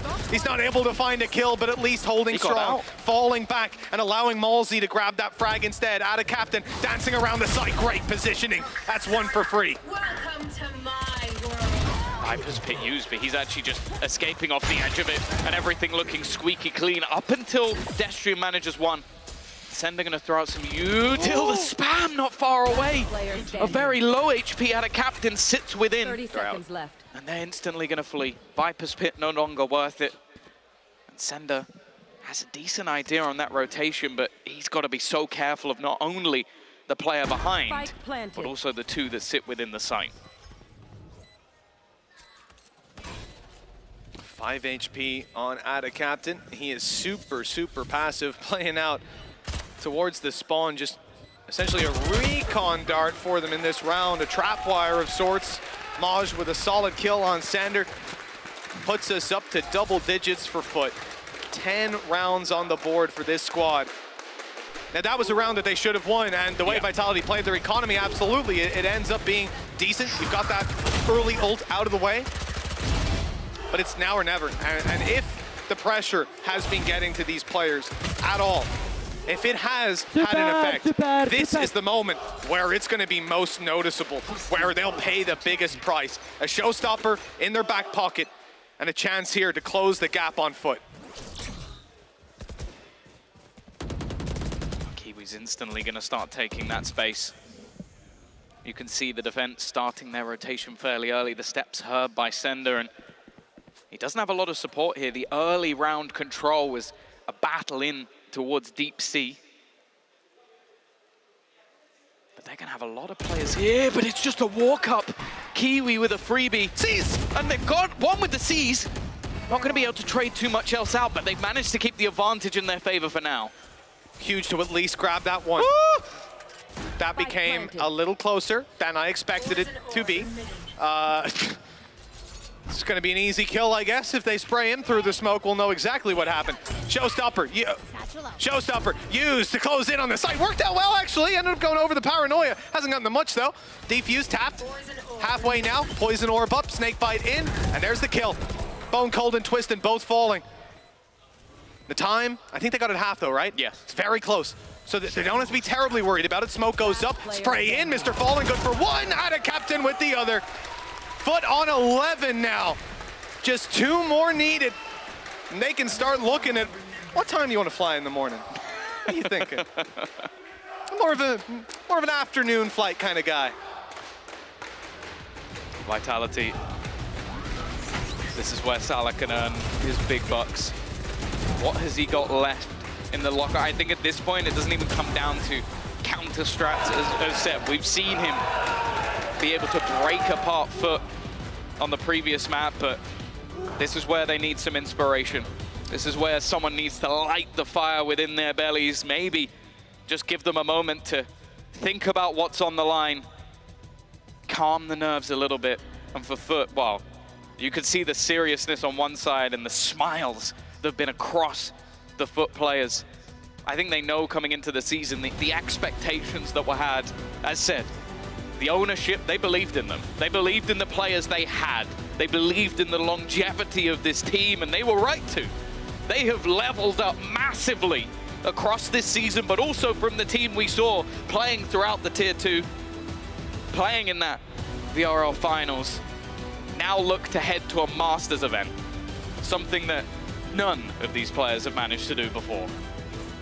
What an unbelievable accolade for this squad. I think without a doubt the most successful Turkish team that we've had to date. Just look at the results all throughout this season. But locking in their slot to a Masters event over Vitality. And in a form like this, you know, people say Kiwi's the only one that can match up to the dueling level of this event. Well, he's got 4 kills right now. It's fair to say everyone else stepping it up massively.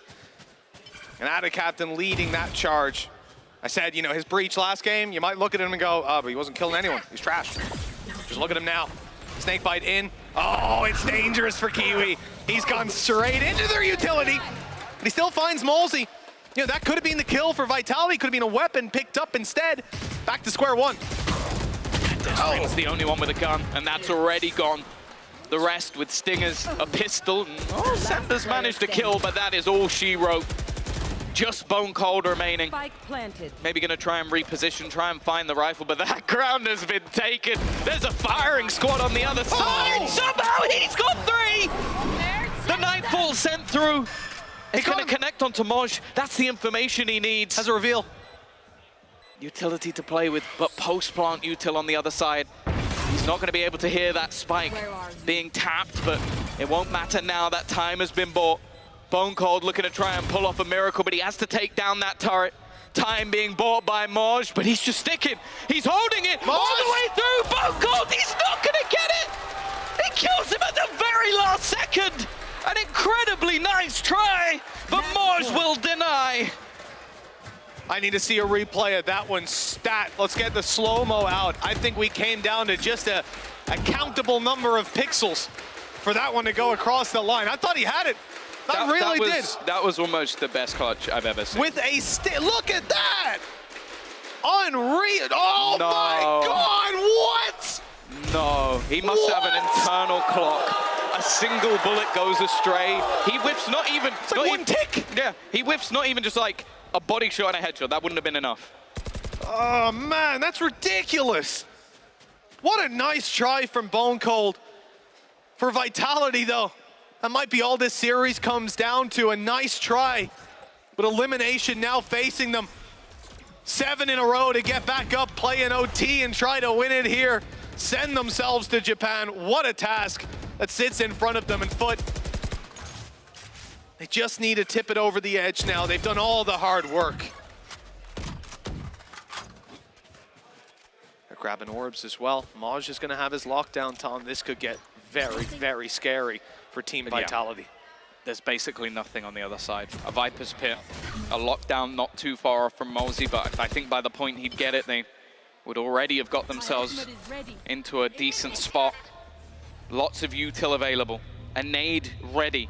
Nano swarms as well. They are waiting for some form of contact. Timing gonna be everything. Twiston can't afford to just go down here. And as they run through, it's gonna be an insta-kill onto Cracks. Down B, 30 seconds left. Great damage. I love the combo. The Nano Swarm going down at the same time. Paranoia used up right side just to get the plant through. The Seize has landed, but these players... Oh, the Paranoia too, that's gorgeous. Robbed Maj of any information. The follow-up not there. No. Kiwi's turned and gotten a kill. That might just give them the chance to close this out. Halfway defused already. Mr. Fallen has to deny it. He has to pull this player off the spike. He's done it. It's halfway though. And there's a player to defend. There's Molzy finding that kill. Plenty of time left. And another chance for Vitality. Yeah, really nice work from them. Realizing where that lockdown would likely go. Combining utility all the way through the round. Seize on point. Nade on point. Nano swarms on point. Everything worked out for them in this scenario, but they have to do this 6 more times. They have to deny Foot 6 more times. I mean, you know what sucks about that is in this round here, a lot of their potential stems from that initial engagement, from having 2 nanos on the floor, from dropping the nade shallow, so it's killing the players who are pushing. The guys who stay outside can do whatever they want. and they maintain the side control, and even if they lose it, at least they get the kill. They get a ton of damage onto the rest. That's a good initiation from Vitality, but you won't have a predictable thing like a lockdown next time. Instead, it's going to be things like this. Players swinging out wild. Good thing to at least check up top, make sure he wasn't there. He came swinging from another orb, but he falls right after. Good trade. Twiston spotted, but he's going to win that battle. Moj a little bit ahead of anyone else, trying to punish and failing. A man advantage in play now for Vitality. Bone Cold, the contact waiting, and Kratz has found two. Somehow, again, they pull it out of absolutely nothing. Man advantage and the swing from Kiwi. This might just be done. It's left onto Sender. The world on his shoulders here to try and save Vitality. A 1 versus 3. Smoke's gone out to the right side. He's at least left open. Final chance for Vitality. 5 more after this round. It's an uphill battle. And he can't find anybody. That time is ticking away. They've got the setup here. A Viper's Pit to come in, and Cracks deals with it. Barely even starts the ultimate, and the round is over. 13-6, and Foot are going to Japan. This has been a project that has been worked on, that has been given the time to blossom into something beautiful. This Foot roster has been around for a while. They have been climbing the ranks. They made it into that VCT, into the franchising, into the partnerships. And we looked at this roster and said, okay, what can they do here? What can they do facing off against the best of the best in EMEA? Well, the fact is, Mitch, they've made it to Masters. They made it to the first Masters since the partnership has begun. And honestly, sky's the limit at this point. I don't think many people would have expected them to get this far. No. You look at the likes of other teams that are making their way through, the likes of Fnatic, the likes of NAVI and FPX, who've been around for, it feels like decades at this point. Team Liquid, they've been to multiple LAN events. This is their first time looking to try and make it through to an event like this, and they absolutely nailed it. And for Vitality, it is heartbreak. And the best thing about it is what are the Foot players doing? They're on the other side. It is a beautiful moment for one team, and it is heartbreak for the other. But the fact is, we have gentlemen on the stage. You can't not love this team. Aside of Foot, they can see it. They know the pain that Vitality are going through, but at the end of the day, that's what it was all about. Foot proving that they are the best Turkish team we've seen to date. I'll say that without a shadow of a doubt. What we've seen from them through the regular season, it got better and better. And now, exactly like you said, I don't know what the limit is. No, I don't think there is one at this point. And you know the best part about it, Tom, it's this. We end up with this final map. Look at Kiwi, the man that everyone heralds, the Turkish Jet. He's unbelievable. He's carrying them. Without him, who knows what they'd be able to do. Win just the same, I'd imagine. Yeah. Like he comes out of that game with virtually no impact past information. And add a captain. Unreal. The whole squad as well, between 17 and 19 kills. That's what you like to see. That's the thing. That is the depth that this team has shown. And throughout this series, you're going to get it in this Prime Gaming post-match highlights that there was something from everyone. It has been proven time and time again. They started off this season with a 6-man roster, switching players in and out, and eventually they chose their main 5, their mainstay. And from then onwards, they look like a threat to every single team they came up against. And I'll say it once again.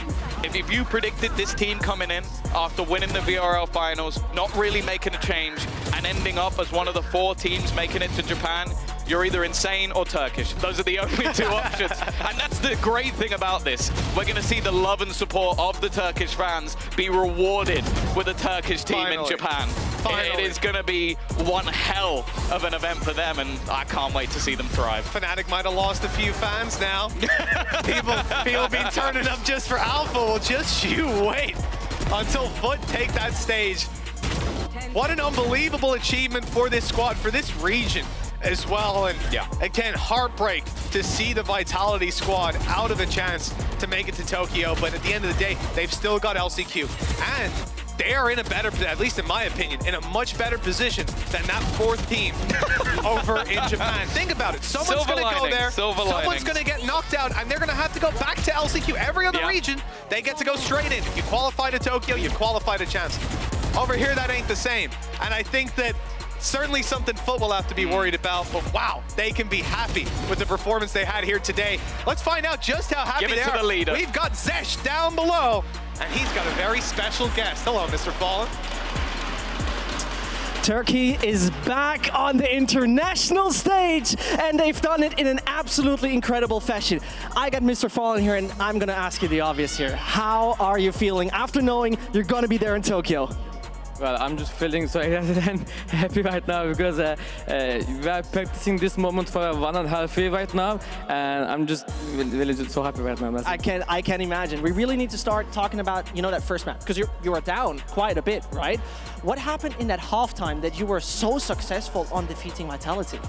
Well, we already know we're gonna win this match and before the game, but we just couldn't stick in the game, you know. Couldn't take pistols or couldn't get in the game, you know.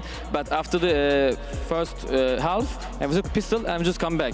And it's gonna be happen on heaven, but we couldn't take pistols, so. Part of the game, right? I want to talk about the game you had yesterday, because you started great on Bind Grind, but how was your mental after losing so horrendously against the side of Fnatic? Were you all cool with this game? Well, we already know Fnatic is a good team, but after the Bind, I don't know, something just happened on us. We didn't communicate each other very well, and we lost the match. But after the match, we all know, just we give it the match. They didn't take it, right? Because we didn't speak each other so very well, and communication was really bad for yesterday, but today is a different. You had a better team. Yeah. That's very good to hear. Talking about the map veto and the map picks, right? As we've mentioned, Haven was one of the decisions, not like last time in the regular stage. You lost that map, but you picked it. What was the reasoning behind it? For Haven, right? For Haven, yeah. Well, like I said before, if we took the pistols, we're gonna win the match. But you know, it's hard to come back when score is 8-4. So. It's just as that, right? Yeah, because we believe our best map was Heaven, but if we just stick on the pistols, we won the game already. Everyone knows that on the team right now. Right. One more final thing. Your mental after that first half on Lotus, because you looked amazing. How amazing, how happy were you during that game already when it looked like you were about to achieve victory? Well, after the 9-3, we just have to take the pistol, but if it couldn't take the pistol, I wouldn't know we were going to take the attacker one, because they're just playing very slow on Lotus, so we just read them and win the game. But after we checked on 12, everyone was so happy, but someone has to chill them, you know, because there's a lot of rounds to take it. I can understand that. You know, one thing, you have one of the biggest communities out there. I would like to, if you have anything to say for the Turkish community, also in Turkish. Can I say in Turkish? Of course. Okay, then it's a good. Yani bence dünkü maçtan daha iyi bir maç gösterdiğimi düşünüyorum. Artık bence kendimize Türkiye'nin takımı diyebileceğimize inanıyorum ben. Japonya'da bunun devamını getireceğimize emin olabilirsiniz. Çok teşekkür ediyorum destekleyenlere, takım sahiplerine, yani takıma çok teşekkür ederim. Yani 1,5 yıl oldu ama öyle. Sağ olun. Thank you very much for your time. Congratulations on that victory. A big round of applause. We'll go into a little break and we'll be right back with match number 2. Nice! Nice! Nice! Nice! Helal! Helal! Helal! Helal! Nice! Nice! Nice! Nice! Helal! Nice! Buna koyarız. Gel!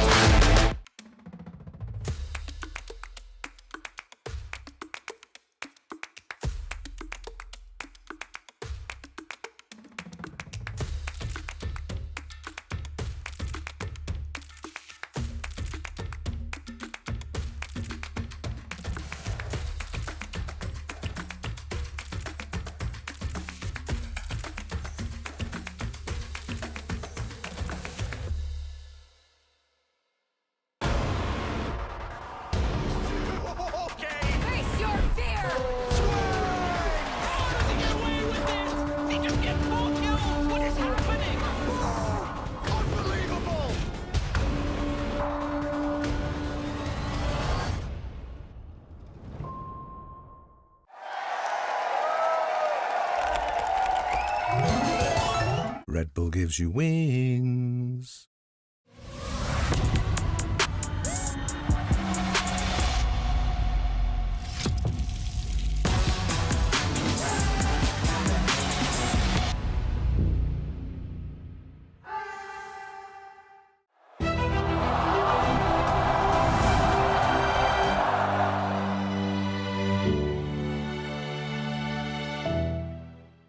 Usually when I see a target, I won't miss. I try to find weaknesses wherever they are and just game by game try to pick up on anything I can. So this training course is a way for me to really showcase and demonstrate all the questions you guys have been asking, how to get better aim, and it really enables me to answer a lot more and kind of expand on the first video I made like so long ago about VALORANT fundamentals.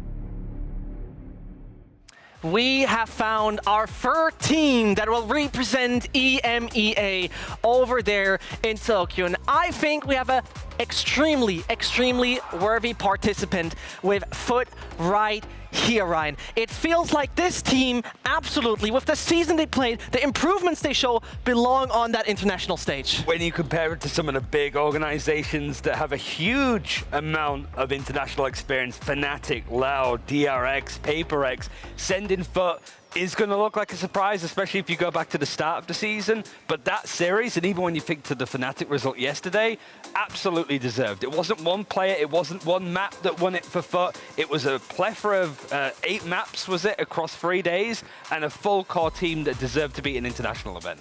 One could say that the entire team super massively stepped up, right?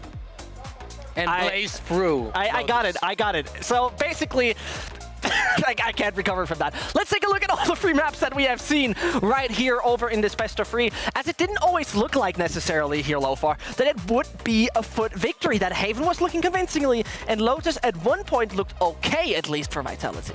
For me, this map was great. No, actually, not on this map. This entire match looked really great from an analytical perspective, because both teams had actually swapped up their strategy from the previous time they played every single one of those maps in a completely different manner and adapted to each other. On this map, I would say that the swap up from FUT on attack suddenly not being that second wind team on attack that attacks in the 40+ second and swapping into the expected Neon aggression to be done in the first seconds of the round was not something that Vitality was expecting, and it caught a lot of map control for FUT. And in general, still, I would say that on defense though, the grounded playstyle that they had was actually super impactful, and as a captain, controlling that A space was one of my favorite things to watch. Yeah, it's also when you think about the fact of like the 2 maps that we saw FUT win today, Split and Lotus, they got battered by Fnatic yesterday on those maps. So the turnaround, the little adjustments they made to improve on it in less than 24 hours, it's staggering work. I think Vitality brought it all. I just wanted to see them be more competitive, and I feel like I got that, but FUT as a team showed up. It wasn't just Kiwi, it was the whole squad. It very much looked like it. Just quickly going into things, right? When we talk about individuals that stepped up and that actually led the charge, I think we cannot forget Mr. Foley in that one, Ryan, as he himself has really taken such a responsibility making that team grow. Yeah, Mr. Fallon, I said this in the pre-show. In the press conference before playoffs started, he said that if FUT were to qualify for Tokyo, it would make this FUT esports team the best Turkish squad that we've ever seen. And I think he did it in style, right? This is a map where the advantage finally goes the way of Mr. Fallon and FUT. They have a 9-3 half in their favor instead of having to claw back 4-8 like they did on Split. And they absolutely ran with it. Again, they got battered by Fnatic yesterday, and they pull it back and regain control of it here today. This Ben guy is really good, you know? There's always someone in chat who's like, who's Ben? Who's Ben? But that's just Mr. Fallon, that's just me in Turkish.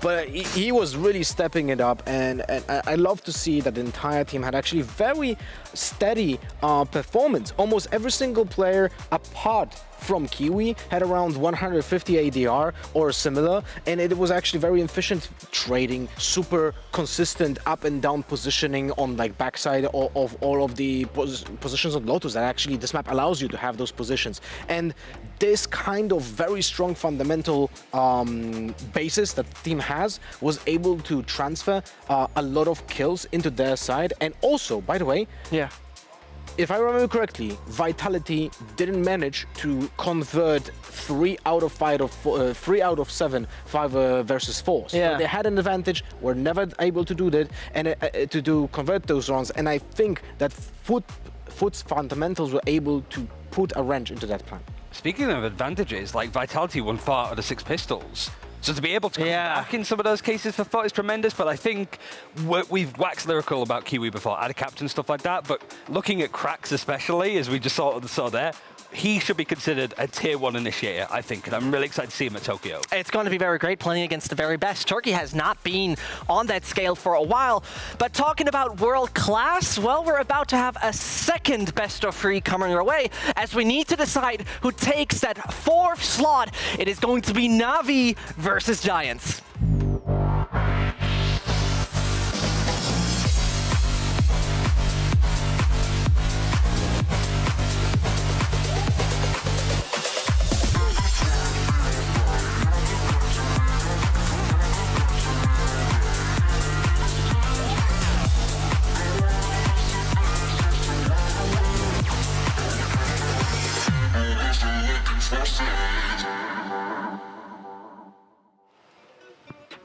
all of the NAVI fans out there are sort of used to maybe a bit of experimentation, right? But their loss against Team Liquid yesterday maybe left a few more question marks than we're used to. And specifically, we wanted to look at the fact that the compositions that we saw in NAVI's 2-0 loss against Liquid yesterday were completely different on Split and Bind than we'd seen them previously, right, Lofar? Yeah, on Bind you can see here when it stops disappearing that this is the first time they played Bind. This is the first composition that they have, so it's KO on the Angel, CNET on Yoru, and then the next composition is the one that they played yesterday. And so there's a huge swap up in the way that they played the game, and you could ask yourself a question. Is NAVI prepped to do all of those changes and navigate through the game plans accordingly? And one could say that yesterday they struggled with that. Yeah, I think some of the adjustments that they make, this was but like against Team Liquid in the regular season, Team Liquid in playoffs. But this is pretty tame, I think, in comparison to what we see on Split, right? Yeah. Where it's a bit more chaotic. I will say, I mean, even Angel's pulling the plug at this point, I think, but at least you have some consistency with Shao playing the controller role still, so he gets you on the Viper/Sentinel, and then the Initiator for Zipan. But Angel is just on one.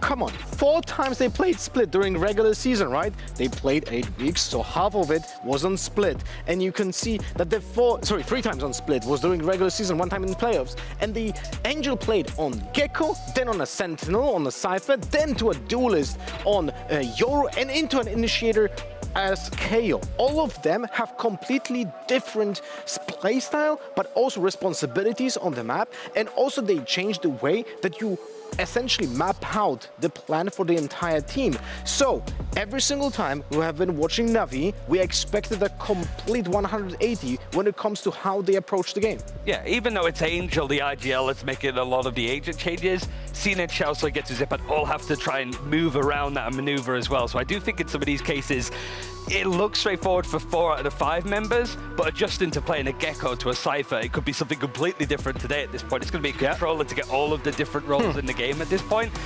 It's a little bit concerning that we don't have at least some consistency for NAVI. That's the question for today. Will they be, if they will be playing the same maps, will they still play the compositions that they played yesterday? Will they swap it up again? Because the major question for me is how can you deliver a consistent playbook for the team to perfect when you're constantly swapping the agents? So I would love to see some consistency finally from NAVI.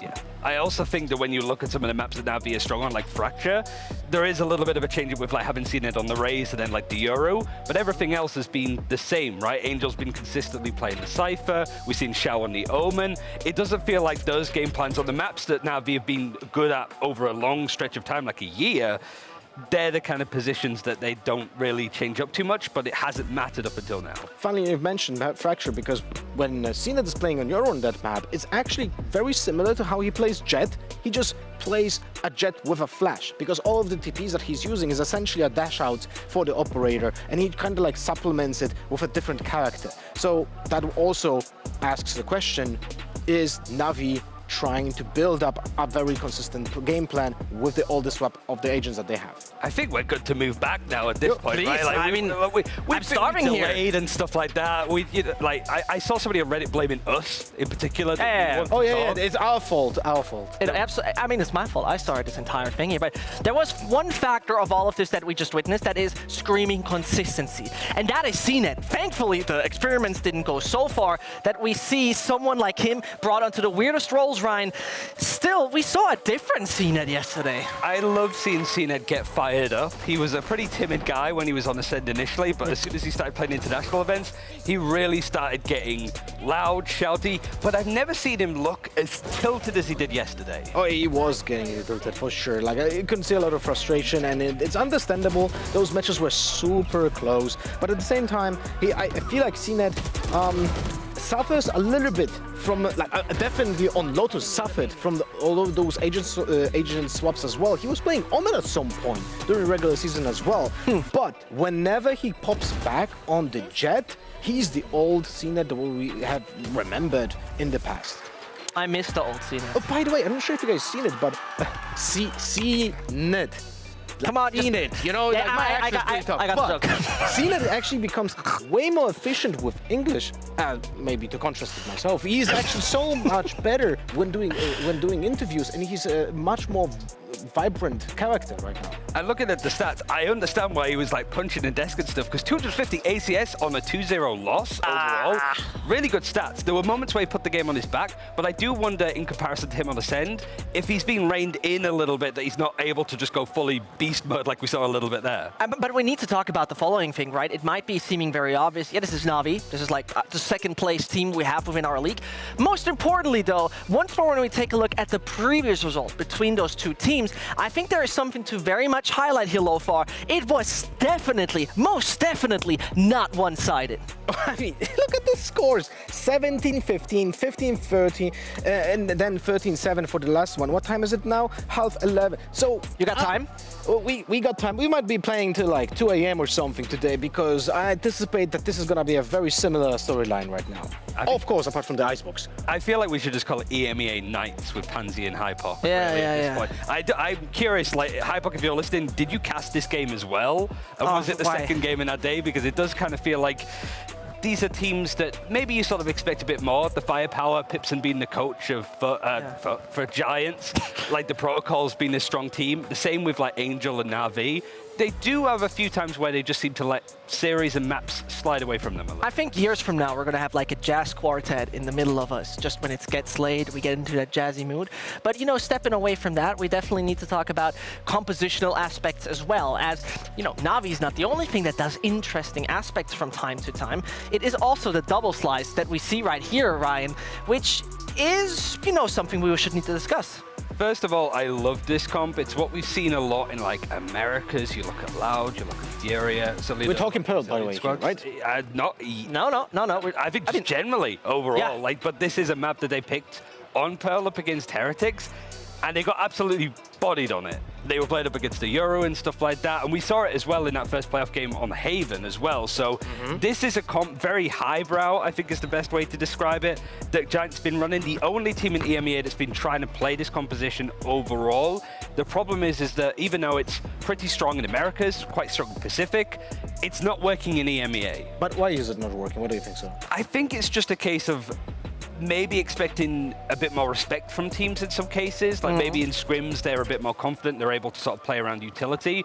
But in officials, when you have Mixwell running at you on a Euro, which is something that you might expect but maybe not plan for, you putting down Viper Walls, you're putting down Harbor Smokes. Once that utility goes down, they're in like that. They're in on an execute. And it's just being able to plan the expectations of, oh, you need to be holding this area, I need to be holding that. Why did they push through here without you realizing, and why did I get flanked and die? It's those kind of moments where I just think communication and actual official experience is what's lacking for Giants for this comp. Although this composition that you presented here, I really love it on Haven. I feel like there's a lot of value that they deliver on crossing the map on with the Viper Wall on the A area, because that is something that typically a team has to use as separate smoke. And with the double slice composition, you're able to supplement that with a constant pressure in that area. That's something that I feel like is more visible on Haven than Pearl, because Pearl is still like a dominantly B side focus, and it's less about defaulty setups. Although we do see a slight shift into the A area lately on Pearl, but not much in EMEA anyway. We in EMEA don't know Pearl. What is a Pearl? I've never heard of a Pearl. Let's see those other 5-6 maps that we should actually see as we're heading into Map V2 very soon. And as we're talking about expectations there, and you're talking about, you know, things like Haven, I personally feel, Ryan, that with what we've just witnessed yesterday, it seemed like an experiment that they might want to dodge now. It's the case you played up against NAVI, who have permanent Haven pretty much all the time, other than that best of 5 that they played at lock-in. That's the only time we've seen it, and they lost to Fnatic. So I think that the bans, at the very least, for this Map V2 should be straightforward enough. I think we're going to be seeing Giants take out the Fracture for obvious reasons, which does leave NAVI open to exploit that Pearl. What was I saying? They want to do. Yeah, I don't think we're. Yeah, this is exactly the same bans that they did before in the matchup in the regular season. Oh Lord! Oh Lord! Okay, there we go. This is the map that we're not allowed to speak about. It is Pearl that we're seeing first from NAVI. Yeah, I mean, and I'm not surprised that they actually pick into Giants, because Giants has 0-2 on it so far in the regular season, so not the best showing. Giants go into a center, which is interesting because in the last time they played against NAVI, it was their second ban. So we see a slight change. But also remember, the first map picked in the previous iteration of this matchup was an Icebox. Yeah, and it's a whole different look now. Oh, playing up against Navi on Perlo is scary. If Giants do go for the same, like, very meta comp that's very popular in America and stuff, you kind of believe that Navi are looking at Tokyo already as if they've qualified. And the way that they play might be to counter that specifically. So if Giants go and play that comp and play it badly, Navi could just tear a hole through them. You know, it's actually hilarious that we spend so much time talking about how Navi changed the compositions and they're like always like putting a specific way of changing the way they should play the game. And on Pell, they actually played 3 times the same composition. So they were actually consistent with the game plan and with the way they played that map. Can you please once more reiterate for the viewer out there what that composition particularly was? That was a Jet, KO, Gecko, yeah. Astra, Killjoy. You said the Gecko as if like that. Yeah, the normal aspect of it. But it does work, right? I think there's a lot of merit to it. It's just that we haven't seen Navi play this map for a good few weeks, like week 5, maybe week 6 of regular season. So maybe they change it up. Maybe the Gecko was just a bit of a ruse to play here. But I do kind of feel like if there's an answer to break what this like Harbor Viper meta is that we see globally, it's Navi. Surely that's the thing that they're aiming to take down. I just don't know if they want to do it against Giants, considering what we've seen so far. I mean, the stakes are insanely high, so experimenting here what might is this be map? a problematic a big problem. This is the last time, as you can see, Icebox popping up suddenly out of nowhere. This is the last time we have seen those 2 teams play against each other. Those are some really cool highlights coming out of the few weeks ago. Week 5? I think so, yeah. To me, most importantly, right, this was such a close game, and I'll be honest with you, Ryan, if I would be Giants, I wouldn't be really scared, because that Navi didn't look too strong yesterday. No, not at all. They were really punished by Team Liquid that had a good idea on what they were trying to do, and the adaptations were late or non-existent. Yeah, actually, this was like the full best-of-3 series where both teams, Vitinho was playing the Gecko on the other side, but I think this was incredibly one-sided in the end towards Navi. My question to both of you, while focusing on Giants, the expectations here are for a Navi win, right? But what do we want to see out of Giants? To take a map, then make this really close in the end? Well, for Giants, they have to find a consistent answer and plan for Hell. This is going to be the first map, and the thing is, it's hard to even make a plan against a team like Navi if you're not certain if they're not going to change something. So for the coach, for Pipson, this might be a very early timeout even to prepare the team from whatever Navi has cooked up, unless, of course, they will stick to the plan with the Gecko. I mean, the upside could be that obviously after that very, very odd loss that we have witnessed there from the Giants side versus Heretics previously, that they might now have the perfect answer because they practiced it so much and went in the direction of fixing this and overhauling it dramatically?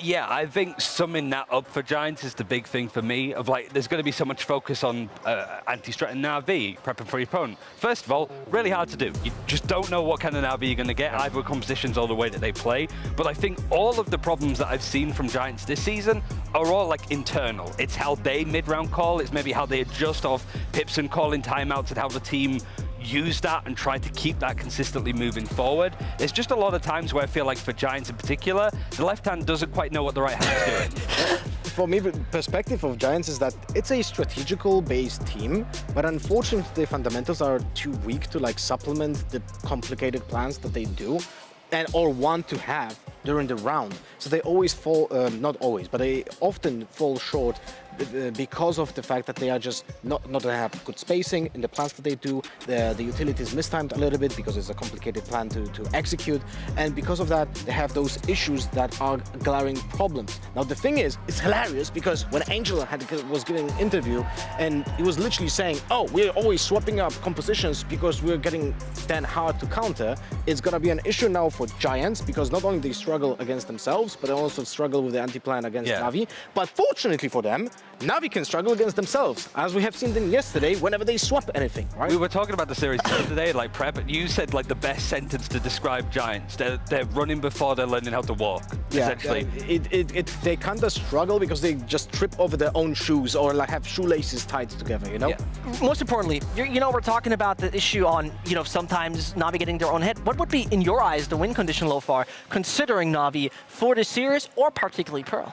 On Pearl, I would say for this particular composition for Giants, they need to put a lot of effort with damaging utility on the B side, because that's gonna be, if Navi is gonna play Gecko, that's gonna be the side that's gonna be easily plantable because of the wingman, because you can just easily put in without a lot of, let's say, threats towards your own team, and an effort to plan, right? So Giants need to shift a lot of attention with the Viper, with the Killjoy, to some efficient Killjoy setups on that B side. I think this is going to be a really entertaining Pearl match for both ends of the spectrum. Either it'll be Navi giving it all on this map, and we see Giants finally like run this meta composition and make it work, or it'll be a shit show. There's no in between. Like, both teams could, this could be one of the greatest Pearl maps on both sides of the spectrum. To have a great Valorant or poor Valorant. I want to start this trend from now on. Navi, before this game, right now, tell me, Ryan, yes, no question, will they change their comp again? Navi. I want to see them keep it. I want to see them like really dedicate to this overall. Yeah. And I think the maps that Navi have looked the best on are the ones where they don't change up their composition every time, like their Fracture, their Pearl. They can rely on this, and I guess most importantly, with Tokyo on the line and Elimination on the line, Navi can just focus on what they know instead of being 2 steps ahead. I hope they will not change it as well. You say no, though? Yeah. They will not? I will say they will not change it, because we have seen them. This is the only match where they didn't change the composition. They played 3 times in a row. There has to be a reason to it. All right, you know what?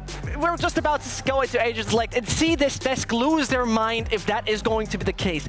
As you've mentioned, a lot is on the line. This has been the decision by Navi, so things better work out for them as we're about to figure out what we're going to see. Because to be frank and to be honest, I wouldn't be too surprised, Ryan, if there is a change coming in, most importantly from the Giants side. Maybe. I think they want to double down on this. I imagine they picked this comp because it's working in scrims to an extent as well, and there's reason to it, right? It's that sort of meta choice.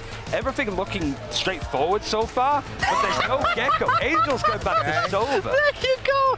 All right. Well, at least you will not need a bodyguard in form of Shower anymore, because that's how they played. The Angel and Shower just come every time together on the map. But now, without the Gecko, Sova actually delivers a lot of value against possible Loki setups, because they are Alamo bot and double doors can be destroyed with a shortcut setup, and it can also clear up any post-plant positioning, post-plant utility when they're gonna retake.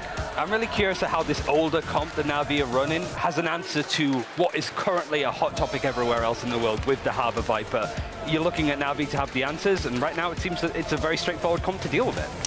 We are about to find that out, and I'm very curious. You know, we are taking a look at one of the most important games of both parties. But first of all, you know, it's very important that you use your Aim Labs Plus to actually warm yourself up properly. And I think those right here are the players that we really need to highlight. I think for me right here, Ryan, if I want to see some individuals, let's say carry, or particularly step up, I would go in the direction of Nuki and Cloud.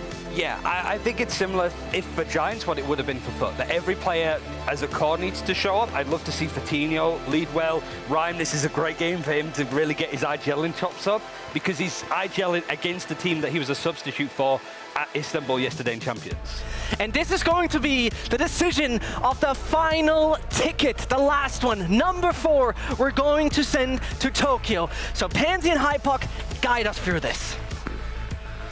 Thank you, Zesht and the Desk, doing a wonderful job today. Obviously, a little extended, but let's kind of drill in. Let's focus in on what's in front of us. Those dreams of Tokyo are on the line here for one of these 2 teams. That becomes a reality. However, it can only be one of the 2 teams. Mike, I want you to be very realistic about this. I'm going to ask you right from the get-go, who do you have for this matchup? Navi. Okay, you didn't say it with full confidence. I'm still in that weird kind of mindset where, I mean, I referenced the Desk yesterday. Sure. Talking about, we still haven't seen like the convincing Navi. And No, yes, there's been this discussion around the composition. Actually, even to take a step back and look at that from neutral, they've still delivered a fantastic record here in EMEA. Yes. Through all these compositions, through all this experimentation down here on the stage in the Coliseum, we've still seen Navi deliver. So that's why I'm still leaning towards, actually, at this point now, backs against the wall. I think Navi will deliver. There are questions here. Obviously, it always comes back to Pearl with not playing the Viper and how you have to approach this. Last time around, it was CNED to kind of mitigate a lot of those kind of questions with the performance he put up individually. Well, won't be the first time we've asked a lot of CNED. Well, probably won't be the last. Change. But on the other side, of course, Giants as well. This is... misreading this. So reconsidering now, but no. Actually committing to the B rotation. This is Coutinho's gonna go huge, but yeah, he now needs to relinquish any sort of fight he had in him. Support system will be there, but it's gonna be way behind on the timing. Coutinho looking to get up close and personal with his frenzy as well. A lot of chip damage done there though. Coutinho not considered still on this deep angle. Trailblazer to clear the way through, and NAVI now reset towards a much deeper post plant. And this is when the Astra surely becomes paramount here, but as it stands, Nuki biding his time. Could be massive on impact. Needs to start finding that now as Coutinho is already going to find one. The trade's going effectively towards Giants. And Nuki looking to deal that killing blow. Noting Xiao. Defuse going to be started. Xiao does succeed, but for only so much. Giants doing very well here, playing this back in, after being behind the curve. Yeah, absolutely. I'm not even sure actually if the chip damage is what forces NAVI into such a deep hold. Nobody actually commits to a close crossfire. Nobody even really takes an engagement when Giants actually find themselves back towards this site. And even here is a very loose hold towards main as well. Complementary angles. Coutinho's done great as well to minimize the risk there, get away, not take any damage away as well. And then obviously respond with that damage. As seen there, tried to make that frenzy work. But yeah, bear in mind, that was a... What? Oh, we're in the game. There's music. This is a bit This is confusing. But we'll cast it as if it's still happening. Yeah. Nice start. All being retrieved. Cloud actually will feel a little bit of pressure towards mid. I think I'm seeing some confused faces on some of the player cams, but... We'll treat it as live until we are shown it is not. I mean, so that's the best way we can do. Everyone's still moving, so like I said, we will continue as if... Okay, production have confirmed, yep. Was a misfire on the tech pause, thank God. Because we need more of those. Yeah. Didn't have enough today. Yeah, we haven't hit our quota. No, that's true. Contractually, at least 2, 3 throughout the day. One extended one. Don't scare me like that. They're just doing it to mess with you now. So let's see if that damage can come in here, right? So Sheriff's aplenty, Marshall on out. Can NAVI do a bit of damage? Now they found what looks like a pressure point. Now, did it work last time? No, but they did get the spike down. They did get the site. And Hoodie. There's another huge gap towards Art though, and NAVI have found the space. They will hear Hoodie here. Oh, he's got a lot more than he's bargained for on the other side of that as well. Sugetsu will punish. Spectre retrieved. Does Coutinho dip his toes here? He's tempted just because of that barrel now. Again, look at the... Oh, Angel! Angel punishes! Massive! And they're going to be feeling silly for this. Both players always trying to be a little ahead of it, trying to be a little cheeky with it. And they've lost their life for it. Yes, they are down a little low, but you take what you can get in these sort of rounds. So we look at the Bulldogs coming back in. 3 of them. There goes one. Cena takes away Cloud, and Giants now nervous, worried. This is not how this round was meant to go. Another mistake. Punished this time. Rhyme going to come back in with the first. Needs to make the time valuable on this, though, and now there's problems. Look at this. Don't even have the chance to get it to half yet. There's a Bulldog back in the hands of Sugetsu here. Wants to get this halfway if he can. And it doesn't look like it's going to be happening here. Rhyme is being toyed with. NAVI flip it right back to him. And I'm a little confused. This is Coutinho towards dugout once again. Hoodie explores main, but I didn't see anybody probe towards Art. Maybe it happened right at the start of the round and they gave up the position. Again, not entirely sure what's going on in terms of what the players' expectations were. I saw confused faces. Maybe that was why a couple of people were mispositioned, but... I mean, this is the same issue we just saw in that first round, though. Yeah, that's the only reason I reference it again, because that same gap was there towards Art this time around. 3. It was Sheriffs across the... Actually, no, other than Cloud and Coutinho. Here. But this isn't the round. I mean, maybe they can try and posture to show that they will have presence. Yeah. I don't it's going to dissuade them much. This is the one to definitely show presence. Yeah, trying to, oh, well, we've noted it now. Don't worry, we got you. But we'll have to see into that buy round coming up next, whether or not Giants actually are able to, fill that gap. See, Ned. Or what the catalyst is for that, to relinquish that space. It's very strange, isn't it? Oh, I thought Cena could have fully eco-cobraed that, but maybe feeling something in the waters, right? That little intuition. He's like, no, I don't think I will, actually. Backs away to the rest of them. And NAVI showing a lot of diligence here. Trying to be careful in their anti-eco. As they head back over towards B. But Giants actually preemptively. They've met them. Yeah, I mean, they're here to greet them, yeah. It's just whether or not they can find that good bit of damage. Any mistakes they could exploit here. Zened is vulnerable. He needs that second swing to come in. Damage. Yeah, down to 15 though. And Navi, the rest of Navi are there until Nuki! Oh, Go, Nuki! He's made it possible out of nothing! They flip it right back! Show me Nuki's POV right now! That was filth. They were ringing through so quickly on the kill feed. Show me that, please! See where it was. Okay. Oh, it's just beautiful to watch, isn't it? Now show me a smile. Oh, that is clean as anything. No smile. No smile. Nah, there he is. Ice cold, man. That's Nuki.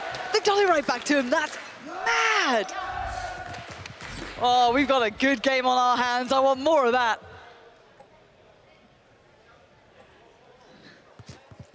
They're doing it again, though. They have tried to fill the void in art, but they're stressing this issue. A trade out towards middle, over towards Dorp. Ram does actually, yeah, some damage there, but fully cancels white flash as well. Yeah, fully white on that zip and light work on him. That's cracked this map right through the middle. Such a scrappy start to this map. A 4v3 though here for Navi. Hoodie, that's a really nice kind of backfill. I'm surprised he didn't keep note of the chance of it. Obviously the temptation, the lure of trying to get that pick back is what you're going to be looking for, and he got the opportunity for it. And this is where some of the questions really about the composition here, only playing the one controller, it basically eliminates a B-long push. I'm looking at you where Fatino's, I think he's about to drift into elbow, and that's when it, now it becomes near on impossible for Navi to even consider that. So they walk into, perfect setup from Giants here. They put basically their two hard anchors towards one site. Does put a lot of stress on them, and he's missed the timing on this Hoodie, and he wanted more information, maybe clearing a little too deep there. Zipan gets away with it. In the lockdown, Nuki's just hoping to get to keep him safe, but they're going to go for the plant, disrespecting it completely. Spam, not quite on. They know his position now, and there's danger. I think it doesn't catch anyone, though, is the problem. Close, but hey, you've got Hunter's Fury as well if you really need it. That's the pop of it as well, just to make sure no one there to close the gap either. All three players playing in between him. Where they'd want to be. Fatino looking for the first, but you can see up high will be one. It's Nuki with a delivery towards Zipan 2v2. Hold on. Smoke towards the spike, but Nuki falls. Very little opportunity now for Fatino. Shock dart there, 50 HP. Great attempt, but Angel keeping that safe even from the grave. I said Giants have the perfect way to adjust here. He's sending two towards and allowing Fatino just to control that. The only threat really becomes a split through from connector here. Oh, just ahead of the flash. That's fine, as long as they're more flash than you are. Yeah, well, I think it even comes out favorably in terms of who gets traded out here, to be honest with you. In terms of position, not necessarily agents, but yeah, very, very scrappy to start things out here on Pearl. Yeah, no one stabilizing Scrappy, yet. sloppy, I don't know how you'd want to characterize the first few rounds here, but 2-2 nonetheless. The economy about settled now with that chaos. Fatino on the Blade Storm. Cena does have an operator of his own. Cena's very aware of any naughtiness that could be used, but we can see what Giants are up to. It's proactive. They're trying to divide the map to themselves, but maybe there's something that's felt off to Na'Vi here. Do they read this well enough? Because there's already a player pushed up towards middle, so any step made, they're going to hear this. Right? Cloud will note that and relay it instantly. It's a very deep position, yeah. I don't know how much they've heard yet, but the timing, right? They felt no pressure on B-Long here. This is enough to make you question, and that confirms it. The follow-up would be fantastic, maybe a little too much to ask for. CNED flies in and just flies out of the round, and Rhyme's still standing until then. Talk about scrappy, talk about messy, look at middle.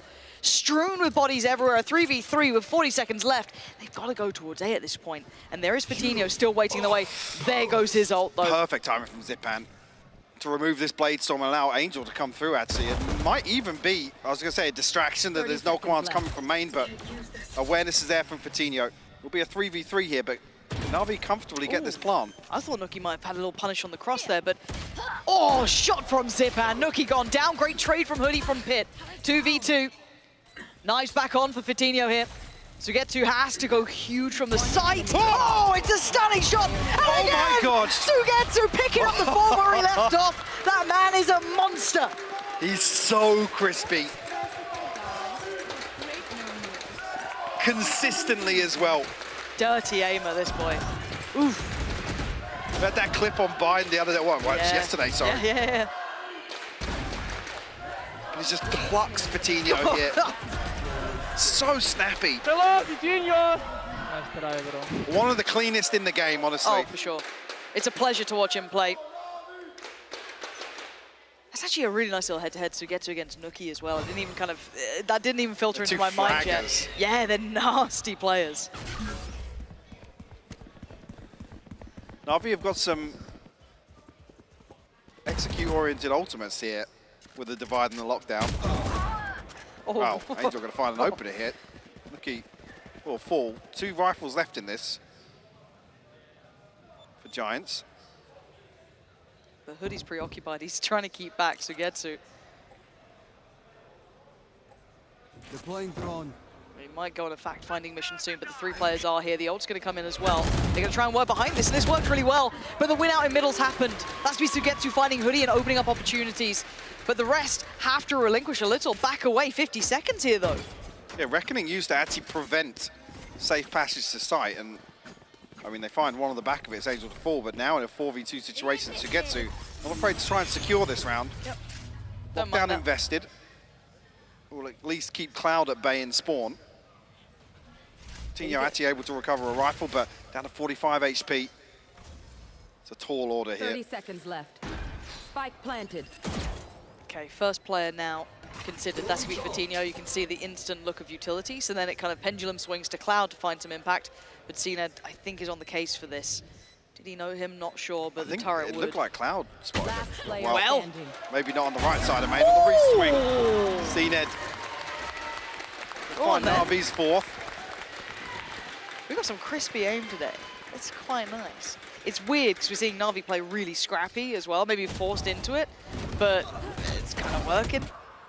Tilted the scales in their favor a bit here. Enemy remaining. Yeah, that's lovely.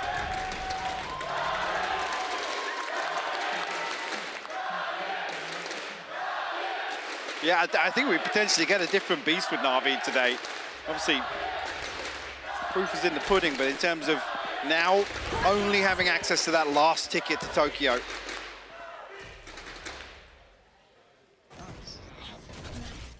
Hopefully be able to elevate, and but again, I come back to that same point. Even with all these composition changes, Navi have still delivered a fantastic season here in the EMEA. Call it an upset with the Liquid result, sure, but we saw the potential of it. It was discussed at length. They're actually extending over all day. Hold on, yeah. Okay, Zipan gonna spot out Cloud here, so that should force the rest of Giants back at this point. Do they continue? Vitinho's. That was a bit audacious there. Try to get that back, get maybe a pick back on their side, but they've now just lost both. That's the Operator gone as well, which is meant to be maybe a big proponent in this round. Leaving it on the 2 on this side. Now, fortunately enough for Giants, this is the side they have the 2 players on, Hoodie and Nuki. Does Nuki get much play into this, though? Knife is there for Zipan. He's committing towards this crossfire here. Dart won't find him, Knife won't either. But he will commit the ult, and they have no idea. Nuki again, he can't stop winning on this side. He's made it doable. It's down to a 2v2 now. The pit's up, 30 seconds. They can't really back away from this. What else are you meant to do here? It's such a beautiful distraction from Hoodie to play Nuki into that position, but Nuki finding 3. Are they? I mean, it's going to be tight. No, there's no way. Trying to fake steps. Clutching at straws, it feels like. Hoodie waiting, he's heard enough. The snake bite prevents it, basically, yeah. Nothing to be done here. Secured off the back of Hoodie and Nuki in what was a very unfavorable situation. I'm not sure if they even thought at any point they had enough time there, but like I said, if it was a consideration to just this 3rd kill, what? Okay. Right. All right then. Well.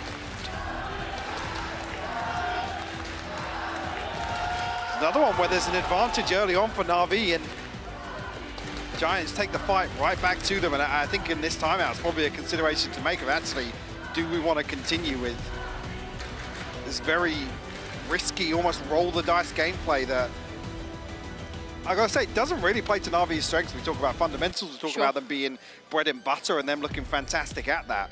But I mean, to be fair though, that last round, yes, they didn't clear the corner, right? It was well played in by Hoodie and Nookie, a bit of an opportunist to that, which is great. But they did hold the default, they did punish the push-up, they took the operator away, they did everything they were meant to, and then folded back into, you know, a site hit. But by that, again, if this is how the game's going to be though, it's very hard to counter that. I mean, Navi also found the space that was available to them through art significant. I feel like they've been playing a good game. I feel like it's Giants who are trying to bring this into a scrappy affair.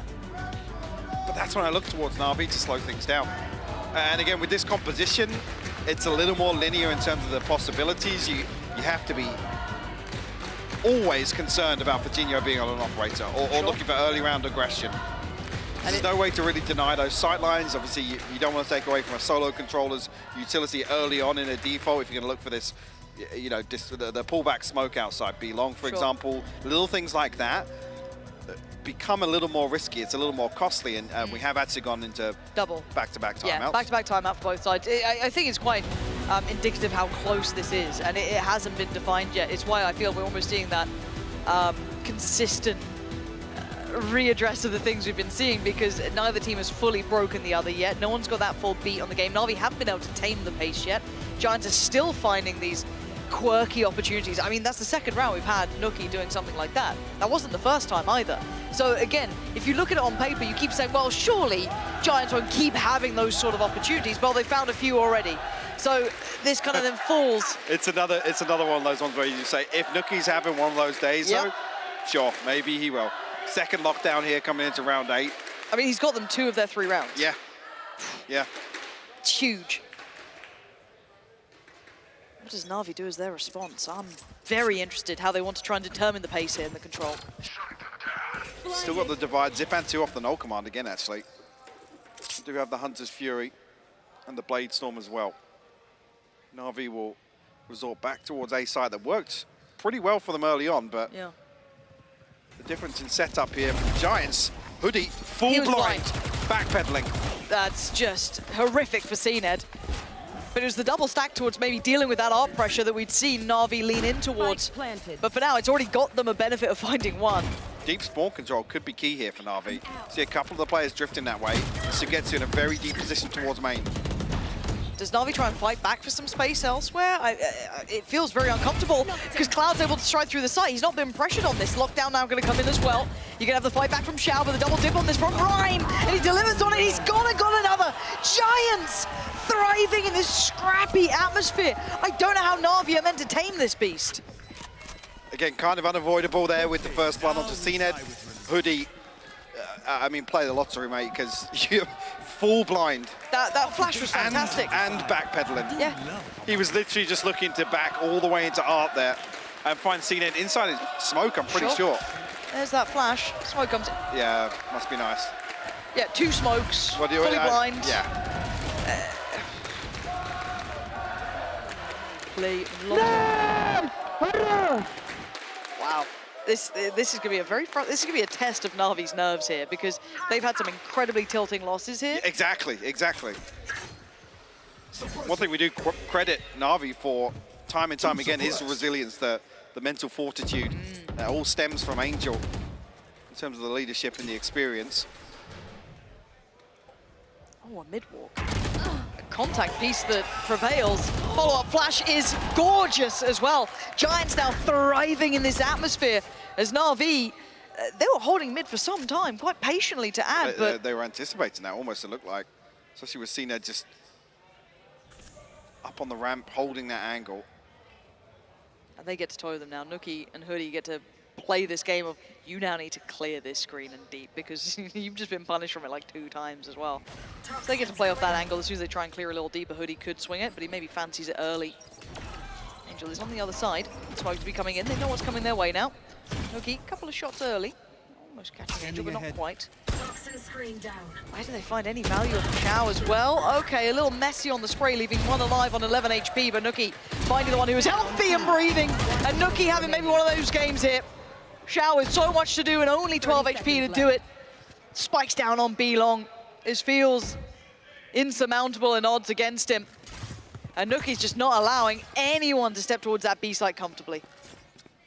Absolutely rips apart this push towards B, and Again, with the early casualties, Xiao has to play disconnected from this. Yeah. 10 seconds left.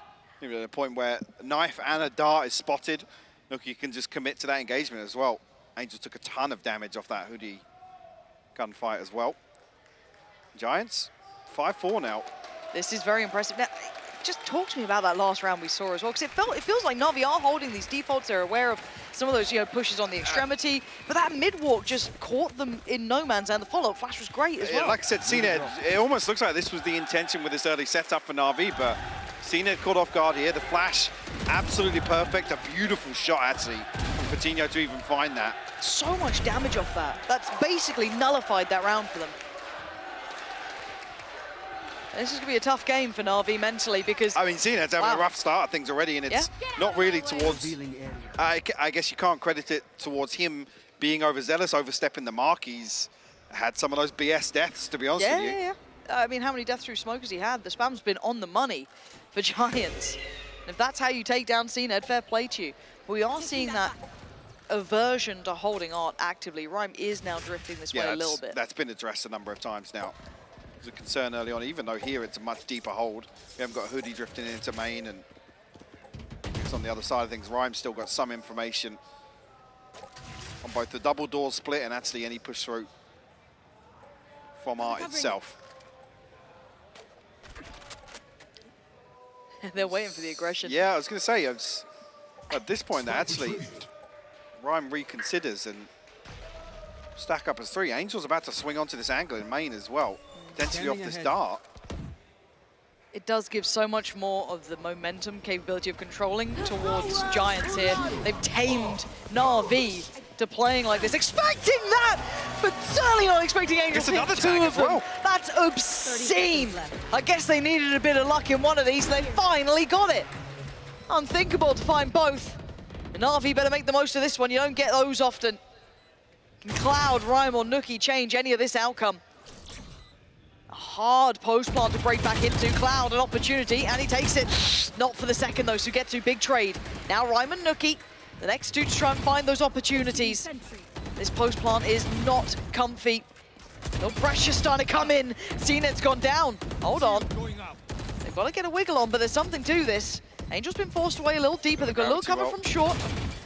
Deals with the turret, but they're running out of time now. This is when it becomes almost impossible. They're trying the best they can. They've made something out of nothing, but they ain't got much left here. Couldn't quite find Angel in the end. He's the hero of this round. Not enough time.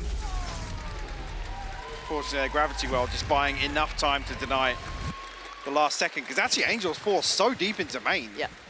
There's a chance there, actually, with the plant not being good towards art. He can't get away with that. It's a perfect Hunter's Fury here, though. I can't believe he got both. He gets the double tag here, and then they line up again. Oh. And like I said, then swings and finds the final tag onto Rhyme as well. That's a dream come true. You don't get much better than that. I guess it's a way to get yourself back in. If we're going to be having those rounds out of Giants, then hey, why doesn't Navi get one themselves as well? They certainly were feeling the drought of it. And I still feel like no team has truly got the grip on the momentum. I'd say, if anything, Giants a little more than Navi, but even then, this is very hard to predict. These things are looking a little cleaner here in terms of some of the engagements we are seeing. Right there. This comes through. CNED at least spot Rhyme or note Rhyme's retreat. We held back by the fragment, and Navi looking to pick up the pace a little bit with this split through connector. Much pacier hit. Yeah, and there was a 3-play stack towards Arts. The rotation's going to take a second or two. It's going to take a little bit longer than they'd like. Fight towards that connector side of thing. Cloud overwhelms Xiao. Now towards the side, though, they should have control. They don't. Nookie's here. Denies CNED again. He's having a nightmare. Zipan flashed up, overwhelmed. Giants playing this back in perfectly. And now Sugetsu barely breathing. Giants 4 alive. Big round from them. This starts with a 4-player stack towards the A side. Yep. Rhyme has to completely concede all of that space after the double doors pressure, but pace change looks beautiful initially from Navi, but they can't convert it into side control. Xiao caught a little bit further behind this. If you're going to leave some sort of contingency there, which with the Reckoning being available should be a consideration. Yeah, and CNED having an absolute stinker here. Like I said, it's not really down to underperformance here, but barely getting a chance to even shoot his gun in some of these rounds. He's just not being given any chance. Completely neutralized. Yep. It's very impressive to witness. There's not many teams who've been able to do it this well, to be honest. Bit of a master at work, but Giants showing him how it's done. Fatinho now, his chance here. Oh, the timing can... Even the crowd's a little heartbroken on that, you can hear it. There you go, finally Pixel spotted, but he's got to be careful with his repeat. Feeling confident, but he could be found isolated. Rhyme quickly going to get to the case and make sure he's not alone here, trying to hinder that progress, but it's Hoodie to fall. Sugetsu's got him. This time around it is a probe to almost bait some presence. Nuki's here, hold on. Out. Oh, good lord, if it's Nuki Just again. can't catch him in the astral form. But Fatinho's found Angel on the retreat. This feels bizarre that we're seeing these kind of kills coming across the map, completely unconnected. Bomb grenade out. Nuki trying to get a reassessment of the site here, trying to figure out what he has and what he doesn't have, and right now he doesn't have a lot. He's behind the divide until then. Creeps a little forward, deals with the turret, looks towards the other side, tries to find one, couldn't get it. This time it's CNED. The site now looking much better, a little safer. Maybe a plant could even come in here. I don't think much can stop that. No, plant is down. The 4v3 in favor of Na'Vi here. Not much utility to work with, but a flash in hand for Zipan. Trying to pick off this. Na'Vi forced all the way back out of sight here. Sugetsu has to hold on, but Cloud will find him. Yeah, what is left to this, a 2v2. Zipan, one of them. Oh, he digs his heels in. Doesn't allow them back into this site, and this has been a highly volatile half here. Both sides pulling off miraculous rounds. Some incredible performances individually. Yeah, things kind of stabilized a little bit towards the end of this. I think on the back of both timeouts, that was maybe a discussion that was had that... Do we want to play these very, I guess, kill-reliant early rounds? Yeah, it's a little baffling to see it come out 6-6, to be honest, because I felt like Giants were still the ones to maybe come out or be the benefactors in terms of that, but it's the early string of rounds from Na'Vi. It's true. Yeah, it's wild, isn't it? Because that's a game where CNED had almost no impact. He was out of the game. Next to none. Yep. And then to I mean, last time he was the win condition on Pearl. Yes, and here he is absent. Not able to make much happen. Nuki on the other side, for example, basically securing them, what, 2, maybe almost 3 rounds, if you want to be a little bit on a push towards that. Fantastic look. Tied up all even. I couldn't ask for a better game between these two, but it's not within the character I expected this game to be. No. I'm not even sure. I don't think it's fair to say that Na'Vi are maybe sweating a little bit under the pressure, considering that performance yesterday, or I don't want to say performance, the result. Sure. Yes. The result. Yes. And obviously here it's make or break. But arguably, the only other guaranteed favourite, right, in terms of everybody's expectations of this season and who we'd expect to be sending to Tokyo and topping EMEA in terms of the standings. Yeah, this is all fun. It's just how many times do you see Nuki's just a freak of nature sometimes. Genuinely, outside of like quote-unquote caster bias, you can't help but enjoy Nuki playing when he has these sort of games. It's just beautiful to watch. But then, similar to be said on the other side, Sugetsu, mechanically, as of late, Well, even as of late, you think back to even some of his bigger moments. Yes, it's like historically true. Every so often, you just get a Sugetsu round where he'll walk into a site and just find 4 heads. He's just it's crazy to see someone find that level of difference at this caliber, right? To be able to be that little bit better is just very impressive. But yeah, 6-6. I still can't believe this is how we're sitting. I didn't love the veto. How did you feel about the veto? I didn't get your opinion on it early. We've got a bit of a preview to that 6-6, but like initially. I felt like it lent a little in favor of Na'Vi. Okay. It required. I think Pearl was the swing map here. Sure. Sen, I think it's one of the, especially with these two teams, it does come down to a value kind of based assumption between CNED and Fatinho. Sure. I think, yeah, it's face value. It's almost a cop-out, but honestly, so many times I think it's the case, and I think it's definitely the case for these two teams.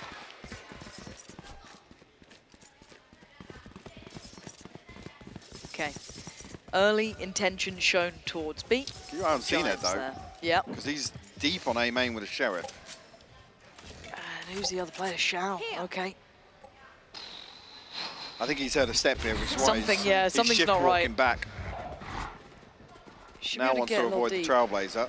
There's very early information actually allows Zipan to get here potentially ahead of this hit. Full A main control, remember. How diligently do they clear this? Keep in mind that CNED's still here and they come out. Oh, come on. He is having a heartbreaker of a series. Hoodie just bounding up, right-clicking, gets him. Okay. And now look at what we've got. Plant time. They've got the time on their side now. They also have that A-main control. Fatinho even adds insult to injury, taking down Angel.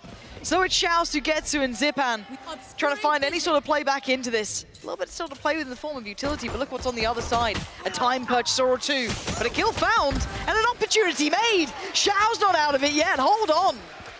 And look at the HP. Hoodie's on 3 and Nuki's on 29. This could be very doable. Sugetsu and Xiao. Xiao, man. Beautiful work from Xiao there.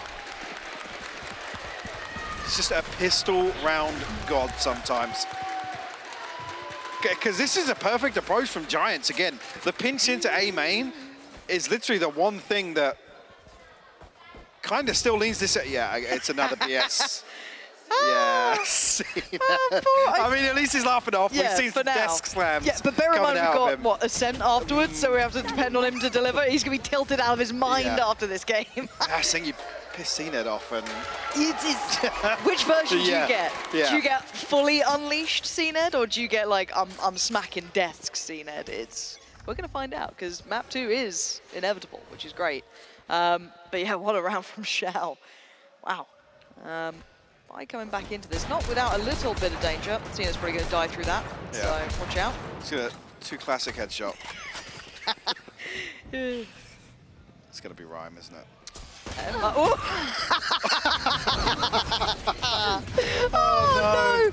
no! Oh, this is horrific scenes. Okay, but now we need to get back into this, because do they get any more? Sugetsu is fine. Fatinho's fallen. Plant's in. Can they play off this much? Ryan might be just left to rot out here, try and do as much as he can, buy a couple of seconds. He's done a bit of chip damage towards Zipan, but gonna need a bit more than that. Now, Marshall, you find anything? Not yet. No one on the spike currently. Second snake bite going in here. Cloud's a got lot one. of time's gonna. Oh, come on, here we go. And now it's just Xiao, the hero of the last round, trying to do the dance with Nuki. And Hoodie on the swing, but he's running low on time here. Nuki's trying to play with it. Play with those couple of seconds. He's not on the defuse right now, Nuki. Oh, it's incredible again. Come on. What a game we're getting. That's back-to-back round 2 flips. Yep. And we know that I guess Navi won out eventually in terms of a string of rounds. This, I'm actually... I want to hug him. I want to just, you know, a cup of cocoa or something. Just because I actually think on the jump peak he gets classic headshotted. You did that. You got a stronger curse than Sliggy. And that's saying something. Because what, it's 7-8 off the classic headshot, and then he just gets body shotted with a sheriff. Oh, it like made me shiver. Behind the wall. But the last one, I'm pretty sure this round also got turned, but this would be very difficult. Oh my god. Oh, come on, what are we getting today? There's 3 of them alive, Fatinho, Nuki, and Hoodie. Sugetsu, give me the aim. Oh, he's still punishing. It's gorgeous to witness. Absolute pandemonium here as Nuki and Fatinho. This was meant to be a comfortable round, and it's anything but. Spots the shadow of Xiao. This is weird, though. Yes, 3 sheriffs. I mean, now I say it's weird. 3 sheriffs left. Cosmic Divide available for Xiao, though. Can't use that yet. Which is massive in terms of a favorable head count here. Well, Zipan just taking a little bit of damage here, brings him down to 60, but Navi can find a trade on the way in here. This is certainly doable. How do they get that spacing right?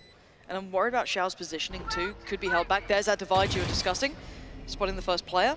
Nuki trying to figure this out. They're getting closer. Need to get that spacing. The shot's just right. He's being toyed with. They're getting closer. The cross is being watched. So Fatinho playing that crossfire well. But here's the punish. Xiao creeping closer. Getting just around the edge of this. Does he get the shot? Oh! Fatinho so heads up in this. Maybe stemming the bleeding. Zipan not being given a chance. Makes the cross, but he has to find 2 healthy players with Vandals. Oh! He's got 1! By the time, he can't get his hands on the Vandal. And Nuki will just wait and watch and bring him to his knees. They get the round, but they lose everything for it.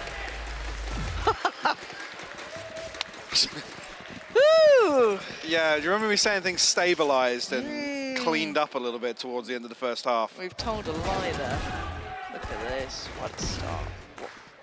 Vitinho's the saving grace of this, though. Dude, without the him. thing is as well, Xiao's so paranoid that somebody's still holding the backside of the divide. Yeah. That Vitinho, eventually the penny drops, like, yeah, this guy's not swinging art. I'm turning back. And he gets flanked. The difference between Nookie. Nookie looks livid, just like, by the way. Absolutely livid. Why was it even that close? I wanted to see like a compilation of when Nookie smiles, because it's rare. I thought you were about to say a compilation of scene, Ed. Leave him alone, man. I thought you were going to say it. I don't condone bullying. Cloud and Rhyme already down low, going to be forced to be a little bit careful. Lockdown invested here, and Angel, oh, he was enamored with the idea of, I don't know, having a go at someone. What was his plan? Maybe to get one ahead of the lockdown, forcing everyone out. Actually, we'll deny the plant here. So basically mitigating the cove altogether. It's still not spammed off. Will expire now, though. And now, yeah, Giants in a position where they have to find another kill, to be honest with you. 3 suppressed.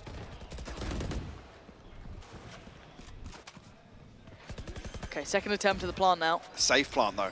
Now they have to dig their heels in on site. Yeah, they can't fall away too far. These 3 on long will be finding it tricky to find value if Navi are able to get back towards the site. High flash comes in, Sugetsu with 2. And now Vitinho forced to fight and fails. It's Cloud with the punish back down to the 2v2. And keep in mind, it's not a comfortable plant. They have to play a little closer here. So Nookie forced to take this angle. It's just that rifle in hand, the drop of the... Did they spot him? They did. They definitely did. Tagged up though. Oh, but it's still Nookie. The 1-4 trade out. Xiao! He's got him. He's got the defuse. Navi right back into things. 8 apiece. It costs an absolute fortune for everyone. I'm curious what Giants can scrape together, if anything. Again, the plant comes through, so there's an extra added bonus. It's just another ridiculous clip from Sugetsu as well. That transfer, disgusting. Disgusting. Who done it? Which one are you? Don't wheeze. 8-8. Okay, well, yeah, you were talking about the bye. Well, it's a short conversation there, isn't it? I mean, Bladestorm to work with. That's why I was thinking maybe if there's a Guardian or Bulldog or something Giants wanted to complement this with, but it's just Nookie with a Marshall. Reckoning available, Seekers too. If they can get a plant, Hoodie will have the pit. And a very deep hold here from Sugetsu, maybe on the back of his own lockdown being available. He's got to be careful to not get overwhelmed here, though. Yeah. He doesn't have much vision, and they've already closed the gap. Oh. Bladestorm gone. Yeah, bye-bye. Oh, come on, Fitz! Cloud's dead too. Give me that Sugetsu POV. This guy is just a demon right now. Forced to finally fall back a little bit, but Giants finding no comfort on this site at all. Oh, the timing Angel was had him. The double dip, though, from Hoodie is going to pay off. And there's that lockdown you were noting. Not invested yet. It would be, yeah, I was going to say, if you can trade off the ultimate in this situation, sure. It now basically negates the pit that's invested. You almost don't want Navi to invest this here. Still time buyers. Yeah, they don't have everything they want on this. Nookie is making them work for their dinner. Still no work towards that defuse here. Goes back in for another peek, doesn't get it that time. Seen it on towards the spike, gonna get that defuse if he can. But Sugetsu. Crowd calls. Sugetsu answers. It's 5. And this man is just on form today. It really is. A full montage here in map 1, but even so, the scoreline's still so close. Not an awful lot separating both these teams in a lot of these rounds, other than some standout individuals delivering.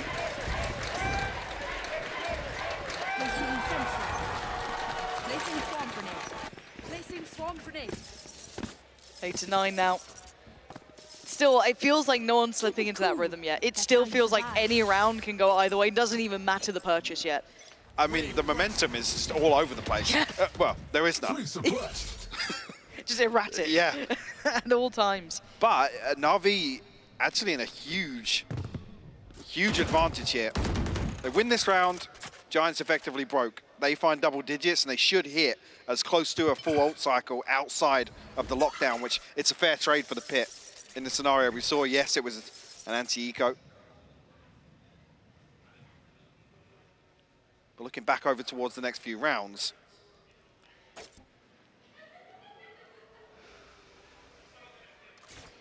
Coming back in now. A side looks like the goal. Do they get the timing right on this? I suggest you move. I've got your train. Counter ult gonna come in. Zipan's not moving from this. Maybe he should have. Patino's just broken down the door. Zipan's dead. He wanted so much more, almost rabid for it. Towards Sugetsu still standing. This time falls. Finally goes down. Hold on. 3v3. Sugetsu just gets behind, but CNED here will find a headshot with the operator. It's now just Nuki and Cloud. The 2v3. Spike not down just yet. 30 seconds left. This utility's about to expire as well. Yeah, it's not as safe as they'd like. One flash to play for Cloud here. Not much kit for Nuki either. Just slips past. Timing on this is everything. Nuki trying to do a little bit of work here, get towards Secret. But Big info though with Angel on the flank. Nuki's found CNED. And Angel's got the reply, so it makes it doable, but it's not comfy. Cloud, does he find a moment to strike? No! Angel back on in. This is interesting as well with the Reckoning being invested here because Giants basically need to win this out, right? To give themselves an extra round in hand. But because you see the trade of the null command, Na'Vi actually, I mean, that advantage now becomes bigger, to be honest with you. Because they're in a position where they can continue to trade out these ults. I mean, yes, Sugetsu already 3 away from the lockdown now. 2 off the Cosmic Divide. Are these back-to-back timeouts, or? I'm not sure if we just saw the wrong one initially. Let's find out. And imagine it's a Giants timeout, yeah, because that's a big swing round. With the investment of the ultimates included, yes, they have the lockdown, but I mean, oh, wow, even there, sorry, completely scrap that. They're going to have the lockdown potentially 1 away, Angels on Hunt's Fury. So it rips away that kind of safety net in terms of like a free execute onto a site. So yeah, really interesting exchange there.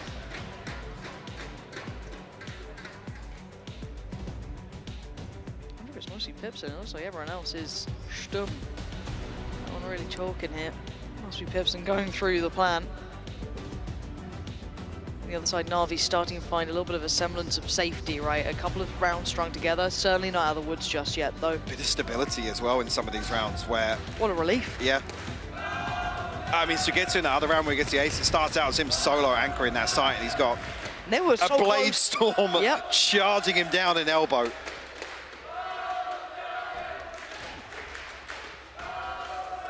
Here we go.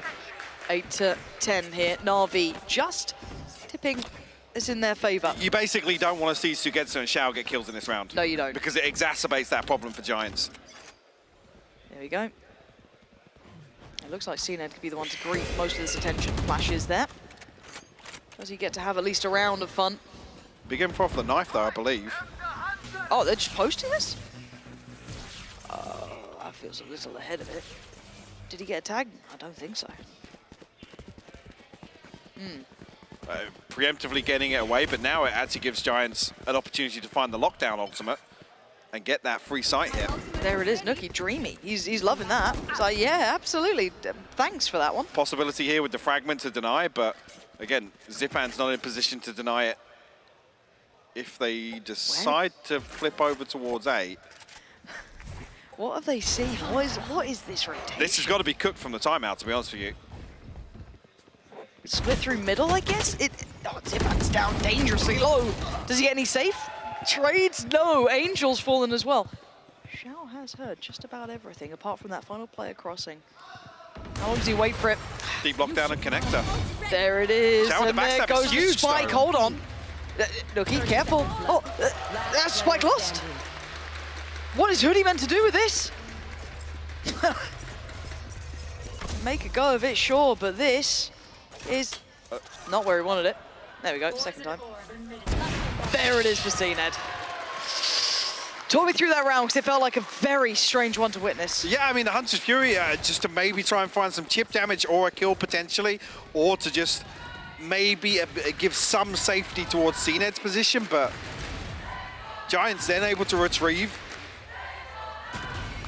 that ultimate orb and then find the lockdown deep in towards connector. Xiao just, I guess, plays the timing perfectly there. You said you didn't want to see Xiao getting the kills. Well, yeah, I mean, a little different here. We see the Bladestorm and the Hunter's Fury invested. Giants somehow scraping together another purchase, sorry. they can't do it this time, but Cena does get a bit of play here. Gets away with his life too, gets that first pick. Rhyme's gone down. Very difficult now to springboard towards that site as maybe they'd like to. See the next angle given. A little bit of support coming in from Angel here. Closing that gap gets difficult. He's trying to find that angle. Xiao. Oh, the timing on this, yeah, he's not got it. Giants beat him to the punch, and now they've got control. Now they can actually get towards the site. It's a 3v4 here for NAVI. Cena going to be given another opportunity. Patino on a wide swing on that, but Angel way towards elbow going to find one. They're starting to lose numbers here. Actually, Angel's fallen, hold on. Plants in, Pixel spotted, Nookie feeling aggressive with this. CNED finds Cloud, and we're back to a 2v2. This is so scrappy between these two players. 17 HP for CNED though. And he's on the operator. Does have the dash now. Regain that from the kills. Nookie's just posted on this though. Brutally hard angle to clear. Oh, he does it! Bloody hell, CNED! But Hoodie's got the time. Does he get to play it out right? Gonna hear the player's step. Drop. He knows they're towards the spike now. Hoodie's got to make his move and make it just perfect. CNED gets off the defuse, and now the 1v1 Hoodie! Come off it! Beautiful work from Hoodie in the end. Kept cool after that shot on Nookie was filthy. I want to see CNED's flick there. He's hard clearing that lower angle, expecting Nookie to hold the headshot angle. The timing here was heartbreaking for Xiao, by the way. The second he stepped out.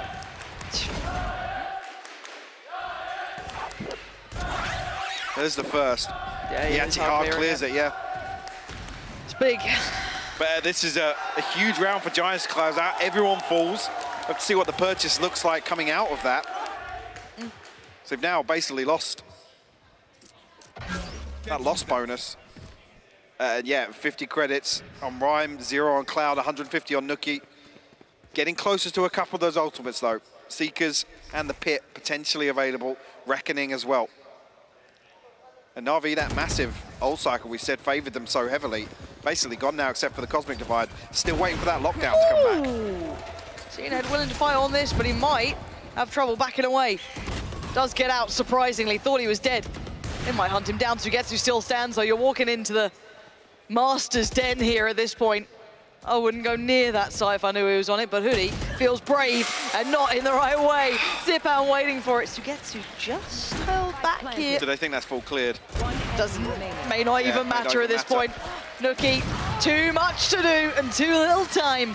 NAVI doing very well to stabilize here. Could be the nail in the coffin, to be honest with you. NAVI, find 12. See how the funds lie for Giants. We've seen it to have such a, I don't want to say bad start, but a rough start to this map. It's definitely made this side work for him.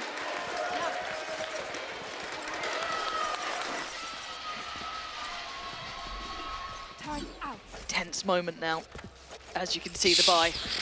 Yep, very unpleasant for Giants. Well, let's pray we get a plant. We'll make use of the pit with these SMGs, to be honest with you. You got to get past Angel and CNED. That's your first big challenge if you are Giants.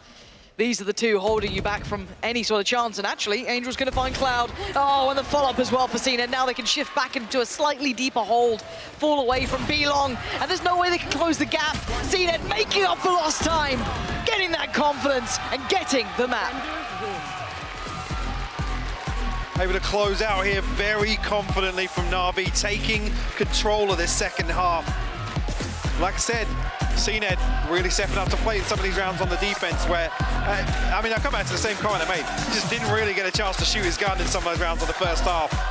Wasn't due to him overextending, Giants getting away with some freebies in terms of him trying to create space for NAVI on the attack. Yeah, very strange how things start out on both maps. The round 2 flips were absolutely wild. I mean, nobody could get a solid footing in these early rounds. I mean, feels like half of the game, there was no solid footing. It took a long time for NAVI to try and kind of carve that composure out of any of these rounds. It finally felt like it slipped into gear on that second half, though. Yeah. They're definitely a lot more comfortable in the second half on the defense, yeah. Well, that was map 1. That was already quite the affair, but that does give the advantage to NAVI now. Work is going to be cut out for Giants going forward with Ascent next up. Yeah!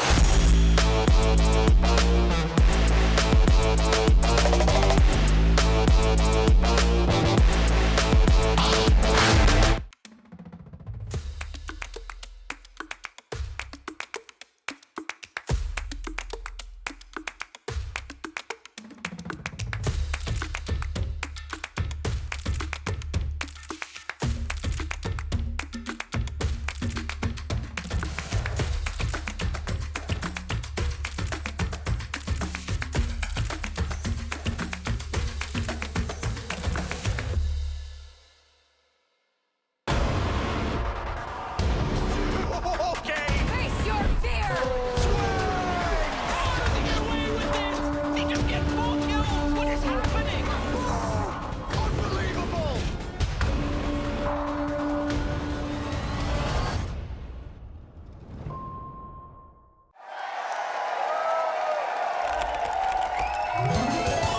Red Bull gives you wings.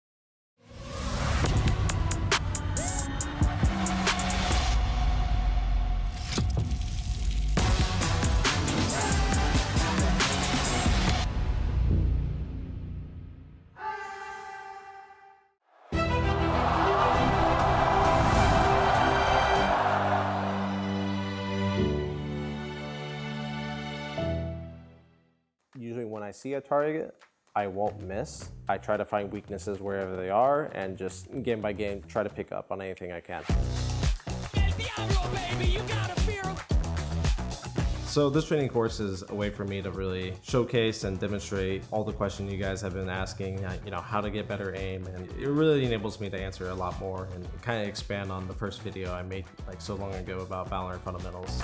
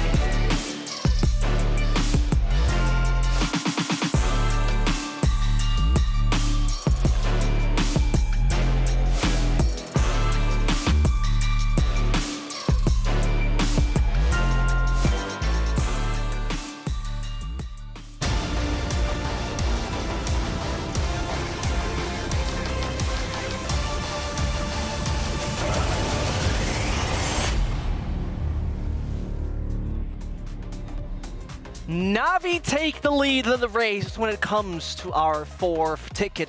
And man, oh man, I can tell you one thing. This was, let's say, one of the odder and weirder games. But that has been Pearl. And we witnessed one of the most exciting games, I would say, throughout the entire evening, though we had a few wonderful maps so far. And when we take a look at the most important part, what is it? What is it? It was an interesting map for weirdest reasons. You said it was the most exciting, and I'm like... I'm wrong. I'm sorry. Did I say most exciting? Yeah, I think okay, so. My bad. But you know, I'm a big fan of clean VALORANT. This wasn't clean at all. Oh, really? This was like, oh my god, it was back and forth, thrifties, 4Ks with a sheriff, Nuki just going ham. It was absolutely, it's actually kind of insane. I don't know, how often do we see, Ryan, both killjoys at top of the scoreboard? What's going on over here? I mean, it's Soigetsu and Nuki, right? But we were expecting a bit of a good, bad, and ugly. We'll get the ugly rounds out of the way first. These thrifties that happened pretty much after both pistols. That we saw NAVI picking up one, Giants picking up one, then getting thriftied, and then the other team almost thrifting. This is actually unbelievable from Nuki, being able to pull out this kind of round after they just got eco'd from NAVI the round previous. Yeah, I think no one learns that when Giants are on an eco, you don't put aside where Nuki is, because you want to avoid his sheriff just being, you know, stationed there as an anchor, essentially. Yeah, very much. And you know what? We had our shenanigans right here. We had our little foolishness. But most importantly, as just has been mentioned, both killjoys have been on top. A fairly rare sight, Ryan, as both Soigetsu as well as Nuki had an excellent game right here. Yeah, I think it's a firm reminder of both these players having a huge amount of international experience in themselves. But looking at Soigetsu, who had one of the best plays to win Masters Copenhagen for FPX last year, still having those kind of moments. Nuki, we've seen him on G2 have unbelievable stuff. Maybe not on Killjoy of all agents, but he wants again to attend these international events with his newest team of Giants. Dude, what is going on in those rounds? It's like sometimes it's just a wonder. You're losing your mind? Yeah, how the hell are they putting themselves in those positions, you know? It's like every round was like a big gamble, you know? From both of the teams, they were just like gambling. Which side do we go? How do we retake? How do we take space? We thought like a much of a 4-4. It was very random, at least from like the outside perspective. I'm sure there's a plan from both teams that they called, but from the outside perspective, it looked very awkward. I mean, it is at least nice to see that both of them really stepped up in the sense of that it also could be a potential win condition of that, you know, second map we're going into. But mostly, in talking about one thing right here, Lofar, there is still that first half back in your mind where you would have said, this was actually an interesting approach to how NAVI plays it. Well, Giants, literally in the first half, I felt like Giants were trying to read into the game plan from NAVI. So they were absolutely over-pushing the defense in the first round. So we have seen them push on long B aggressively, then takes the space with the harbor wall, fake pushes onto A main with a harbor wall as well, sometimes pushing behind it, but sometimes just leaving it open to like fake that, fake taking that control. And either pushing Art or leaving Art open. In first two rounds, actually, NAVI was able to just sneak up and walk up through Art towards A side. And I feel like that was the main problem that Giants had on the first half, because the composition that we have on NAVI, something that Hypok also mentioned during his cast, without that Viper, it's actually kind of more difficult to go B. And also now they lost Gecko, which also makes it more difficult to plant on B. So the attention from NAVI shifted towards A, and that wasn't read by Giants fast enough. So the rounds were just like typically just pummeled through the mid area and the to end on A. Literally only 3 rounds were aimed at B. Not a single spike plant even happened there. And then every other round, 9 rounds, were just happening on A side. Yeah, every round that NAVI won was an A plant at that point. You sort of mentioned those AXQs as well, which is something that Giants struggled against Team Heretics with just those fast hits coming in. I mean, seeing Angel on the Sova, it worked out in some cases. I'm not necessarily sold on it massively, but Giants, an improvement on what we've seen on this map from them, but just not good enough to beat NAVI on it. It's NAVI after all, right? I think that is something worth discussing. But most importantly, we're heading over to our map number 2. And so, as we've taken a look at it, Ascent is our next pick right here, Ryan. And it feels like this could be a very, very interesting situation situation, if I'm not totally wrong, especially, Ryan, when, you know, we can take a look on the telestrator over there regarding Ascended Giants. For sure. So we already seen Giants play this map in playoffs. It was against, well, FUT, for one. They qualified, and I actually want to start with FUT in this series because I want to talk about Kiwi and how Kiwi really punished Giants on their attacking side. And speaking of which, Giants are attacking first in this map as well. So we're actually going to show a heat map of two things. First of all, the red lines are the positions of where we saw Kiwi. On a jet with the operator, common positions that you're going to see them in mid, holding this line with the operator, playing from short, peek out here. And these blue dots, these are Krax's KO knives. And the reason why I wanted to highlight these in particular is just how much pressure it puts on any Giants players playing in short, most notably Cloud on the Silver, being able to stand here, Aldrin all the way through mid. Can't really do that when you have a KO knife thrown in this position and also a jet op keeping a close eye. So I actually want to take a few specific rounds, starting with round 4. So once this loads, we can actually sort of have a look at the position. We again see Kiwi's perspective on the operator. You can see where the majority of Giants are positioned. I think a good few of them get caught by this knife that comes in from Krax. And instantly it puts pressure on Fatidia to play a bit more aggressive. We do see Kiwi missing a shot, but he's able to dash out. And this is some nice aggression from Giants to take mid, but it was only one of the few times that they were able to do it. So I want to look at round 7, again, around where we see Giants trying to take mid overall again. We also see Hoodie on the Viper, throws up that orb to sort of clear out close mid a little bit more. But we see the knife again. Smoked off on shot from Ryan, which is good. You know that this jet is going to peek you in these positions, but it's the re-aggression. You've got a lot of focus as well from FUT that were trying to take A main, which made Ryan play a bit more passive. But off the Aldron, Kiwi was able to peek, and he got so many first kills and so many op kills because of it. So looking at Giants as they're attacking, I want to see a bit more care around this position, because if you let CNED start up with the operator, it could get very disastrous from there on. And you might also miss out on Tokyo and send Navi there in a 2-0 fashion. Well, CNED had like 8 frags before he picked up the operator on Pell, and then he ended up 16. So you have a point definitely there. Like, he's a beast with that gun, and he's essentially shutting down entire teams. Just like, you see how agile he is when he's dashing away, smoke bombing, and then updrafting, repositioning, and so on. But for me, on this map, I'm looking forward to that Giants Viper pick, because she changes the way that the map works. And I hope they will pick it. You know, it has been a while since we've seen Navi on this map. It was week 4 versus Conacore. It was a tight one. It was a 13-11 victory.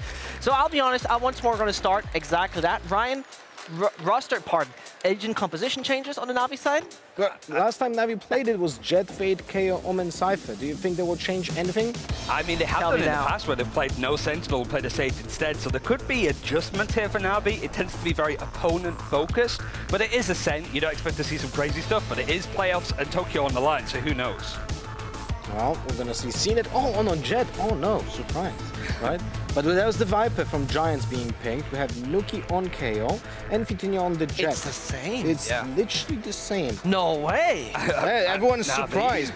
Pikachu face, but I'm actually surprised, no joke, that there's no single change on Navi composition right here. So they do play Fade instead of the classic Sova pick on Ascent, and I do like the Fade pick because she delivers kind of similar value, but at the same time, she's a good combo with Zipen's AoE.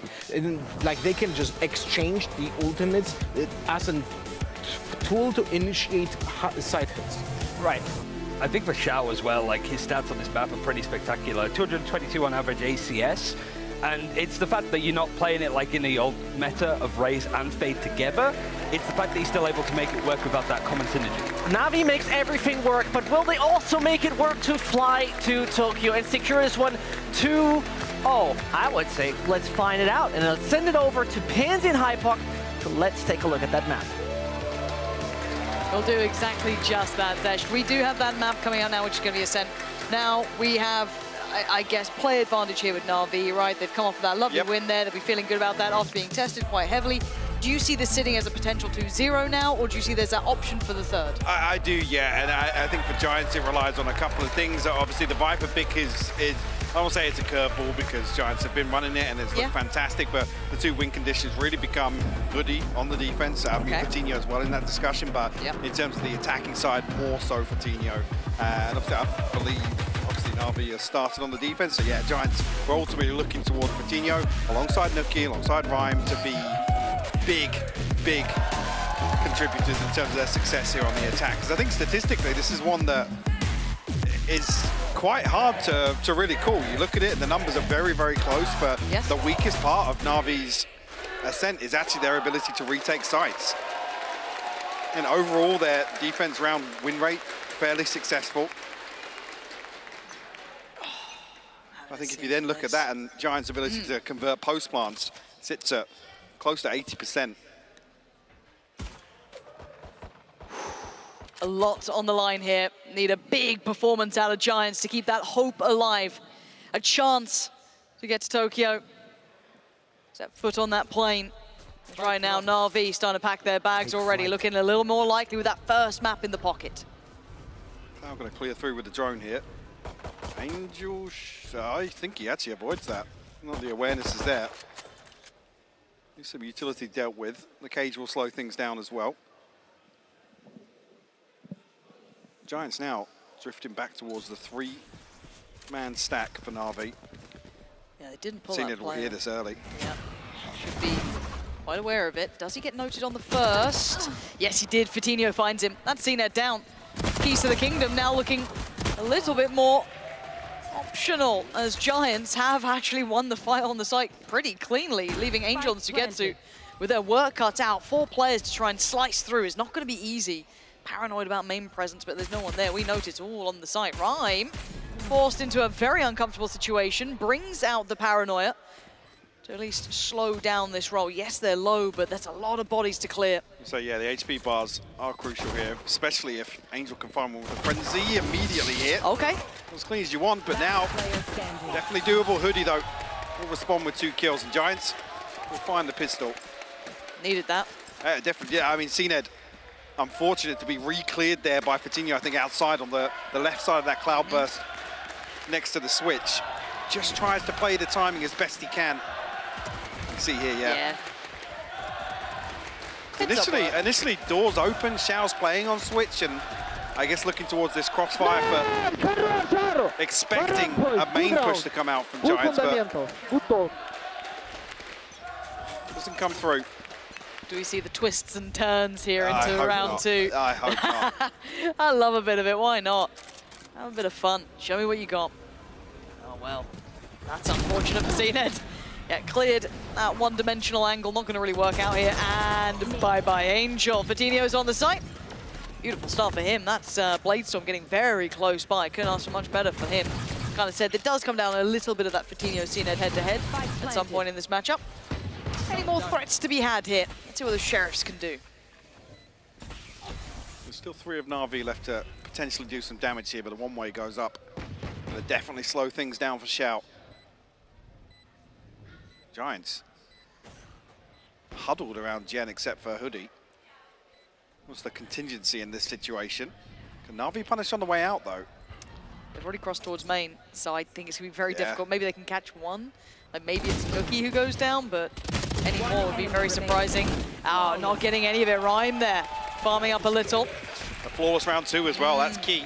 Very in terms different. of building a cushion early on here. Coutinho unfortunately didn't catch anything else, so still 2 away from that Bladestorm, but potentially doable here with a kill or 2, or even if he falls. And the reason I highlight Coutinho on the attacking side is actually, we always talk about stylistically Coutinho as a Jet. He can be a little different, a lot more passive, conservative, whichever word you want to put it. So you expect him to find the value on the defense. Yeah, he's a very safe pair of hands in terms of putting the op to good use here on Ascent. And we know that can single-handedly win games. Oh, with it leaning that favor as well in terms of overall round win rates. Yeah, he's not really that kind of combat Jet player who's going to be diving, you know, straight in for any fight he can find. So a little bit more considered, reserved. But this map, he does get a little bit more freedom here. Coutinho will have to dive on in. Tucks his head down, draws the attention of Xiao. And now we look at the second layer to this. The other players now starting to pour in. They've got the first step towards the site and actually overwhelm Xiao. Beautifully done. Sugetsu, though, sharp as ever. 2 big kills, going to bail out NAVI just a little, leaving Rhyme and Hoodie with a man down. 50 seconds to play with here. A couple of upgrades, though. That's not bad. Get a rifle in hand. Ryan 15 seconds away from the smoke as well, so no way to slow this down after the smoke on stairs will drop. So Na'Vi some time to clear out some of these close angles, awaiting Angel to regroup. A flash through now should confirm the whereabouts.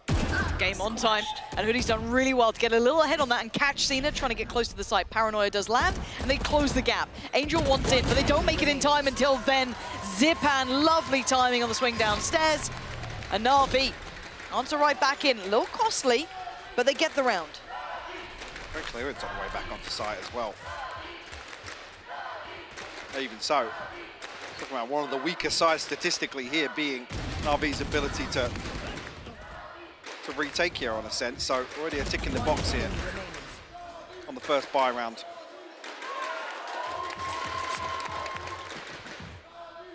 You know, we'll just bring the Guardian in here. Want to spread the funds as best they can. I think trying to maintain a purchase behind us. I'm not even sure why he doesn't even drop the rifle across to Nuki to make use of the Blade Storm, but we'll ride it out here. Get out of my way. This won't be a full purchase behind this at least, but maybe considering the possibility of a force regardless. Creeping towards that B site now. Xiao will get note of this, but they're going to be quite close by the time 2 rifles heard. That should be enough of a warning signal. They know what's coming their way. Fatinho caught in a trap and put to bed. Too much repetition. Be the death of you as Fatinho does fall. They hold 5 alive for Na'Vi this time. Giants taking those first couple of steps and trying to dominate towards CT, force away CNED. They still have to deal with these players on the side. Oh, Hoodie! Shot and a half towards Sugetsu, but there's still Xiao. Just can't find it, Hoodie. Gonna find the second here. Angel once again on this flank on the way back through. I had a flash previously, but not gonna happen this time, but he doesn't need it. Angel will get the better of Nuki.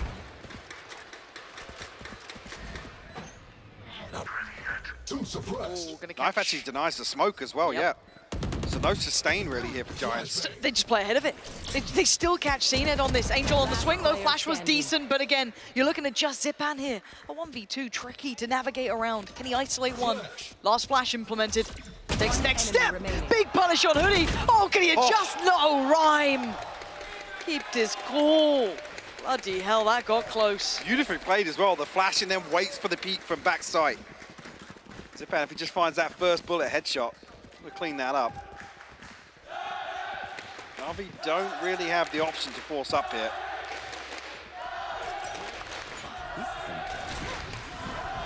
Yeah, so far, I mean, Fatinho changing his pathing ever so slightly, but Sugetsu's been wise to keep switching up these trips as well. Just to try and catch him off guard, and it's another obstacle the Giants need to overcome, need to navigate their way past. Ult starting to hit through here as well. Not too many essential ones for Na'Vi yet, but getting very close to the cusp on the other side. Out here early. Yeah, Zipan. I mean, maybe trying to bring that hero rifle somewhere it could do some serious damage, but Hoodie seems all too aware. Yeah, he's very heads up about that one. Gonna be forced to fall away. Zipan left, I guess, really wanting more, down on 73 HP. Not ideal if you've got that hero rifle. One suppressed. Crowd still has the drone. 5 seconds off the dart as well. Is the timing right for Zipan here? Can he make a thing in the middle, potentially? Not if he catches any audio cues or much more than that, but there's a little bit of attention, this little bit of leg shown towards B has called to command the rest of Na'Vi. They've responded to this one. It does actually get pinged here. Careful. We've seen the sheriff on the other side. They've read this fake though. And the timing's fantastic for Zipan. 30 seconds Very left. patiently played through middle. The smoke did go down towards main, so Angel is here, but the paranoia lands and he waits. Vision depleted, but they're still on the side. 10, no trade, no. Dealt with, Rhyme's there. And it's on Zipan, made his way to the site, still did fantastic damage this round with that rifle. And here we go, Sugetsu got himself that Phantom, he's got himself in this round. Positions now given away. CNED given some chance. TP, where are they off to? Drop down for CNED. Oh, it's good work there between the two of them. Fantastic work back in from NAVI. That was gorgeous from them. I think CNED as well, if he gets to the defuse, will have... Okay, Sugetsu's just going to stick it out. Okay. And yeah, really, really strange, because one of the strengths of this composition from Giants is their ability to smoke off mid, take the control, and then be able to execute quickly with a double controller, right? You don't have to burn up one of Rhyme's smokes to prevent or deny that information in mid. And that's actually where NAVI win out in this round, as Giants look to stack up towards this A split. So you're talking about the timing potentially being key for Zipan, but I think it's slightly off for Giants. Yeah, That's you're right. the bigger focal point there. Now they're in a tricky predicament themselves, right? Their money's now back in this position. Can they answer back in kind? No hero rifle to try and supplement it. And it looks relatively clear-cut if they continue down this path. Straight up cap, but if anything, just leaving Hoodie to invest the ult here. Just spread all the way into trees. It gives him decent access. But it doesn't actually spread towards the door is the problem. And the Poison Orb does that, yeah? So it's actually a pretty good setup here from Hoodie. Okay, forcing it off. They might get themselves a site here. It may not be super comfortable to hold after that. You're not going anywhere. Yeah, flies him back. Oh, they play back in ahead of it. The setup holds. They didn't get the chance to even step towards the side. Ryan made it through, sure, but the spike certainly didn't. And the rest of NAVI now just fall towards them. Very well done. Unless Nookie can do something out of this world. Okay, that ain't bad. Any more? No, not to be. Okay, so Operator will be taken back into hand. Has to be in the hands of Shout. And RV bring it back very clean in that aspect. Didn't get too panicked by what was brought their way. No, I'm curious if there's any way for that pit to actually spread all the way towards the door. Again, the Poison Orb looks as if, I mean, it's a consideration made on the backside of it. I don't know if that's maybe reactively to where the spread actually comes into effect, but I like the approach here. Cuts off a massive avenue, but the problem then becomes the waterfall from heaven. Yeah. And with that weaponry, it's very difficult to achieve. We get the buyback in now. I want to see what Giants have learned throughout this and seen it off to a very pacey start. There's someone top and middle as well, so he might be noted. Can he stay alive? No, he can't! Big punish, big trade though! Cloud back in and doubles down! Punishing Shao as well. An audacious attempt from CNED. It didn't work out for him this time. It's another thing as well that comes back to that same point. Giants have such an opportunity with this composition to slow play early mid and then still play very reactively because they've got two smokes available. Now, while I'm dying, have to rely basically on Hoodie's utility towards V-side here. No command will definitely help out a little bit. Zipan's got to be careful not to get isolated here. He tucks into the corner. Can't get anything done though. No, did a little bit of damage on Coutinho, but that's about all he can report. Now Sugetsu, the master himself. Aim God for sure, but this is very difficult. Oh my word! He is something else. Coutinho is low, but he's got 2 full HP players with a flash still to be played in. This would need to be one of the best rounds we've seen from him yet. Oh my word, he's got Coutinho down. But the last two are the hard ones to get past. Oh my God, Sugetsu! You do not get to do it! Nookie denies. Just. No round is ever lost with Sugetsu still alive. What a beast. Bloody hell. Nearly got it done. At one point as well, there's only 8 bullets left in the clip as well. I mean, yeah, spotted very early here, actually. Oh my God. Oh, like the Sugetsu shot off Coutinho earlier.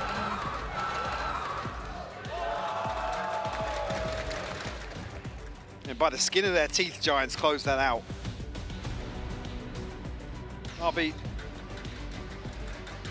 call the timeout here. I'm not entirely sure as to what the adjustment will be. Definitely haven't got a steady footing so far in this defense. A 4-3 scoreline in favor of Giants. Almost mistaken, though, Navi had a great deal of ults to bring into this. Everything. So, yeah, I'll be interested to see if they can craft something almost as a straight-up win. But Giants on the other side have been doing quite well to keep this as close as it is. They do not want to let any doubt in their mind at this point. They are still fighting for that opportunity, still fighting for that chance of the third map. That's where they have to get to first, and then maybe challenge for Tokyo. One ult for Cloud, and that's all they've got really here. 2 away from Coutinho getting his, but the other side, they are lavish in the amount of ults they've got. Plenty to be played with. Operator back in as well, and the Blade Storm for Cine to ride out. Looks like an all-in Another piece. purchase on top of this. Identify here, I mean, expect Hoodie to be in this position time and time again. At least identified early on here. But maybe it's an indicator actually that nobody else is tagged off that dart. Sorry, the knife. The steps will be heard in main here from Zipan. Flash, counter paranoia, Hunter's Fury, and it's found absolutely When the null command's nothing. popped, it actually prevents the second and third shot from the Hunter's Fury. That's gonna add insult to injury. Yeah, really, forces isn't it? Giants right back into an audible off the rip, basically. I guess Hoodie being pushed up is a little better, but then again, how much can you call off the back of this? I mean, the awareness is there. Sugetsu's on a deep position towards CT, and Xiao actually holding on to the market cross as well. He's giving it up though, and Hoodie trying to slip through. Oh, a second away from death. You don't know how fortunate you were. Sugetsu saved and CNED thriving. Coutinho the only one to find some form into this round. And RV holding them back at the door. They are not finding much success here. Giants are struggling now. Cloud being toyed with, chipped away at. He can't even get the first. CNED will live. Zipan alive, barely, but again, it felt like that side was never really under threat. Cost a fair bit in terms of the ultimates, but in 4 standing, so you can ride that off. They hold on to the operator. The timing here is ridiculous.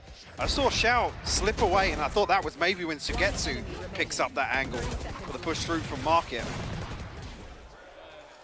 It's finally turning around. Hoodie, I don't know if it's a moment's hesitation or he's looking for a second maybe in that situation. The Giants now to call a timeout. So we want to talk about once we go into these gun rounds, yes, I guess it has filtered a little heavier towards NAVI. And Giants need to get themselves back on track here. Wondering what they're going to be able to come up with. A couple of these sites hits have felt a little bit handled, a little bit, well maintained, not feeling as threatening as they once were. Yes, a couple of the other side hits were diligent. They looked like they were starting to find a little bit of something, but we saw that counter coming up from the likes of Sugetsu, starting to find a little bit more comfort in this, and Giants need to somehow handle what's been thrown at them. But it is still 4-4, so still a stupidly close game. I'm curious to see where Giants see their opportunity here. Obviously with the Cypher pick, it's you look towards that market position. Scene it hasn't necessarily been, I guess, posted up. There's been a few peaks early on. We obviously tried to get aggressive one round as well, down from shore. Like I said, for me, it still feels like the opportunity here is to try and exploit mid. Yes. Maybe they will. To get the majority of Sugetsu's setup, so actually towards denying choke points from Coutinho, or denying that. What is that awareness? Why is CNED in spawn holding that? Why does your brain work like this? How does it work like this? 1, 2, 3. See, too early. You got to count to 3 and then pull the trigger. Classic. I'm so sorry. I'm still just. You're still mind reeling blown. off of that. The nice time is great as well. Oh, I thought we might catch 2 on that. Only going to get 1. Paranoia. Not going to find what it needs. But NAVI starting to shut this round down again. I want to see if they can, once they get that gun round in, maybe find some more of that space in middle. I know Hoodie was able to slip up before. I was saying we see a switch up here with the poison orb being much deeper. A miss on that one, but I don't think Nuki's going to be re-swinging that angle. Sugetsu will find Hoodie. Is he aware of the second? Just reacts to it. Yeah, Nuki's in danger.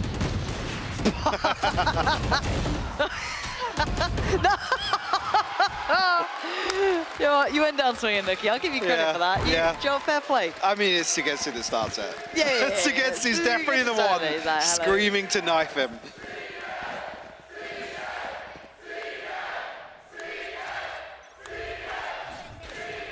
This is actually outrageous. Oh. How is he so aware of these things? The first one was not clean. No. Work on that. Yeah. Do better. 5-4 though. This is the round that the timeout should have been for. Cena posted up in middle here. Can we forced a little bit deeper, and we wonder if this is going to be maybe their layers to this. They are forcing him as far away from middle as possible. This is granting them, I guess, a quicker access towards cat, towards short, towards tree. There's still a player tucked in towards wine, which is another new look we haven't really seen them depend upon yet. No. Oh, that could be such a little nuisance here. How much play do you reckon he gets off that? Zipan invests the knife to focus short here. So no information on this creep up on main, and it's not actually in a position to counter swing here, but Angel's still going to get played in. Oh God, no one's checked on Angel, and he's just got, he's got two. He's got his paranoia still. They are in trouble. They're in dire straits. Coutinho going to fight forward, but the spike goes down. He can't get away in time. There's still life on this round until then. Seen it. The heart stopper at the end of it takes out Coutinho, and NAVI hold on. Themselves a 2-round lead as well. See what the purchase will look like for Giants here, because it potentially comes in round 11. Another, I mean, it looked a little dicey initially there, but Zipan continues to challenge towards Cloud here, and I'm thinking, anyway, he does clear one. Angel's in a rough spot, because he falls, Zipan can then get backstabbed. Yep. Zipan playing the timing perfectly here. And yeah, they're going to hold on for the round 12 purchase. Potentially we'll have the pit if they can get an orb here. Maybe even one more towards the null command. Focal point has been mid for Giants in a couple of these, but just haven't really found success. I wish they'd done it on the gun round, maybe pressure a little deeper. Because they kind of use that as their springboard, their catalyst towards getting towards cat and building off it. But I mean, there was only one player who really explored it. Stigetsu's basically been solo anchoring with Shout floating in and out of spawn. So they're happy to concede. Shout just spots a pixel, finds the spam as well. The Prowler will confirm Coutinho. And it's just so controlled by NAVI. Yeah. Making it very difficult for Giants to find that gap. Camera taken out. They've got a good read on the positionings. The only unknown quantity really is Rhyme at this point, but his position won't find impact here particularly. Not going over exploring. Coutinho undiscovered. A knife. Just going to come through. Doesn't find too much off the back, and it does look like that B piece will be eventually coming in. 30 seconds left. Xiao going to get tagged up a little. And they have got themselves the gateway towards B. I say that lightly, as that spam almost connected fully towards Coutinho, but off. Poor old Ryan. We found Angel, but now it's just Coutinho and Nuki. Knife all invested and not much else left to do. I'm Nuki worried. now noted with the knife. I'm getting worried now, Mike. This is when that scoreline starts to feel heavy. Feels weighted. Nuki, yeah, can't do much more than that. Gets his ult as well, but still, NAVI going to extend that lead here. My worry for Giants begins now. They need to get a round back here, otherwise NAVI just start tearing away the lead to almost an insurmountable point. Yeah, and the difference being, I mean, NAVI obviously not able to close out 2 8-4s yesterday, but this is a very different NAVI today. Oh yeah. I come back to that same word, controlled. It's very composed. The timings are on point today. It wasn't yesterday. People swinging on solo challenges and being punished for it, and it was almost a snowball in effect. Time and time again for NAVI yesterday, not in their favor. This time around, way more receptive, waiting for Giants to have to dig deep, honestly, in some of these rounds. Well, there is a lot of the switch up. I was going to say, first time we actually see a switch up here from NAVI. Well, I think NAVI are reading that the answer would be the Giants explore middle, right? They've read it better than Giants have, apparently. We've gone back in maybe to... Well, it's just going to be a death ball with the null command, and I'm not even sure, actually, it's Sugetsu. I don't think he's suppressed here, so the trip will still... That's dealt with by the shock dart. They're through. Okay. Hit comes in. Blind! Okay, dude. He can't stop winning, this guy. Coutinho's still going to try and find something, and he's actually doubled down with Nuki. Hold on, it ain't out of the woods just yet. Sugetsu again! Come off it! How are they doing this, NAVI? making it her here towards Giant. She thought this was the best chance they had. Cena does go down. Hoodie in a 1v2. Spike is not within his grasp. He has to get that. But they can watch this. Do they know? How much do they know with this now? Hoodie looking for a chance. Praying something goes his way. Zipan's still the question mark, to be honest with you, but general whereabouts will be known earlier on in the round, but now looking to move as a two, as a unit here. Unfortunately, yeah, the pit will have to go down, so it's now just almost a dry 1v2 here. 2 flashes for Zipan. Yeah, first flash really came in, and the ult. This is layered perfectly. Hoodie has his work cut out. This would need to be something out of this world for him to pull off here. Spots them, knows where they are. Good luck, Hoodie. This is not a fun situation. NAVI breaking Giants here. This half has fallen perfectly into Navi's hands. Sugetsu, man, just the sixth sense once again. 2 kills inside this pit. And ultimately, Giants lose out on the big win condition here, is getting everybody to site and relying on Hoodie's pit to slow down, prevent any early progress back in. And we see he's got a shorty there as well. He's probably happy to just push right up onto spawn and hold it.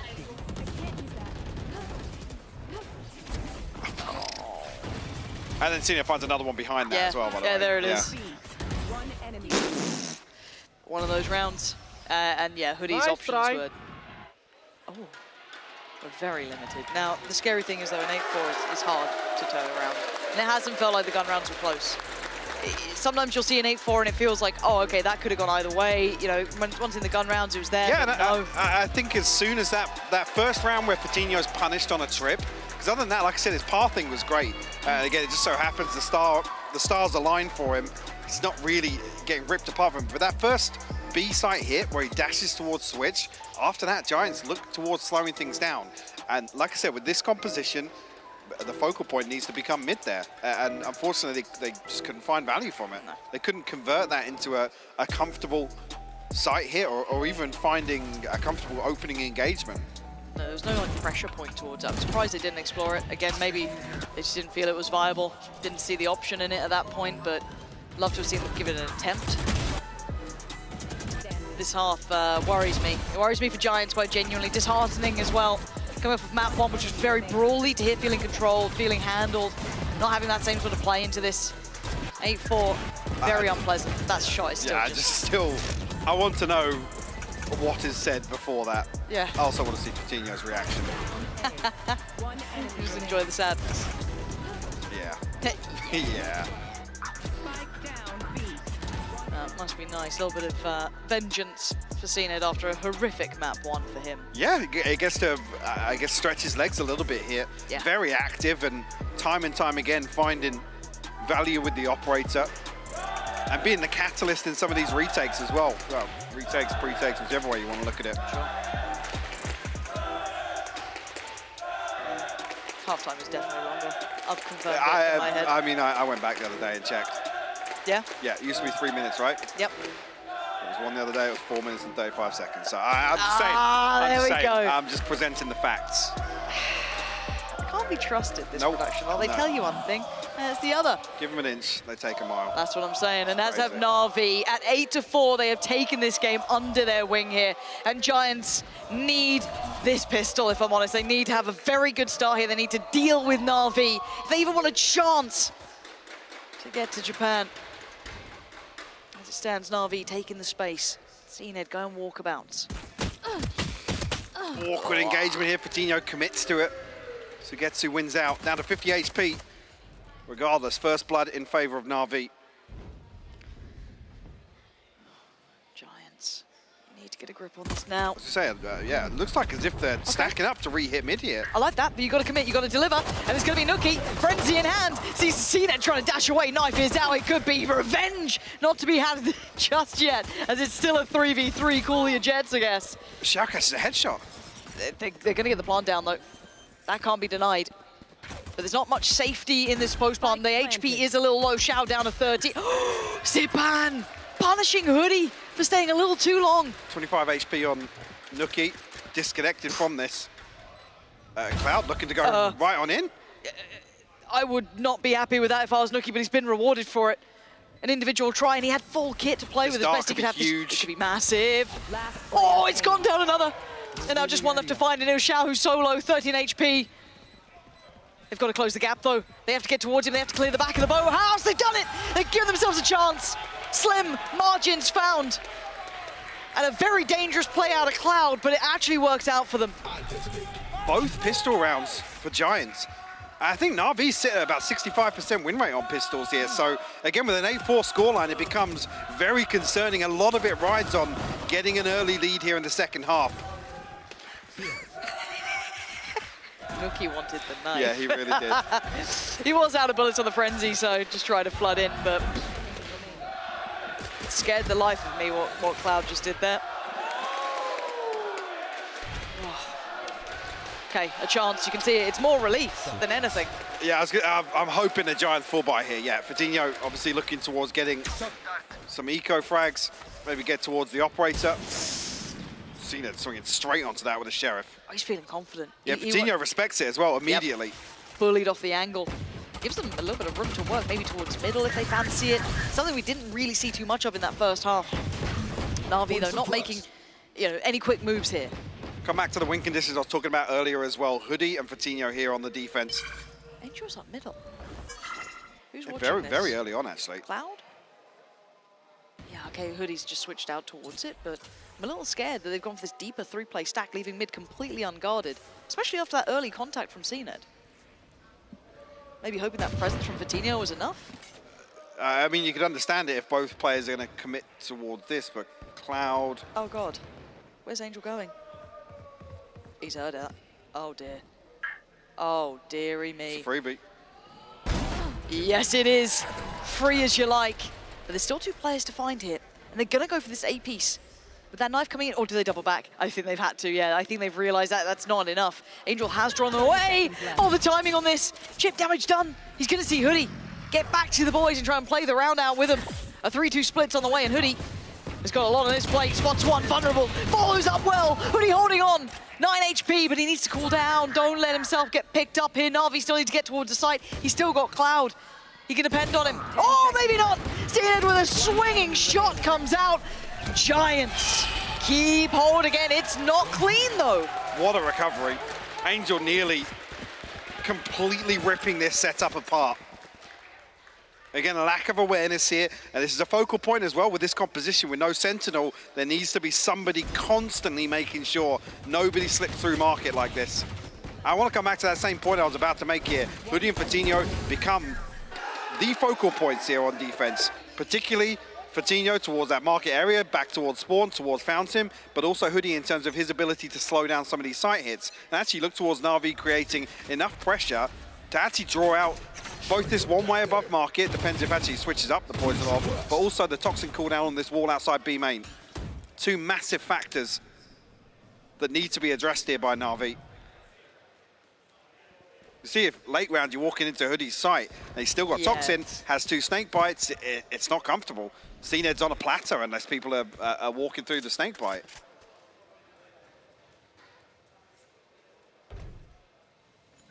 Obviously the buy here favouring Na'Vi. It's not bad from Giants. Na'Vi 4 rifles and a Sheriff. Yeah. Oh, yeah, 2 Vandals. 4, yeah. 4 rifles, 2 Vandals. Oh. But Na'Vi aren't in a hurry with this, which does get me a little worried, because there's some positions to clear that are uncomfortable, and then we get to see the value. Flash into What main he here. can do. There was a flash. Coutinho couldn't find it, though. And now there's pressure. Rhyme staying alive as long as he could, but CNED's there. And now there's problems. Coutinho could be one of them. Oh, he's done very well. Oh, he's done very well. Coutinho! How have you found that? The follow-up? No, look, he's gone down. And now Coutinho's so alone here to try and do so much with, but they're not on the site yet. They're going to hit the rotation. 20 seconds, they got to make a run. They got to run fast, but do they... Does Cloud catch this market cross, though? He's going to hear that, though. He's got to know. But now does he get to CT first? Any more smokes to make the cross comfortable? No, it's dry, and he's going to be punished. 10 seconds now, Cloud! Great work! Another 1v2 for Angel. But we saw before, Cloud got ahead of himself. Will he do it again? Does he keep that cool? Does he wait for Coutinho? I think he does this time. But Angel trying to close in a little bit here, find an angle that might work. Smoke goes in. Tries to buy him a couple of seconds, but they're doubling up.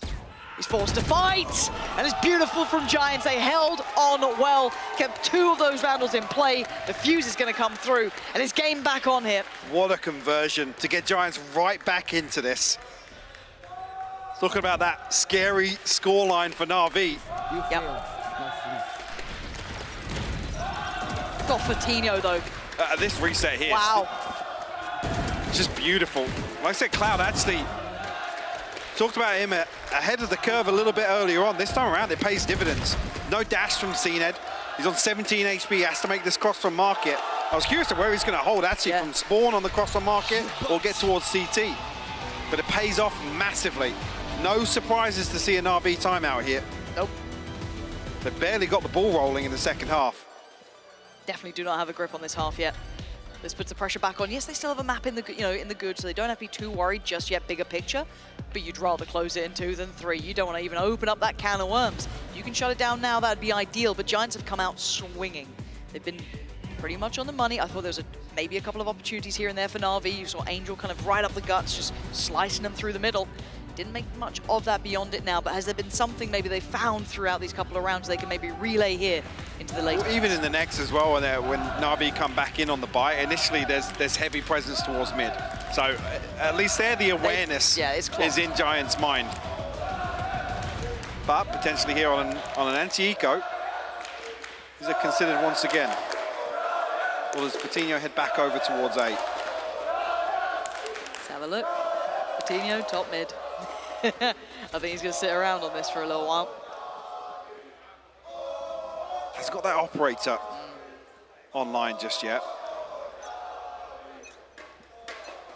Potential to do it here. I mean, 2200 maybe with the light shield. Pacey. Ziplan taking a lot of damage off that. Down to about 45, knife to follow. And you're going to get one off it, but it's a pretty default spread. And once again, you are seeing Angel go in walkabouts. Yeah, and what's Fatinho done? Drifted back over towards A site. This is a big read that they can exploit later. If they start reading this, he doesn't even have to overdo it now, because you almost don't want to give away that you've had this fantastic read, but no challenge, no pressure towards middle is worrying. A great contrast as well from the setups. We saw Xiao holding this for Sugetsu in the first half here. I mean, should be noted here off the steps potentially. I don't like this. This round's become really possible. Yep. Because you look at it, Hoodie's so paranoid about CT and middle that he's already turned. Angel gets a fair fight on it, and he makes it his own. This is terrifying. Cloud is dead as well. Angel over-delivers, but it's the intention that's the problem. That's the scary part. And now it's Nuki, Ryman, Fatinho so far away. All the information's there now. Spike planted. Dearie me. Mistakes Giants exploited thoroughly. And now, can they outgun them on the way back in? I don't know, because they are recovered those weapons. That hero rifle now complemented by CNED and Xiao finding upgrades. CNED posted up on this as well. And spam onto the angle ahead of the cloud burst, but dashes away. This is hard to clear though, Xiao. Gonna be waiting for, it's messy, but it's job done. Oh dear, wait, Hang hold on. Where's this come from? It's a Look at 2v2. Fatinho. How have you gotten down to this? And now just CNED, 1v1. This is the 1v1 we wanted the whole time, but time is on CNED's side. If he can do the dance, if he can keep it busy, he can't. He hasn't got the time. Fatinho has to fall away. NAVI take a round from right under their nose. The Giants, again, so much time is spent setting up for this retake, but they nearly pull it off. Yeah. Some ults starting to come online for NAVI, 2 available for Giants as well. And actually decent progress for Fatinho and Hoodie. But we were talking about this just before this round. The awareness was there on the anti-eco, but here, absolutely none. Cloud's fact finders are invested towards main. You're just going to ignore If you have it. that lack of information, the one I'm more paranoid about is somebody walking into spawn or through market. Yeah. Because that's the close contact area.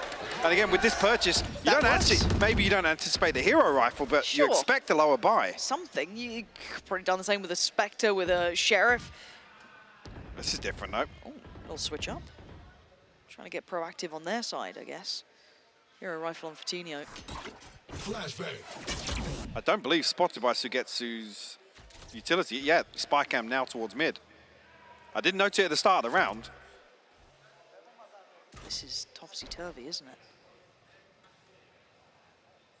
they set up Vitinho in this? What's he like? And Nuki's got, doesn't have a full lifespan on this, and he's very vulnerable now. Great shot from Rhyme, and it wasn't even the weaker target as well.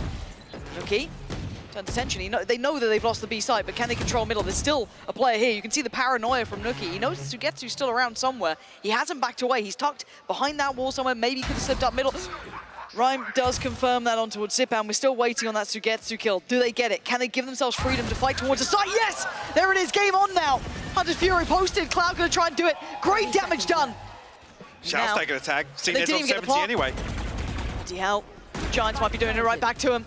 CNED, Shao back to the wall here. How much can two players do?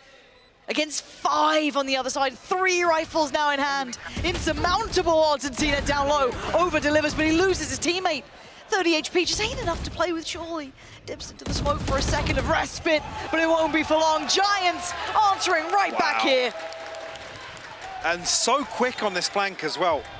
I'd love to take a look at the minimap at the start, actually, of the coverage from Sugetsu's utility. Didn't know the cam at the start. I didn't notice it on cooldown, but maybe I'm just not seeing something here. Immediately, a triple walkout through A. I was wondering when the wallbang's going to come through, because obviously the fragment was invested there. Yeah. So yeah, really curious how that's been allowed to happen in what felt like a slow start round to Na'Vi. Yep. Where you'd hope these bases were covered. Blade Storm available. No hero rifle this time, but hero knives maybe for CNED. Get out of my way. And one thing I will credit actually is Na'Vi's ability to navigate away from Hoodie's utility, right? Not allowing him to find that free value in terms of locking down, but a pit invested here towards B main. Na'Vi, their sight set towards A though. Get ready, Nuki. You got a lot coming your way. Belter of a shot. That's CNED gone. And suddenly all that threat feels a little neutered, a little muted. Ryan with the follow-up, and there's just not much punch to this anymore. It needs some mistakes to happen to get to an Angel. They were trying to find a little bit of room to work there. Did get the tag, but no frag on towards Rhyme. It gets away for free. This time around, this gap towards mid is addressed, obviously on the back of the pit being invested in towards B main here. Na'Vi don't have a lot of options, to be honest with you. No. Is there any way at all to recover this 3v5? This feels like, as I said, it would need a horrific miss, an overstep. That's a bit of one there. Nuki. 30 seconds left. That's a rifle lost, and a little bit of room. It's not much though. With 24 seconds, it's very hard to find this room. Yeah. And you can already see the read from Rhyme. He's got it right. Looking towards heaven. Loses the angle, 15 seconds now. But if they had more time, sure, I'd be a little more on board. But at this point, 10 seconds Na'Vi left. praying that someone slips up, and it's just not going to be happening. They're sitting deep towards help. Last player standing. Rhyme's going to deny Zipan, and there's the final port as well. We are tied up all even. There's fighting Giants yet. Na'Vi, what do you do now? Yeah, the ultimate's like obviously Blade Storm removed here. Shout, Nightfall. No real other progress, yes, to get to 3 off the neural theft, but in terms of the attacking side, not really a game changer. Very situational. 5-1 on the half here for Giants. Operator back online.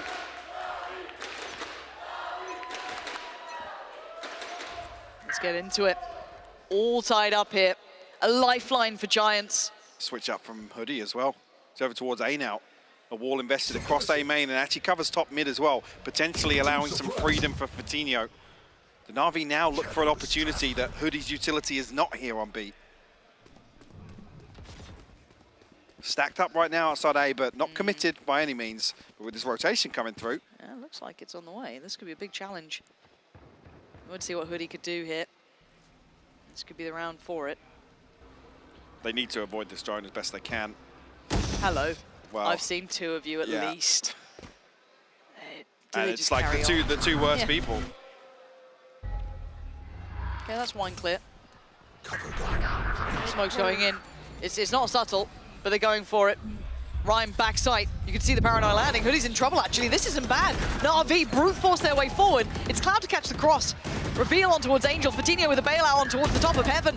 A little overzealous to come through the doorway. And NAVI fight right back in. A little ahead of themselves there as Nuki left with a brutal task at hand. CNED, yes, low, but with 3 teammates. 2. Fragment goes in. High flash. Slows the roll. CNED with the spam. Nuki is getting tagged up from just about everywhere. Dragged right on through. Okay, Navi answer back. What happened there? It's been a while since we've seen this execute onto A site with the C's over the top in towards Street. It locks Cloud in, cuts the sound, doesn't get any pings off this recon either. Hoodie stays alive for so long on site, but I guess he's just so scared of taking a peek. He's his paranoia here. High flash to follow. And they can just win the fight on the back of the site. Yeah, it's beautiful. It's a beautiful hit. Diced up like that, yeah. This is with Hoodie as in the calling the anchor or the stall here for Giants. And then 2 players on top of that. It's like fast piece here. Yeah, good counter, good slow. They've hindered this. That's not bad by any means. Nuki, he almost got caught by that. I don't think he couldn't even hear the damage he was taking at that point. So the decay comes through and the fragment landing does a ton of damage, but now able to recover at least to 65 HP. Nice little combo there, actually, between that utility. NAVI looked to re-hit this. There. Fatinho's watching. Rhyme waiting. CNED's in. How far does he get to go? Spots out one, that's Rhyme dead, and Angel just found Nuki. It's all on Fatinho, and one just is not going to be enough. NAVI brute forcing through. Beautiful end work there from Sugetsu. And Hoodie, well, we saw that change up. It was over towards A. I think NAVI have identified it now. They're confident in their ability to hit B site like this in a death ball. So rely on some of that raw power that they have with this roster. Oh. We'll find one. So 93 HP, 10 shield left to work with, but 3 members of NAVI. He does have a fair 1v1 on the side. He doesn't really know that, obviously. There'd be no way you'd guess that, but... He definitely doesn't expect Angel to re-peek him here from market. No. There is very little chance that is considered. Nice little around-the-world work from Angel there. Gonna catch him on the push-up. And now you start getting scared. Giants need to pump the brakes. They need to do something here because they are now getting into really troubled water. Yeah. I'm curious if they immediately send Hoodie back towards B side, to be honest with you. The reveal not dealt with here, and I think the reveal sent towards Logs. I can't remember. The ping came through from Xiao, but I'm not sure when Fatinho's able to reposition there, but Rhyme's caught by it, and I'll be honest, he absorbs basically the front 3 members of NAVI spamming him down. Cena then finds the wallbang. Not much to do in that situation. So yeah, I'm definitely looking for whether or not Hoodie and Cloud now revert back towards the B site hold, or maybe going to look to put Fatinho in a little more aggressive position.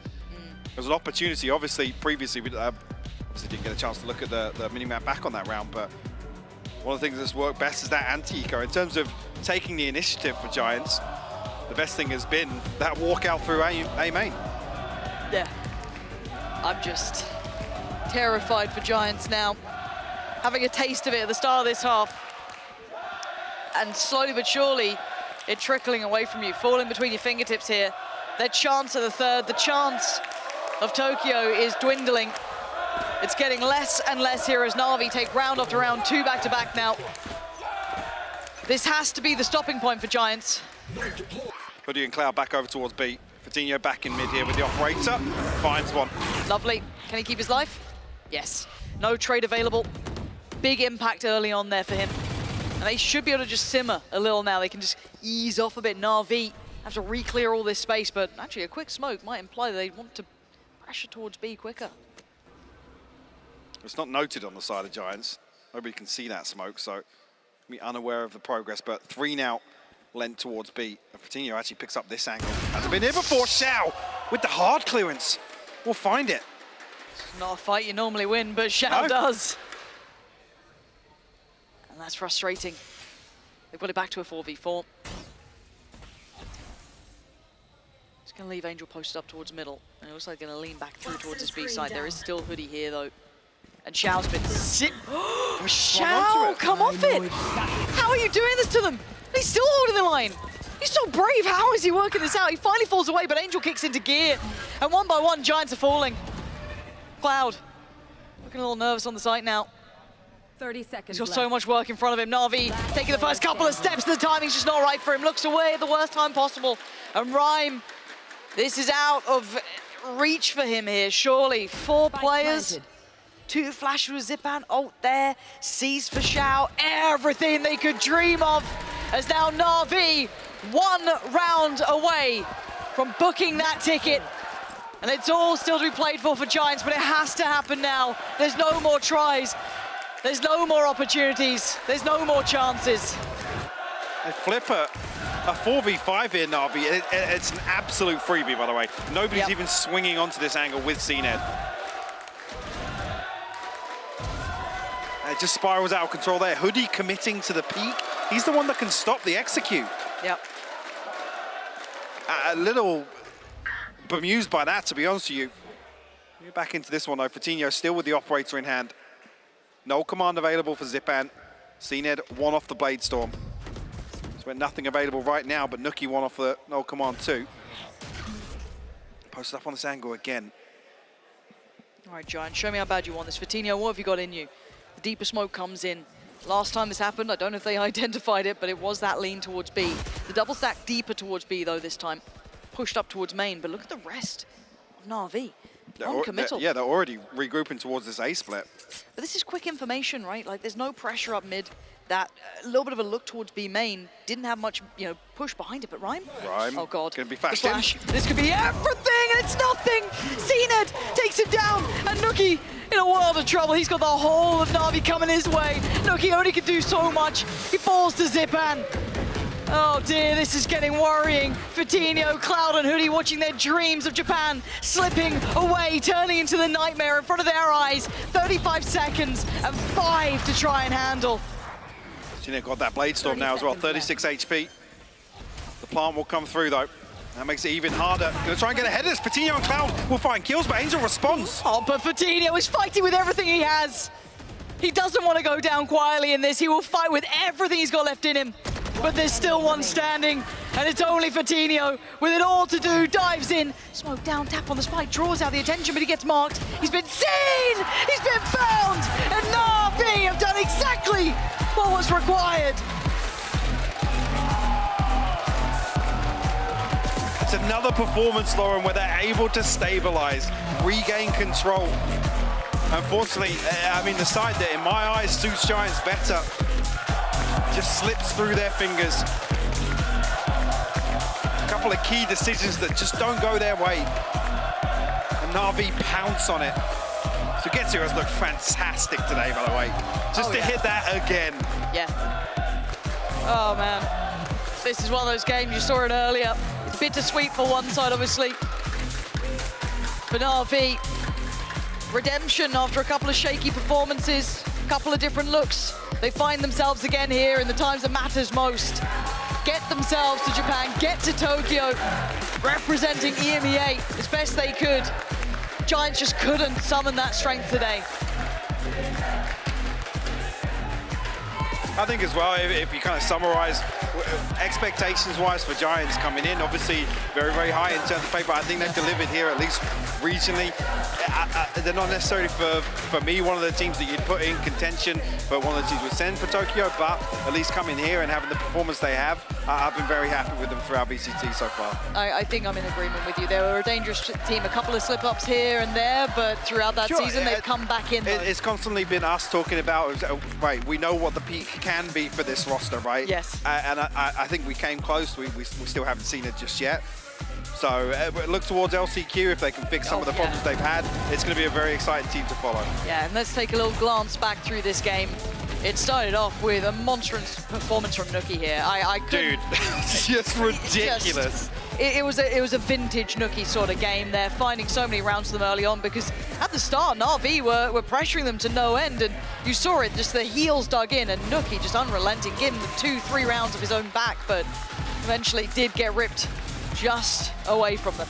I mean, map 1 felt like Nookie and Sugetsu just... The battle. Yeah, the battle of the Killjoys, basically, of who can have the best clip, but again, uncharacteristic as well. So many of these rounds today where you're looking at the way in which NAVI have, I don't want to say approached the rounds, but in terms of the way that they play out, you think to some of the slip-ups from Liquid where the timings are completely off, and the thing that we always credit NAVI for, the fundamentals, right? It's the bread and butter, VALORANT, that they're so good at. And then you look back at the season and you think, well, actually, they ticked a big box for me, which is seen it. Obviously, last year we talked about the chamber meta and obviously not finding his versatility as a duelist. We've seen that realized in NAVI messing around with some of these compositions. So to come back and still be in a position where NAVI have had a fantastic season, going to Tokyo, for me, it's a huge win. I think so too. I think that's a really nice way to phrase it, because you get to see that versatility we were questioning. It is answered some of our bigger questions about this roster, and one of the original superstars. Seeing it on Yoru, seeing it on Raze, It's there. It's showing versatility, and for somebody that was famed as being the one trick. Correct. The one trick. What a way to answer critics to that and kind of come back and maybe a confidence booster. But again, you look at him when he is back on that J, it looks gorgeous, doesn't it? I still don't want to see him play anything else. Maybe the Yoru. Yeah, do a dabble. We'll throw it in, but that's all we fancy. But speaking of fancy, we got some damn good games to look forward to and look back on. Obviously, today is a tale of two halves, right? It's elation for one side, an absolute heartbreak. I mean, God, looking at some of the players on Vitality earlier was genuinely soul-destroying. Absolutely, core twisted just as he was heading out. It hurts. Yeah, it was hurts. almost like I avoided eye contact, but also really wanted to give him a hug. But this is what it's about, right? You know, you see the moment on the stage initially, it's mostly relief from the team that wins, but there's that instant look. You saw Fatinho on the stage as well just then, devastated. This is what these teams have been fighting for. Yes, the regular season, yes, the bigger picture, but these games... hard-fought weeks. Exactly. Blood, sweat, and tears, yeah. Comes down to one best of 3, one good game. And the other thing that is for is obviously Japan, Tokyo. That is what they were fighting out for today. That's where you saw the blood, sweat, and tears literally visible. Finally, we get to add another name to that. Is going to be NAVI, posting that name up there. Some fantastic representation coming out, going to Tokyo. I mean, there's so many incredible names on there. I'm so excited. Yeah, there are. Vitality being one of them. Yeah? Yeah? Yeah, we'll leave that. Yeah, no comment. Obviously, still one slot here for Americas to be filled tonight as well. Oof, big game. It's a scary bracket looking in Tokyo, to be honest with you. Bloody hell!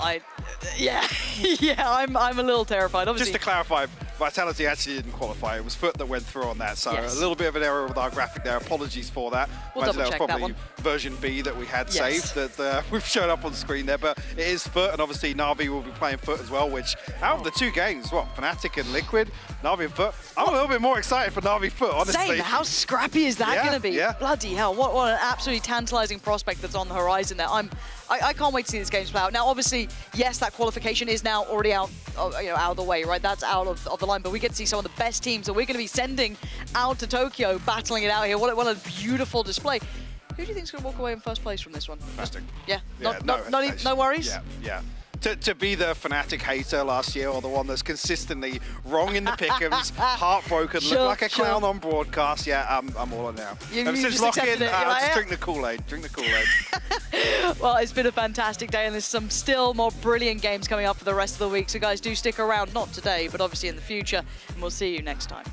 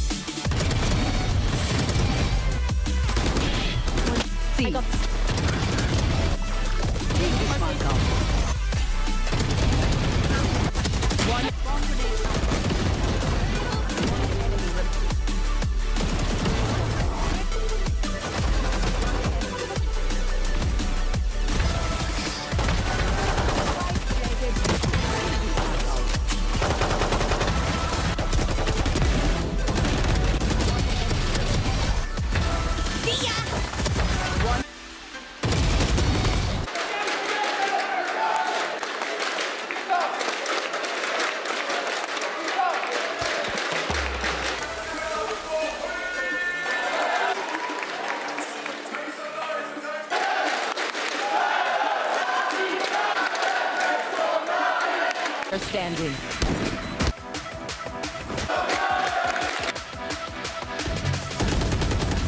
Spike planted. One enemy remaining.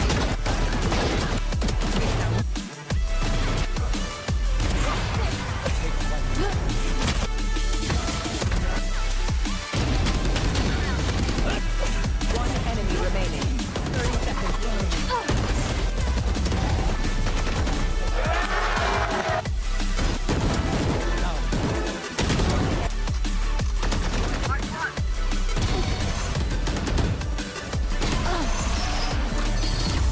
Attackers win.